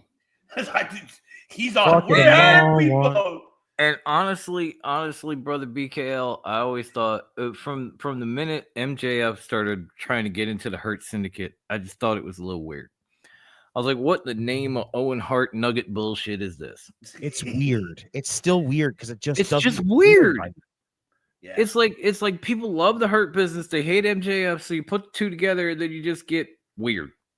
Yeah. Right. Like, even if, like, you know, how I saw so many people that go, well, if the Hurt Syndicate turns on MJF, that makes them heel. Nobody's going to boo the Hurt Syndicate. Yeah. And not only that, they're heel or face, they're still going to get cheered. Even if MJF were to join, what is this, like his 19th fucking face turn? Like, I'm over it. I'm fucking over it. And so I just think the whole thing has been a wee bit weird from the jump. And unless you're beating MJF's ass, I don't know why you're even fucking with him. Right? Mm-hmm. That's what it felt like it's been leading to the entire time. But I do love what you just said, Redeemer. Damn. I do too. I actually like that. I'm going to keep an eye on it. If that happens tomorrow, hey, you called it, man. I know it sounds weird to say, but Dustin right now and Sami have been kind of, you know, on their own kind of belt collector situation right now. I mean, I guess so, but the last time I remembered anything about Dustin, and, you know, I've got a few concussions, so shit falls out of my head. I thought Dustin was running with the Von Erichs. What the fuck is all this Sami He still shit? is. He's still okay. Yeah. Okay. He's still 1/3 of the trios champions there. Okay. Yeah, I thought I was like, wait a minute. He's still 1/3 of the freaking of the trios champs there, but he's also the Ring of Honor tag team champions with Sami. We hurt people. We hurt people. That's what happens here when you're with us, folks, because you see, this is the trio Hurt Syndicate of podcasting when you got history. I'll tell you that. We hurt people. We hurt people. We derail. And we discuss. We sing. We debate. Here's my question: how long do you think Dustin will wrestle? As long as he possibly can is the answer, D-Man. I mean, Dusty was in ECW in the late 90s. And honestly, hadn't wrestled in I don't know how long. Like, he was on the commentary table, and then he just came to ECW and started having bloody battles with Steve Corino. And at that point, Dusty must have been 70. So I can see Dustin going that long. I agree with Dustin's you. 56, but the man wrestles like he's still in his 30s. He's in great shape. I mean, Dustin currently is what Sting was, which was just ageless, right? Like, it's like here with us. Great shape, great worker. You know, pulls whatever to get something out of a crowd. It really doesn't give a fuck about their own health, but still manages to like walk away unscathed every fucking time. Yeah. I mean, think about where would Double or Nothing or even AEW be if it weren't for Dustin and Cody? Preach it. And all these years later, like, he's still at it. I would not be shocked if he keeps wrestling into his damn 70s. Well, yeah, and then you remember he has his wrestling school that he opened, so he's going to continue that shit no matter what. Yeah, that's something. And Steven, he didn't start doing that Canadian Destroyer until a couple of years ago. Like, he was in his 50s, and he was like, "Yeah, I could do that." Well, didn't he do it with Cody, right? When they had the first match and the first pay-per-view? They did. I know he did like a Code Red, but I don't know if he actually did a. Yeah, no, he didn't do this. He wasn't doing the Destroyer by then. Oh, okay. So it was probably after, right? So, man, he picked it up like maybe a couple of years ago, like in his mid-50s. This motherfucker is amazing for his age. Like, the Natural is not a gimmick. No, that's a shoot. Yep, that is for sure. I know you got it there. All right. So that's what we got here. So Notorious, you feel the same, right? Yeah. To make everything cool. Okay. Yeah. All right. Now we're almost there. So we got See, Tony Khan, you gotta calm down with these fucking matches, man. It's like fucking. This is like 2 night WrestleMania in one. I know, TK, you're making me sleepy over here. Come on, man. All right, we got Redeemer's favorite girl. CEO versus Jamie. The half-ass Sasha Banks impersonator. Fucking hysterical. Lady Psycho killed us that day. Yeah, I know. Oh my god, I love what she did. Nobody was prepared for that. I was. Yes, we love you, Lady Psycho.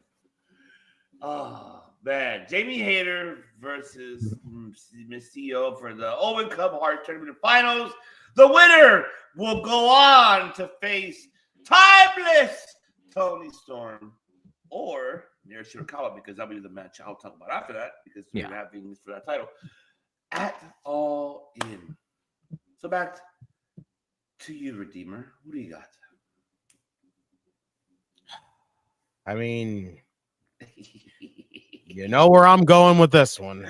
I know, and I know where you're going with it, and I know you were hesitating to say it. They haven't even made an attempt to make this feel like it's not predictable. I'm sorry. They really haven't. They haven't made a single fucking ounce of an attempt to make this feel like it's any less predictable. Not for one fucking second. Mercedes Moné wins this fucking match.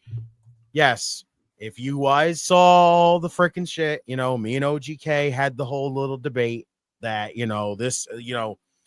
as soon as she lost the New Japan Strong Championship, that was going to be the start of her losing championships. And that was where, the downfall of Mercedes was going to start. Honestly, from what I've basically summed up from what I've seen, her dropping the New Japan Strong Championship was just her dropping the titles that she's basically not defended.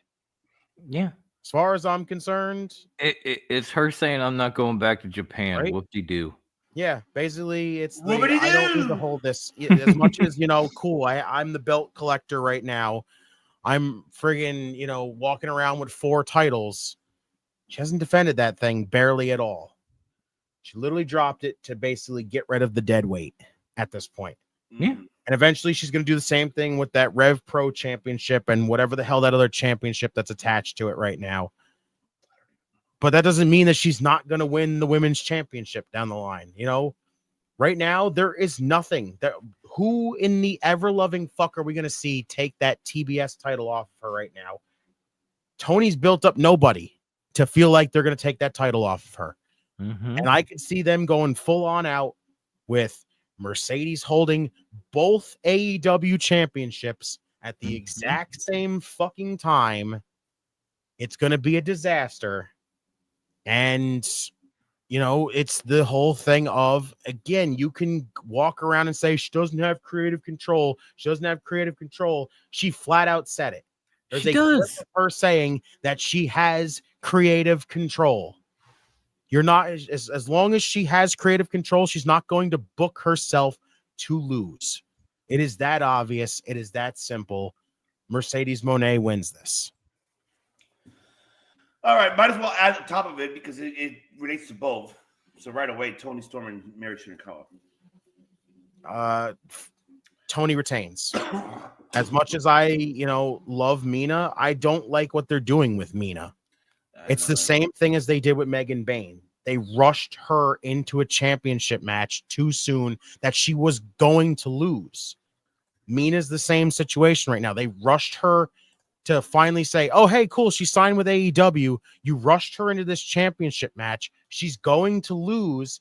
And then what?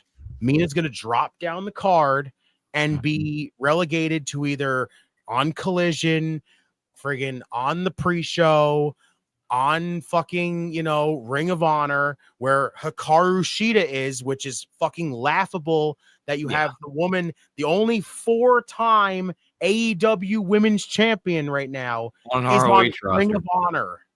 Yeah. That's a problem. Yeah. So are we still going to get the sexy Mina vignettes regardless? Because hopefully I need those. I'll say that, please. Listen, even Just if we're me. No. You're not the only one. Okay. Please, Respectfully and all, but I need him. Yeah. Oh, I need it. You know, Mina, straight up, respectfully. Yeah, that's what I would say, brother BK. I was like, Dustin has wrestled in practically 6 different fucking decades at this point. It wouldn't surprise me if he adds 2 or 3 more. Mm-hmm. Right? But yeah, just flat out, Mina's gonna lose. She's gonna fall down the card. Tony's gonna retain. Tony's going all in to face Mercedes. It's the biggest matchup they have right now. Mercedes versus Tony. And as far as I'm concerned, Tony's gonna lose that championship at All In. You know what? We'll wait until we get there because I don't want to. What the fuck have you been drinking today? What have you been drinking today? You've been sipping scissor. Knowledge juice. Scissor. Fuck. Did OGK pass you his kingdom juice or what the fuck was it? Because gave me a little bit of something. I don't know. Because now it's like, it's like I feel like it's like I drank some soul juice. You know, something he can't have. He's just letting his soul glow. Hey, Resident Evil, what's happening? What's happening? What's up? All right, God damn. I scrolled over a picture of Harley Cameron and now I can't remember what the fuck I was thinking. Oh, here, you want to make it even more distracting? Here you go. Why don't you get a little of this? I've got the T and you have the A. The tenacity and the aggression. And tits and ass. Yes, that too. That too. Mercedes. Yeah, I know. Basically. I'm sorry. That's what Mercedes is trying to be. AEW Charlotte. The picture popped up on my second screen. Like, were y'all asking for my opinion yet? I got lost. Yes. Now you're next. Okay. Yes, that too. And I mean, yeah, Redeemer is pretty much. I mean, Redeemer, you're right. They have done everything to scream that there is no chance that Jamie Hayter is winning this match. Oh, cool. That's dope. Shout out to the Georgia Mountains. But they should, because anybody who's watched AEW knows that Jamie and Tony kind of have some unfinished business due to injuries and visa issues and all that shit. Yes. So Jamie winning this and getting a shot at Tony would be like some awesome pause booking. It makes sense. Don't get me wrong. Like, don't go back to Adam Cole and MJF. Don't go back to all this other bullshit you went back to. Go back to this because it would actually work. But instead, because Mercedes has her multicolored strap-on up a body cavity that I'm not going to talk about of Tony Khan. She's going to win this match. Hey, he had to use body cavity. She's going to win this match. That was fucking excellent. Tournament. I love it how he fucking used. I'm sorry. And she is probably going to hold every belt in AEW, and she will probably ruin wrestling before John Cena does. I said it, and I'm not backing off of it. I wish the bitch would go away. I wish she never showed up in AEW. I'm so sick of people talking about like, oh, Saraya's here or Mercedes is here. They're gonna change AEW. No, they're not. You're not going to change your promotion by hiring a retread. You change your promotion by building somebody to a level that Saraya or that Mercedes or whoever was built to. You don't do it by retreading the same woman in another place. Right. Like it was, and when I said that before, somebody brought up Gail Kim. And let's be honest, Gail Kim was not exactly a WWE Hall of Famer when she walked out the door. She became bigger in TNA than she ever was in WWE. Exactly. There is no way you make Mercedes or Saraya or any of these women bigger than they were like you did with Gail Kim back in TNA.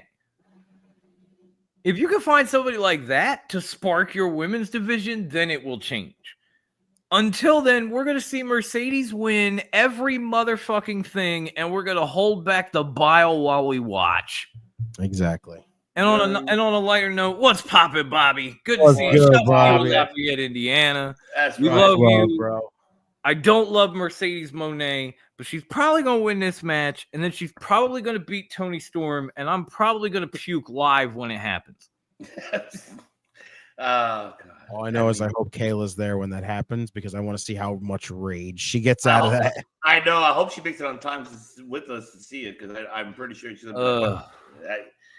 I mean, yeah, I feel the same way. I can't add anything what you guys both were saying. It's unfortunate. It's just for Jamie Hayter. I feel like when she came back, there hasn't been much of a buildup for her. It just hasn't been. I'm not hating. I'm not going based on her characterism or her looks. I don't think it's her. It's really more her booking is the problem. I don't know what is it. They're not really pushing it. It's just like, come on, man. This is former women's world champion, lost the belt, and you got to build her momentum back to get to that title again. In this case, she's being pushed out of the way. Hey, give it to Miss CEO. She brings the money. Hold on that. So let's give it back to Sasha. Yeah, let's give it back to Sasha. There you go. Oh, Kathy, I'm gonna say is probably asleep right now, Bobby. Mm-hmm. She was hanging out with DJ. We both had a long week, so she probably passed out after she got him to bed.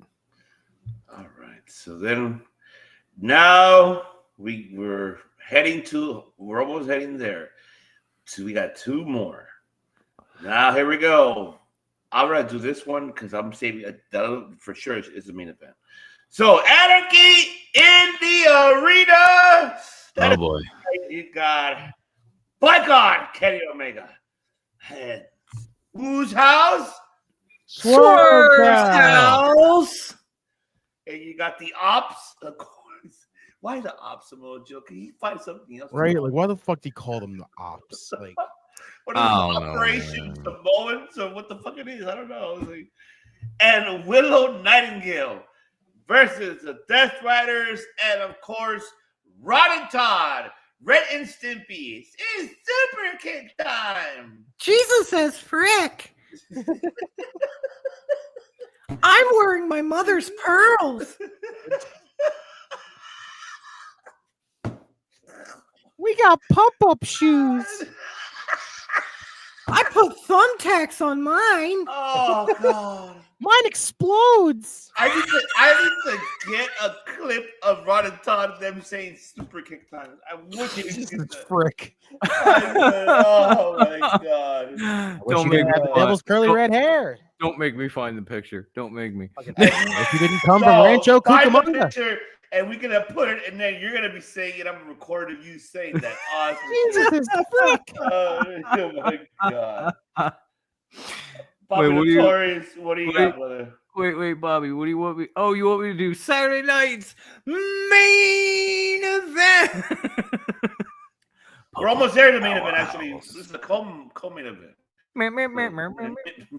Anyway, I mean, honestly, we've all watched the Anarchy in the Arenas at this point, all of them up to now, and there is no middle ground in this match. Either it's amazing or it's fucking pathetic.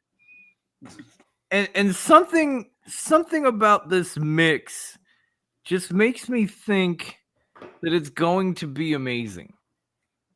Because at least some of the guys, as far as Kenny and the Bucks, that put on some great Anarchy in the Arena matches. You remember the locomotion that went across the entire field in Jacksonville? Yeah, that shit was insane. So like, this should be a pretty good one, and I this is another one where it's like I want to pick somebody. Like I wanted to pick Jamie Hayter. I want to pick like Team Kenny. I want to pick Team Cleaner. I want to have hope. At the same time, with the way the booking has been and the fact that they refuse to just take the Death Riders out back and fucking shoot them like Old Yeller, you know who's winning this match. And it ain't Team Kenny, okay? The Death Riders are going to win. Yeah, the Young Bucks are with them. They're Christian as frick and all that bullshit. But like, they're gonna win. It's a foregone conclusion. I will be so ecstatic if it doesn't happen. But we all know it will. Just like we know Mercedes is gonna win.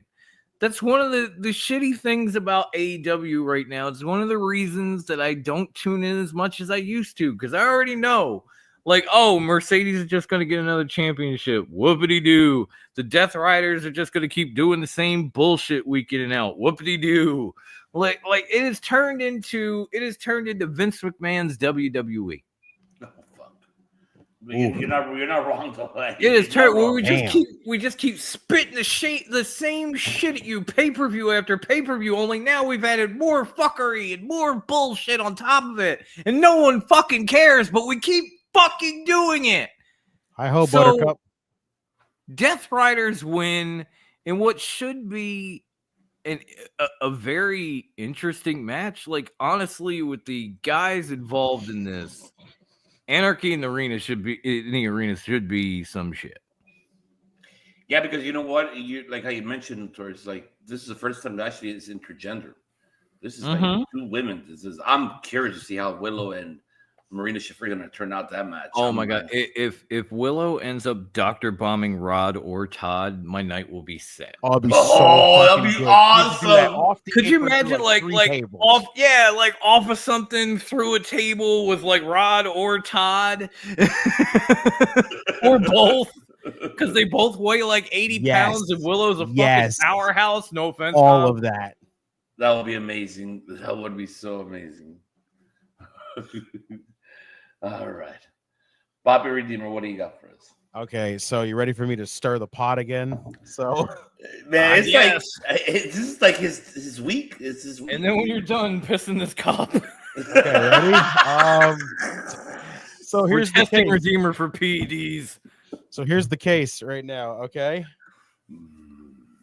The Faces won the tag team match on Wednesday. Yep. The heels got the advantage at the end of the night. Yep.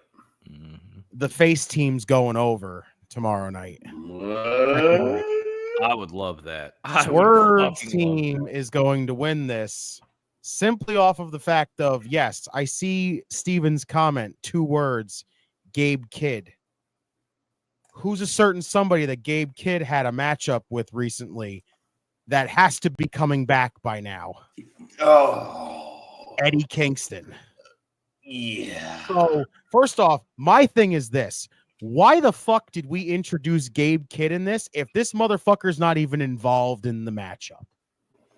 That's the shit that fucking irks the shit out of. That's the thing that annoys the hell out of me. You do not bring Gabe Kidd into this situation and go, yeah, that's cool. Thanks for helping the Death Riders and all, but guess what? You're just going to have to sit on the sidelines. That's fucking stupid. No, that's the thing that maybe they introduced Gabe to bring Eddie back. Yes, but that right there needs to be the case. If Gabe Kidd gets involved, Eddie Kingston has to come out to get revenge. That's going to be his way of evening the odds, which leaves the Faces all the opportunity to win then. Yeah. Or Kota Ibushi. That's another one. Exactly. Yeah. So there you go. Okada gets involved again. Maybe even Speedball comes out to basically even up the odds again. Anything can happen at this point. But all at this the point, fuckery is on the table for exactly Anarchy in the arena. It's It about should to be be fuckery the in the arena, but they can't get away with that. So the pure definition of the fuckery match is about to happen right there. They should change it from Anarchy in the arena to the Buttercup Brawl, because there is fuckery to be had. There you go. That's what we're going to call it from here on out. The Buttercup Brawl. The Buttercup Brawl. Exactly. You want fuckery, you're going to get it. Hands down, though, Gabe Kidd gets involved. Eddie Kingston comes out to even the odds. The Faces win. That would be fun. That would be a lot of fun. I would fucking love that. Yeah, Okada gets involved also. Then again, Speedball, if he's not freaking done with Okada, comes out and evens the odds. Kota Ibushi can come out, even the odds. Anything can happen. No matter what, the Faces have the advantage in the end because the heels are neutralized at that point. Mm-hmm. And I'll even say it, go right out this, and this is going to sound fucking wild to say, have Willow be the one to get the win for them. That would be awesome. That would be awesome, actually. You're not wrong about that. Especially if it was Dr. Bombing Rod and Todd and covering that. Right? I mean, maybe Darby, but I don't know if he's done with all his Everest bullshit yet. Yeah, no, not he's. I don't think he's down off the mountain yet. So he's probably still trying to make his way back. It took him a week. It took them. We had to wait a week to get a full on update on him. Yeah, and it's finally made it. Basically, it's going to be another probably like week or so before we find out any updates of him being off the mountain. So, right. Well, who gets run over by a golf cart? Yeah, I got the faces winning. I got Wheeler. He always takes the pain for all that. Poor Wheeler Yuta. He's just a whipping boy of whatever faction John. Yeah, fuck it. Let Willow put him through the table. Mm-hmm. That'd be fun too. I still want to see Rod and Todd get a combo one through a table. I hope they do. I hope they do. They deserve it. You made a valid point. Fuck, this is a tough one. You're welcome. I guess the soul juice is working tonight. That's what he's calling the PEDs.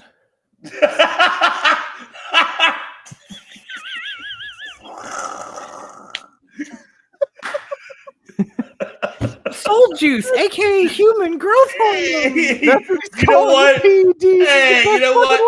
When you see OGK, better tell him that shit next time. Notorious, tell him that shit. Oh, thanks there, OGK, for the sterile.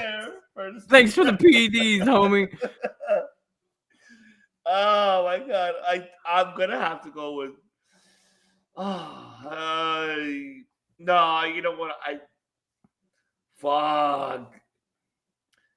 I see the heels winning on this one. I think they're gonna win. I think it's gonna be a super upset out of nowhere. Then we get the aftermath of maybe Aiden Kingston showing up. I feel like it is. But his Everest climb changed the timeline. While it's possible, Alan could return. Oh, we all know it did.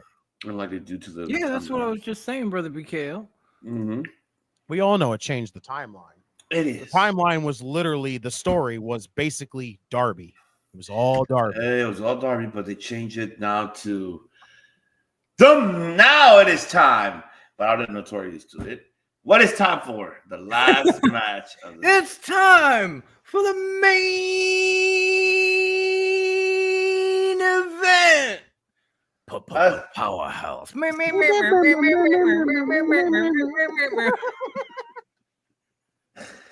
Oh, no. He's in anarchy in the arena. I love how he's never prepared for that. Never. And he only laughs when I do it. Only me. It's basically me. It's basically me when freaking Lady Psycho does the tuning up the band. Can't be prepared for that. Sorry. Just ain't happening. We got the Owen Hart Cup Finals of the men's tournament. Will freaking Ospreay versus Adam Hangman Page. The winner will go on and face Jon Moxley at All In. I just want to say this very quick. Pro wrestling, like indie guy, anybody, men or women, are independent wrestling. And I think WWE should take notes of that promo. That promo that they did on Dynamite was one of the greatest promos I ever seen. They ever standing. And it was balanced. There wasn't no like yay or boo or yay with overall. And for them to share, here's a beer, let's share it. That's like straight traditional, old school type of like cowboy type of style, like really cowboy. Here, just cheers, and whoever wins, fuck it. We're just gonna, when you're gonna get, we're just gonna tear the house down, let the best man win. Here, have some beer. Yep, have some beer, and that's it. I love it. Great promo from both. That was amazing. This is the promo I wanted to see years back when it was Hangman and Phil Brooks, CM Punk, but they dropped the ball on that one. Yeah, but this is the one that how Oscar played it. And don't worry, folks. On Circle Debate next week, we will do a topic that is gonna shock you all guys after all of this. But I'm not gonna spoil it. You gotta have to wait to find out. Oh boy! Because this one makes me bring up a topic that I gotta put on Circle Debate. Ooh. I don't want to do it here because it's I don't want to extend it. We've been here for 4. Well, they've been here longer than I have, but it's been 4 hours. So we're trying to go home and get ready for tomorrow. The next couple hours. I want to go to bed. I know. No, we're right here, brother BKL. That's all I was saying. No disrespect. We're here. I got you. But that's the main event. Who will go to face John Moxley at All In? I'll go very quick myself. Hangman and the Page. He's gonna win. I see him winning. I think so. Will Ospreay doesn't need the belt. He doesn't need it. It'll be a great build-up story, but I think the story, the way how Hangman kind of broke it down on that Wednesday, fuck. It's not gonna hurt Will Ospreay on this one, I'll tell you that. It's not gonna hurt him. He's fine. Not gonna hurt him at all. But this one is gonna be. I hope this could steal the match of the whole show. It's gonna be so emotional. It's gonna be very emotional. I'm so stoked. I'm glad this is the main event. Oh man, I don't know what the fuck Will Ospreay has. He has magic in him. Regardless of him winning or losing, but he makes the match so really. I don't know. You get netty on it, like from the beginning till the end of it. But I see Hangman, and it makes. I know everybody's saying Hangman too because I heard IWC. They're saying he's not from Texas, from Virginia. All In, of course, it makes sense. But yes, it does make sense because and then the story how it's being told fucking makes fucking sense. Well, yeah. I got for sure. And he also happens to be a cowboy who won a Texas death match in Texas. Because I'm a cowboy, baby. There is that. With the top let back in the sunshine, eating Cowboy, baby. Spent all my time in Hollywood and yeet. All right, Papa Notorious, take it away. Now, just for context, I know I said, one of the reasons I tune out of AEW programming is stuff like the Death Riders or Mercedes or whatever. Stuff that keeps me tuning back in is shit like this right here.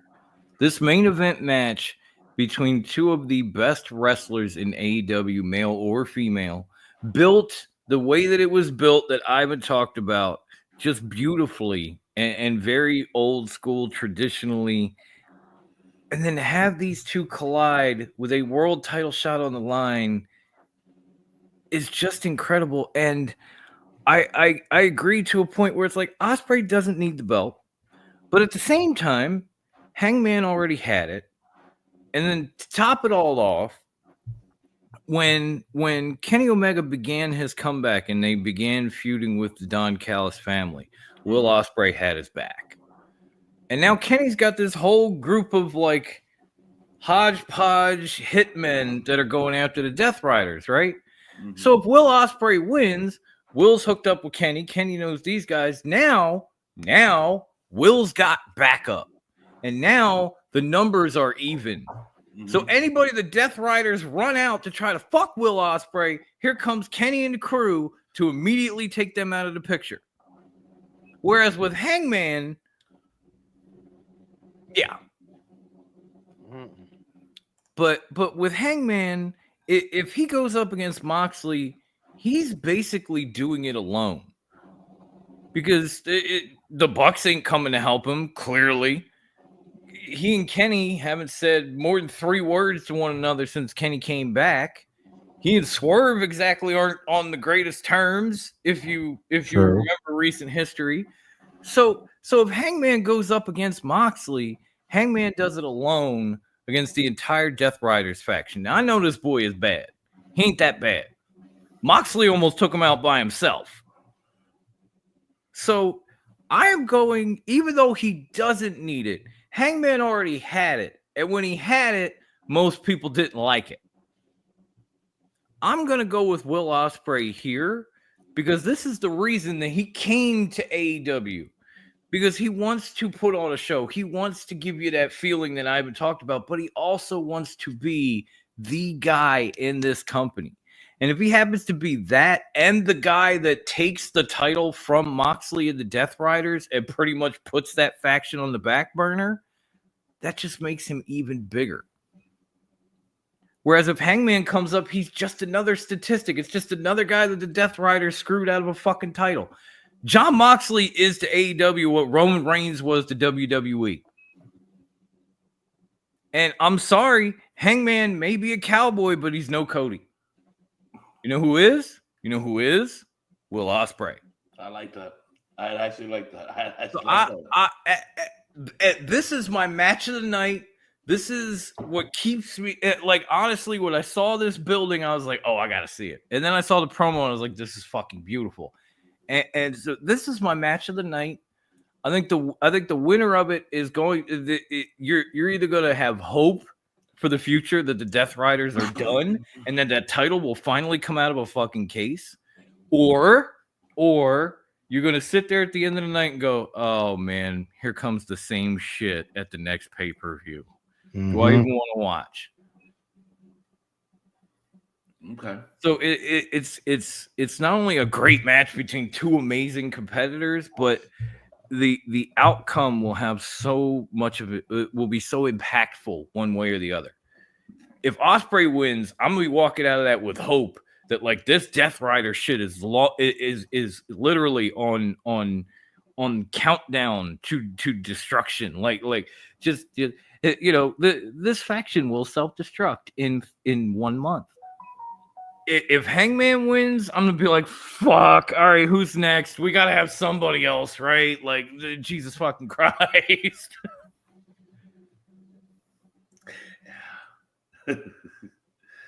Oh man, damn, you made a valid fucking good point. Shit, this is a really tough one, honestly. I'm psycho. I ain't stupid. That's why I said that you're an analyst. You know, you're notorious. You know, notorious psychoanalyst. Trying to break me. You know, that's who you are. You really like analyze the site. You know, the psychoism and adding the notorious. Notoriously in that. So it's like you do it all. That's what you do. See, that's right. All right, Bobby Redeemer. Now it comes to you. You take us home. What do you got? Well, I guess it's time for me to stir the pot a little bit again. Well, here we go. All right. So, here's the thing. Oh shit! I have seen nothing but people say that this is Will Ospreay's tournament to lose. Basically, how many people have we seen say that at this point, the minute Will Ospreay said that he was going to be in the Owen, that Will Ospreay was going to win the Owen? When you involved Hangman Adam Page, to me, that is what really threw the wrench in this entire thing. Because honestly, from here on, like right now, it's been super unpredictable. It's one of those ones that genuinely could go either way. Hands down, I have been from the start saying that it was going to be Hangman Adam Page.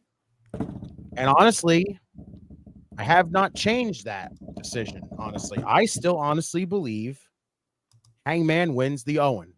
I just think to me, first off, that promo that happened Wednesday night was outstanding. Both of them giving us logistical reasons as to why you believe that they should win it.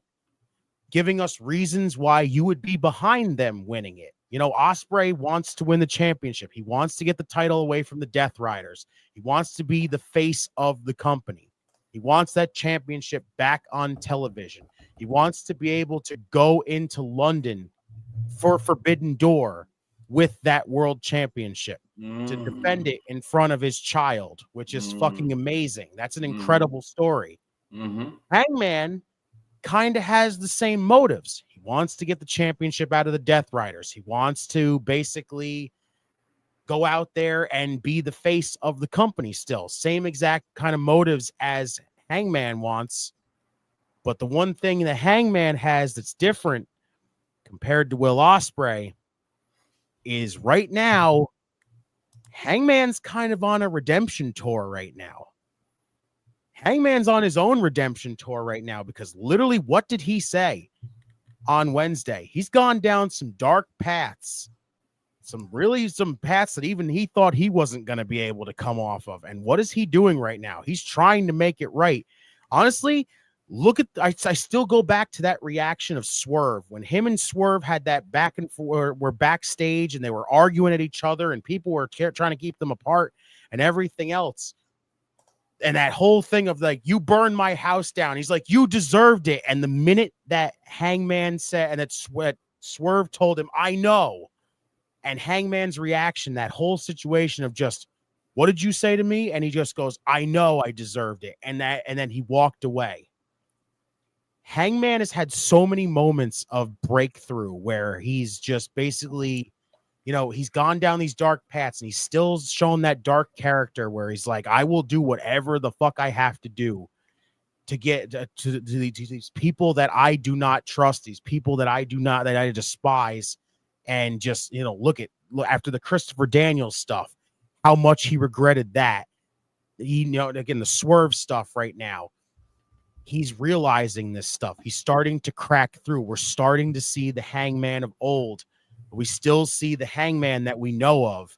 He still has that dark character inside of him, that dark side of him, which is good. Because he's going to need that if he gets in there with Jon Moxley. If that Hangman comes into play, going into a matchup with Jon Moxley, we're going to have a new world champion.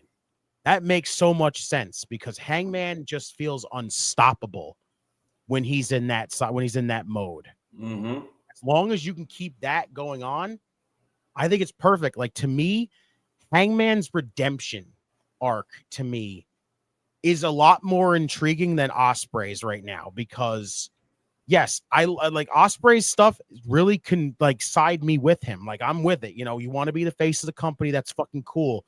You want to get the title out of the Death Riders. Hangman has the same motives, but Hangman has a redemption arc on him. He's trying to basically clear himself of all his past sins in the process. So I think that's a big step for him right now by having him. Again, how intriguing does that sound? Yes, he's not from Texas, but the cowboy going into Texas and winning the world championship in Texas, to me, and honestly, as far as I said it Wednesday night, if Hangman goes in there in Texas, the cowboy goes into Texas in a Texas death match and beats Jon Moxley to win the world championship, to finally put an end to that shit, you can come back to this down the road. Hangman and Ospreay. That could be a matchup for like Hangman's first title defense down the road. That could be the matchup at Forbidden Door if Hangman wins the world championship. Is Ospreay finds his way to finally get back to the world title by facing Hangman at Forbidden Door. Either way, he's getting to compete in front of his son. He's getting to compete for the world championship. He has an opportunity to, again, try to become the face of the company. Anything he wants to do. Like, it's still full circle for him. But right now, Hangman's redemption arc is the biggest thing going on right now. To me, Hangman should win this. Hangman should win this because it just makes so much logistical sense. And it helps that redemption arc big time for him. So I still agree that I think Hangman Adam Page wins the Owen Hart. Damn, I like how Notorious said it too. Like, both of you guys are saying, like, just that promo builds this fucking match so fucking right. Great. It's like, and that the thing about it is, it's not like Redeemer is wrong, but it's not like I'm wrong either. Right? Yeah. You're not either. This literally could go either fucking way. This is one of the most unpredictable matches they have right now. And it's one of the reasons that I am excited for this pay-per-view, that I was excited during the promo, or even when this became the finals of the Owen Hart Cup. I immediately went nitty because I knew, like, once this pops off, anything could happen. It is literally straight down the middle, and we don't know which way this one is going to go. And you know that was that moment. That this is the drawn out moment of Bronson Reed showing up tonight. Like, does it make a lot of sense? A little bit, but was it something that I didn't expect to happen? Abso-fucking-lutely. And when it popped off, it was great.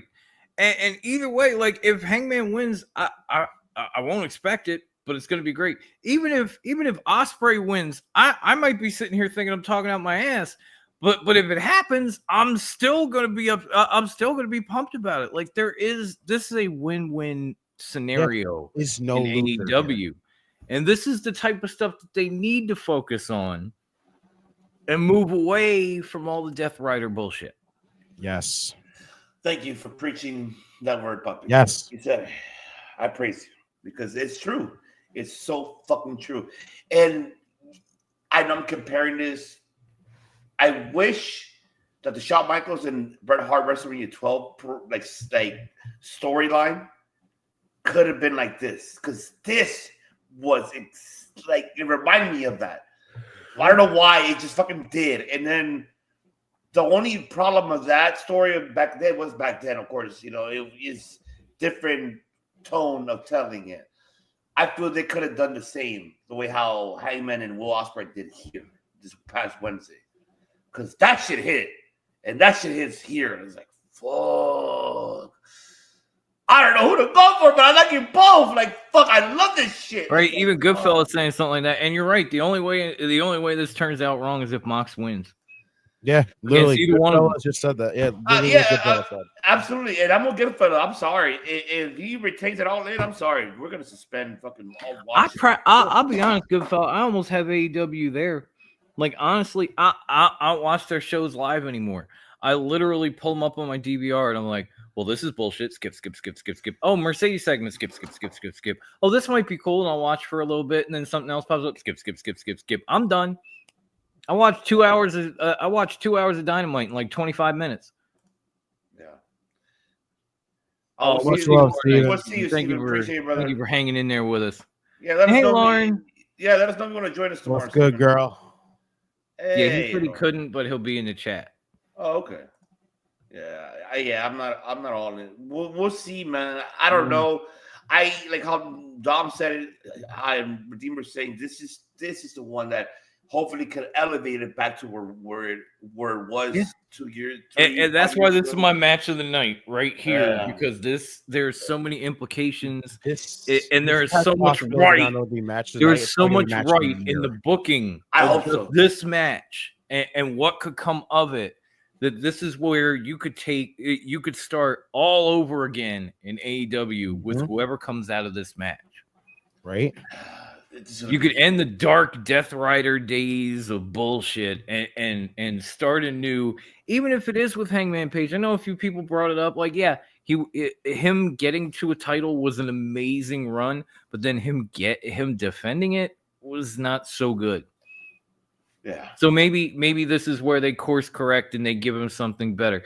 Ospreay has done everything else in AEW that he could possibly fucking do at this point, except be AEW champion. Yeah. You know why? You know why his run sucked, right?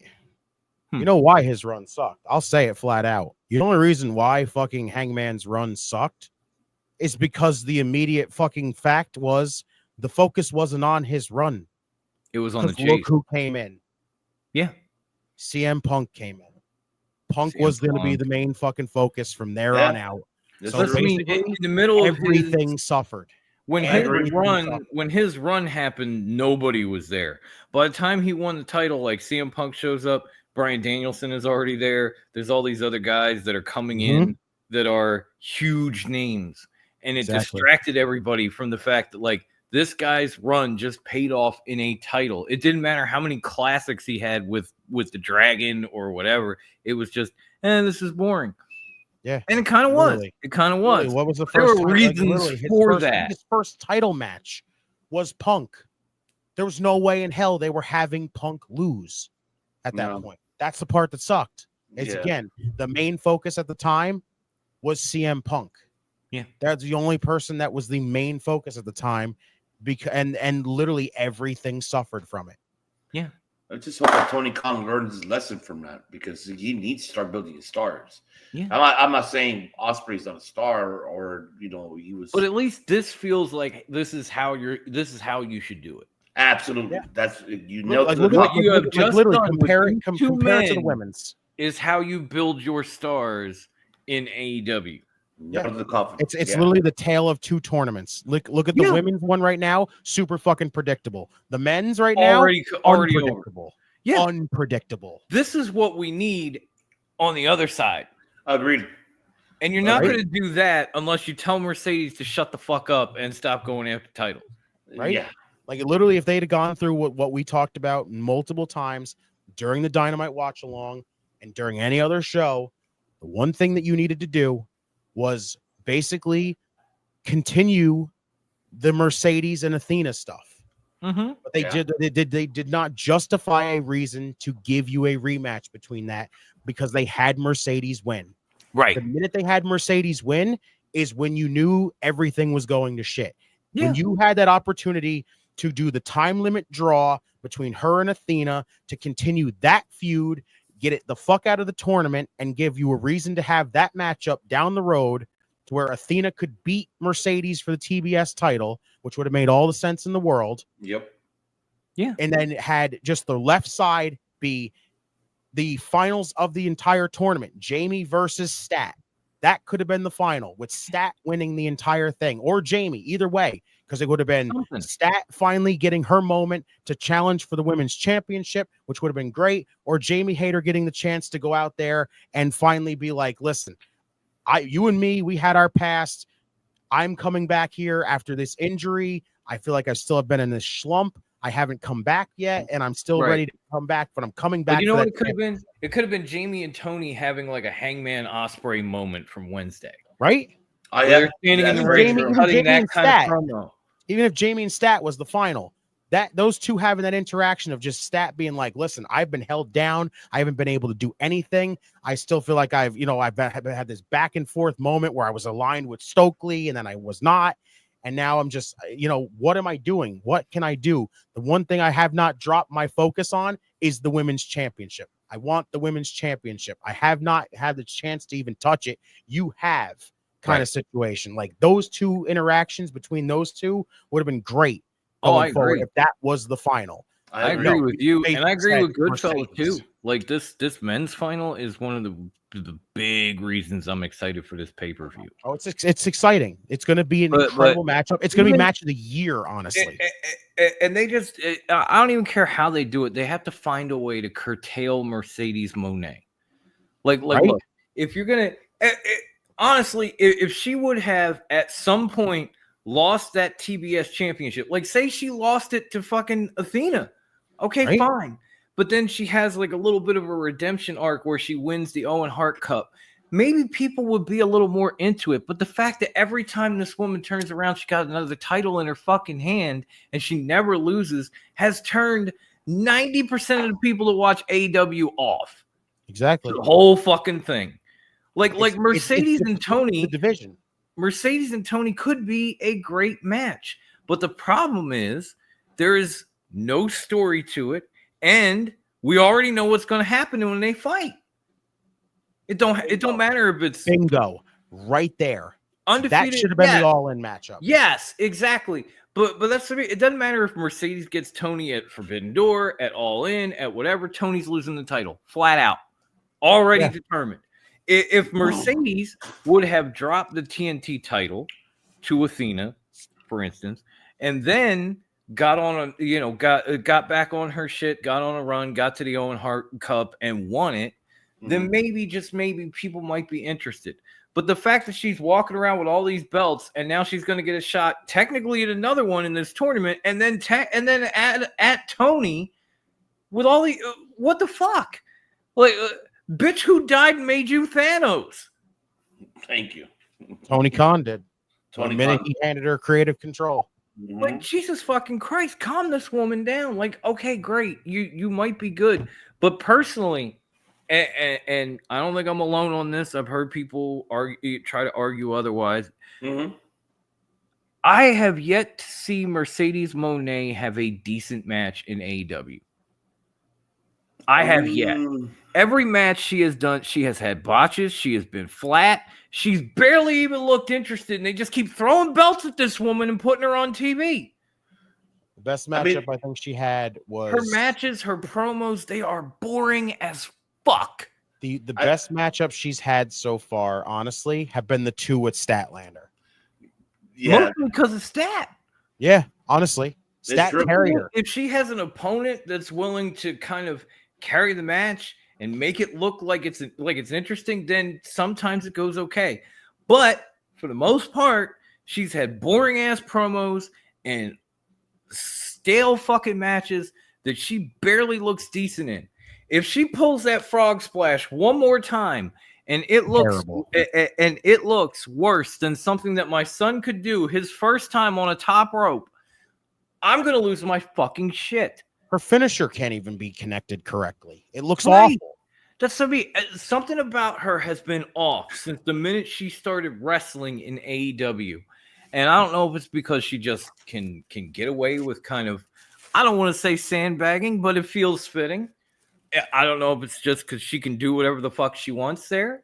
I don't know, but it does. But for whatever reason there that it may be, that don't mean I have to fucking like it, and that don't mean I have to sit here to enjoy it, and that don't mean I'm gonna sit here and watch her win an Owen Hart Cup and go, "Yay, good for you." You want to know what the one thing I thought of that would really like? I mean, he could good. Yeah, Phil. right? Oh, you're talking about Storm? Oh, No, Storm, no. yeah. Timeless can create a story easily and have a 5-star match with a fucking paper bag. That's a fact, right? You want to know what the one thing I thought of immediately? The reason why I think he gave her creative control. I think it's because I look at it this way. The one thing I think the main reason to me that I think that Tony gave her creative control is because I still think this is me. I think he looked at her walking out of WWE how she did. I think I know because she was unhappy. Why do I have a feeling that's the reason why he gave her creative control, to keep her happy, so he doesn't have that same exact situation? No, I see that. I thought you were going because when you said what you said, you want to know why I think she ended up where she is today? Because Tony Khan looked at her and he saw CM Punk in her. Like, I can bring her in and the numbers will go through the roof and people will go crazy and this, that, and the other. But it didn't necessarily happen, did it? No, it didn't. The one thing, like I said, I think the only reason why he gave her creative control is to keep her happy because he saw her walk out. Yeah.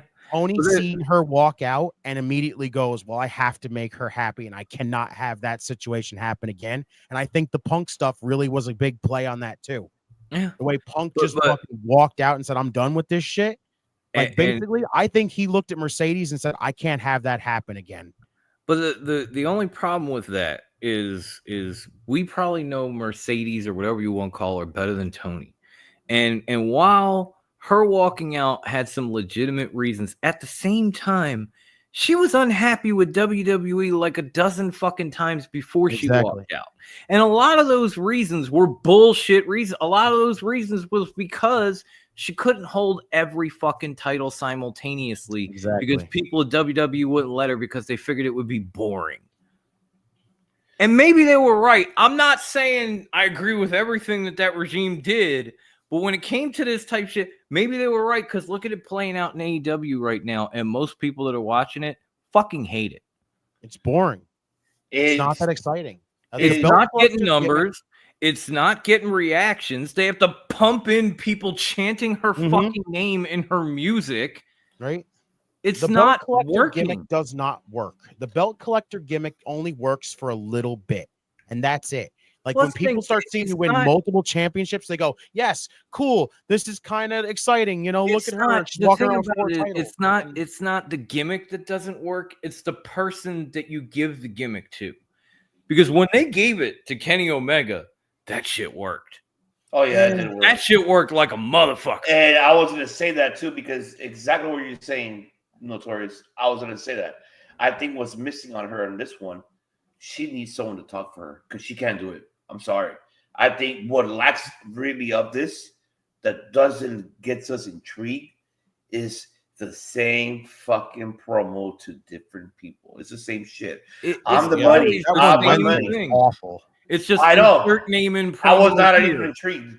It's ridiculous because this thing when Kenny had the collector gimmick, yes, the man could talk, the man could fight, and the man knew wrestling, so he knew exactly how to piss you off, like bringing in Don Callis and doing all the heel bullshit, making people genuinely fucking hate him.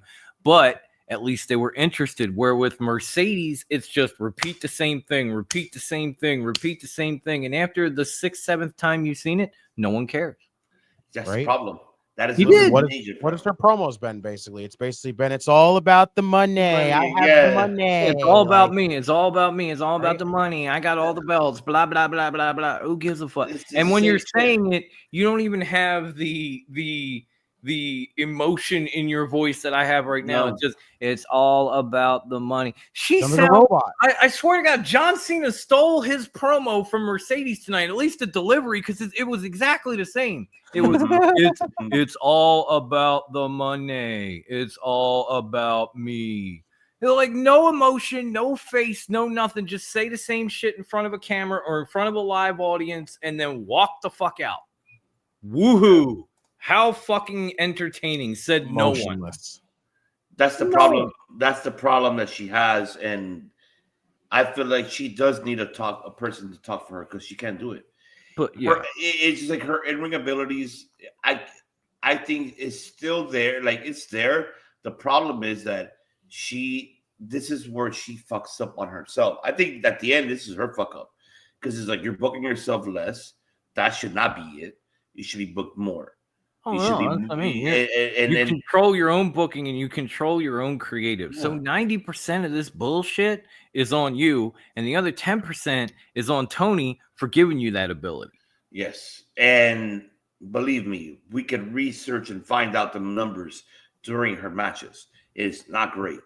So that's the problem. That the viewership on that isn't the problem, and it's she needs to be more consistent. There hasn't been any consistency, and that's where it hurts her and her promos.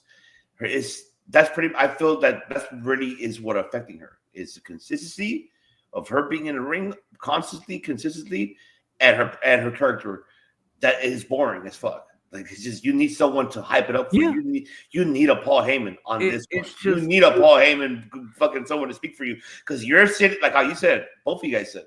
It's the same shit. It's the same shit. And that's the thing. Tony has been looking for somebody to do for AEW what CM Punk did from the day CM Punk left.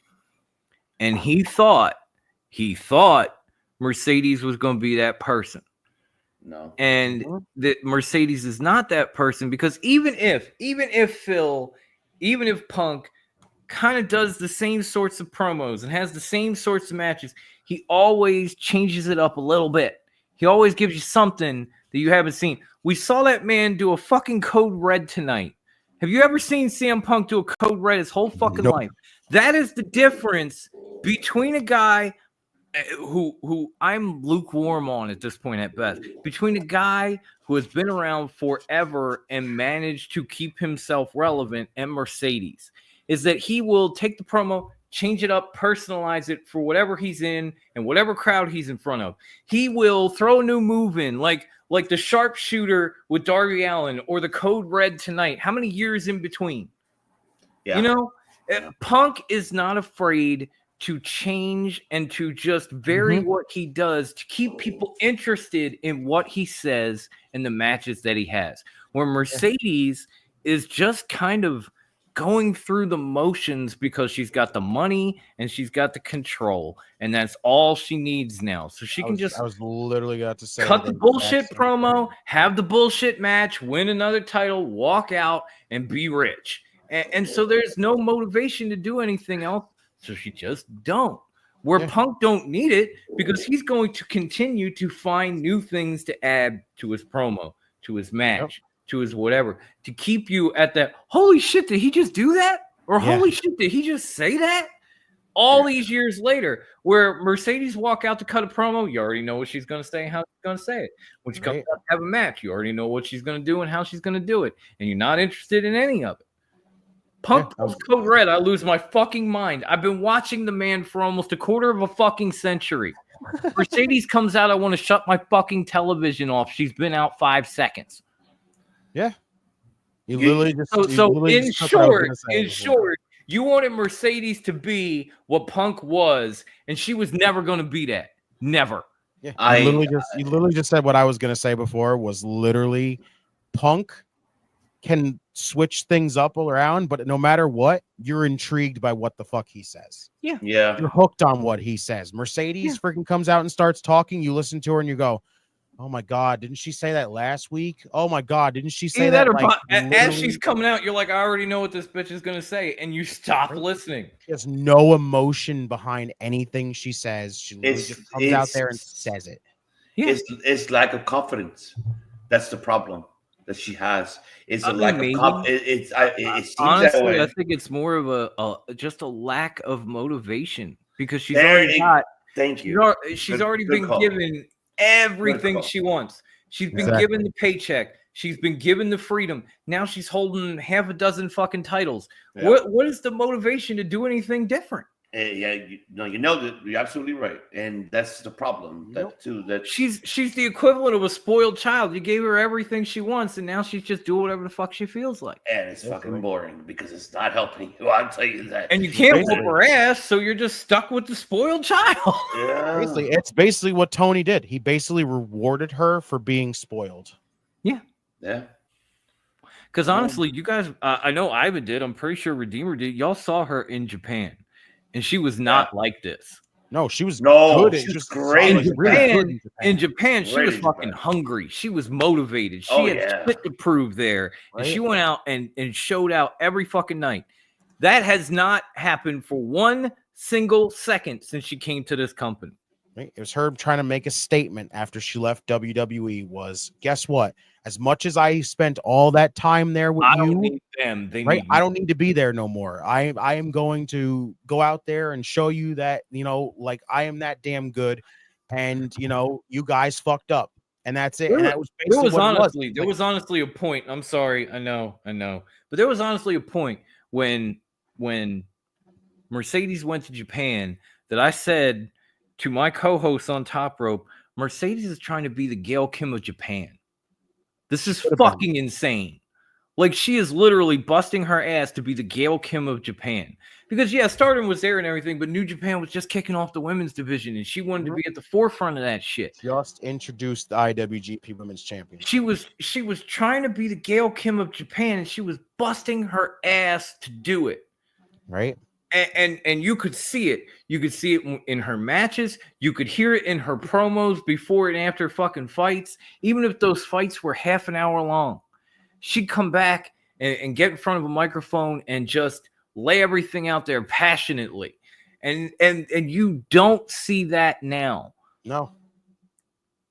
Because there she had something to prove. She had something to work towards. She had something to build. Here she has everything. And there is nothing left.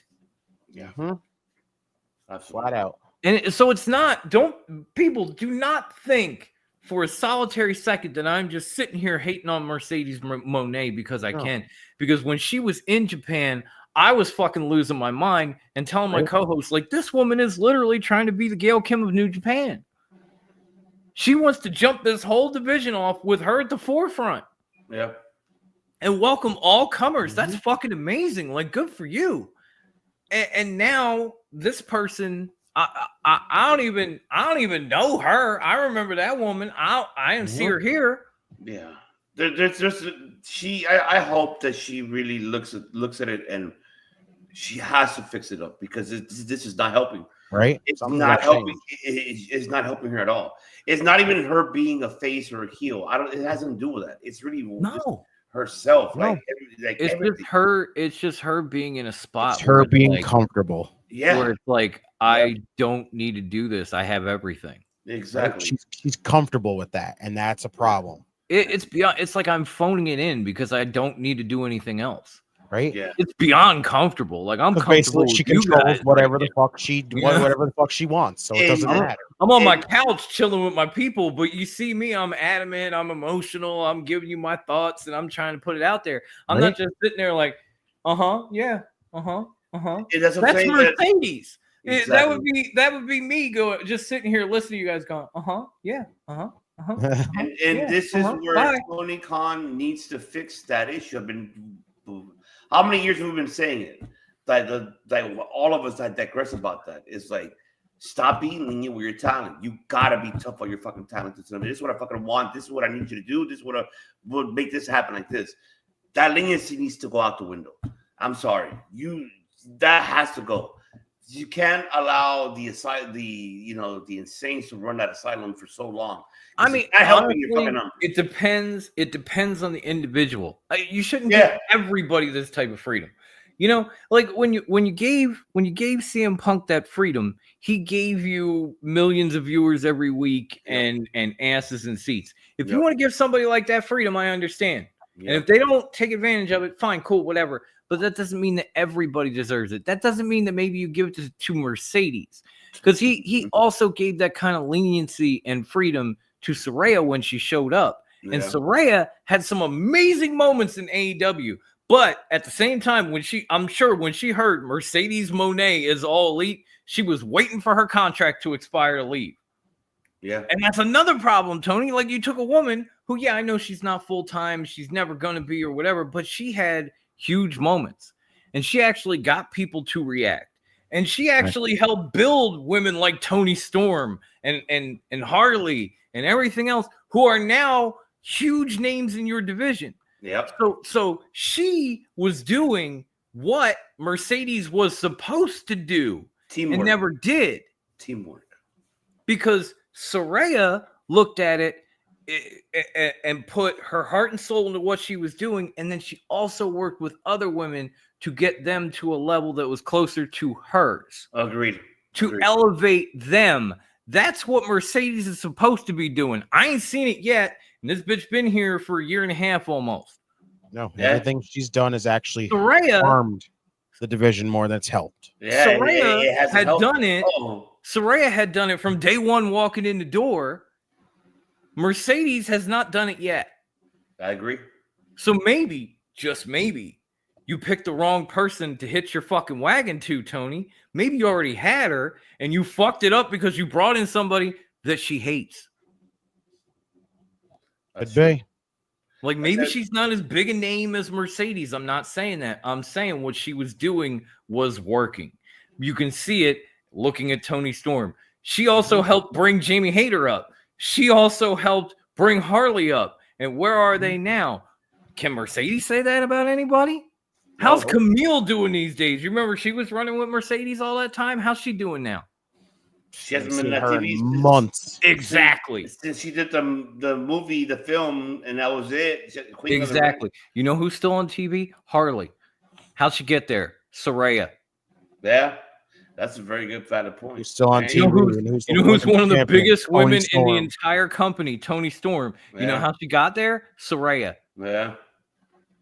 You know what? One of the biggest moments that they've had in AEW history was Saraya winning that damn title in Wembley. Yeah. Amazing.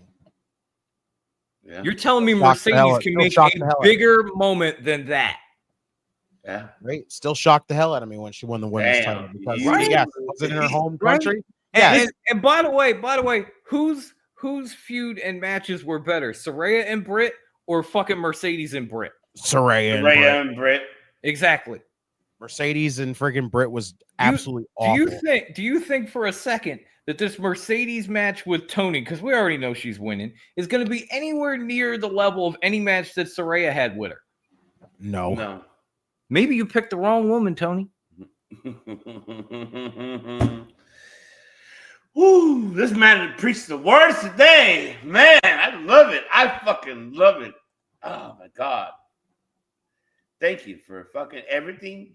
You fucking nailed the coffin, Notorious. Everything what you're saying is on point. I'm not debating that at all because that is so true. Honestly, what am I have to say? Nothing. I'm just adding what you're saying.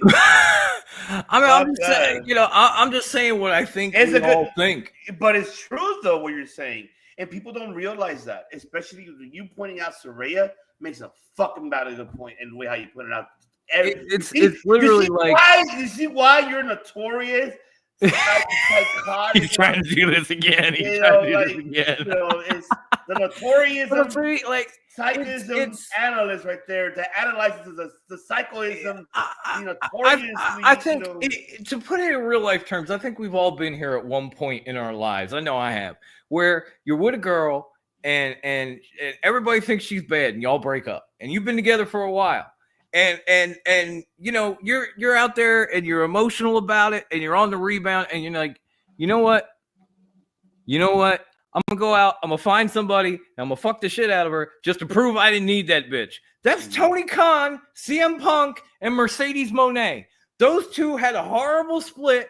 Tony was all emotional and talk about being abused and all this bullshit. So he went, I'm going to go and I'm going to throw a bunch of money at a big name just to prove I don't need Phil. And then here comes Mercedes, and here we are today. Yeah.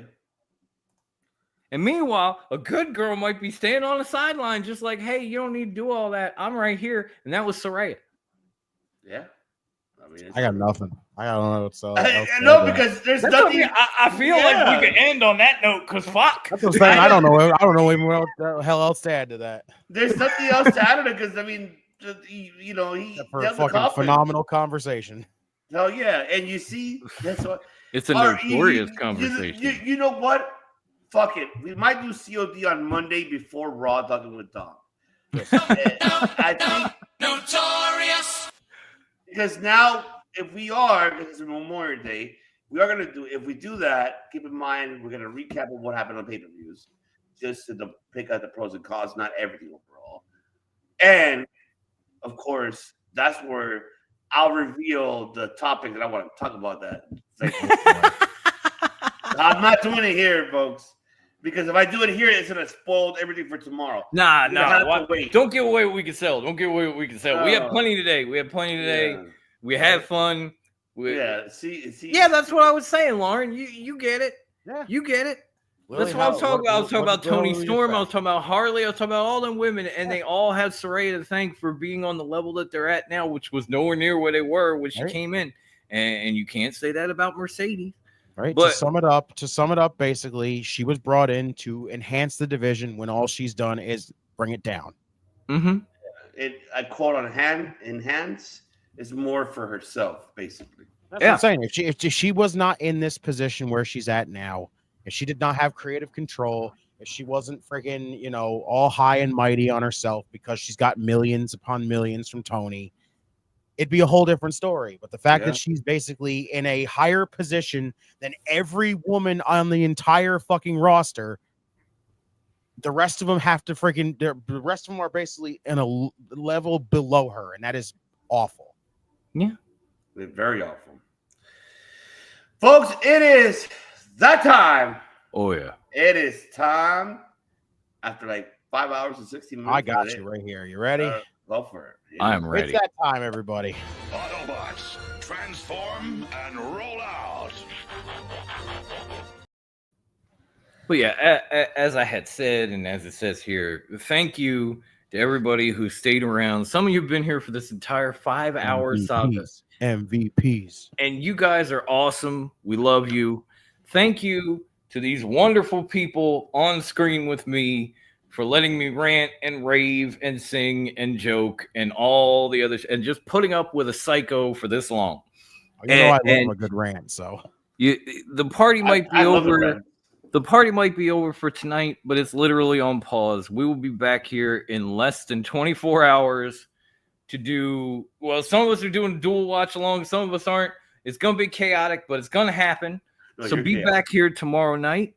Enjoy Double or Nothing with us. Enjoy NXT Battleground with us. Most importantly, just enjoy wrestling. If it's not your cup of tea, let somebody else drink it. Now it tastes like Saraya. That is delicious. That's spicy. That's international. And it's tea, so it's fitting.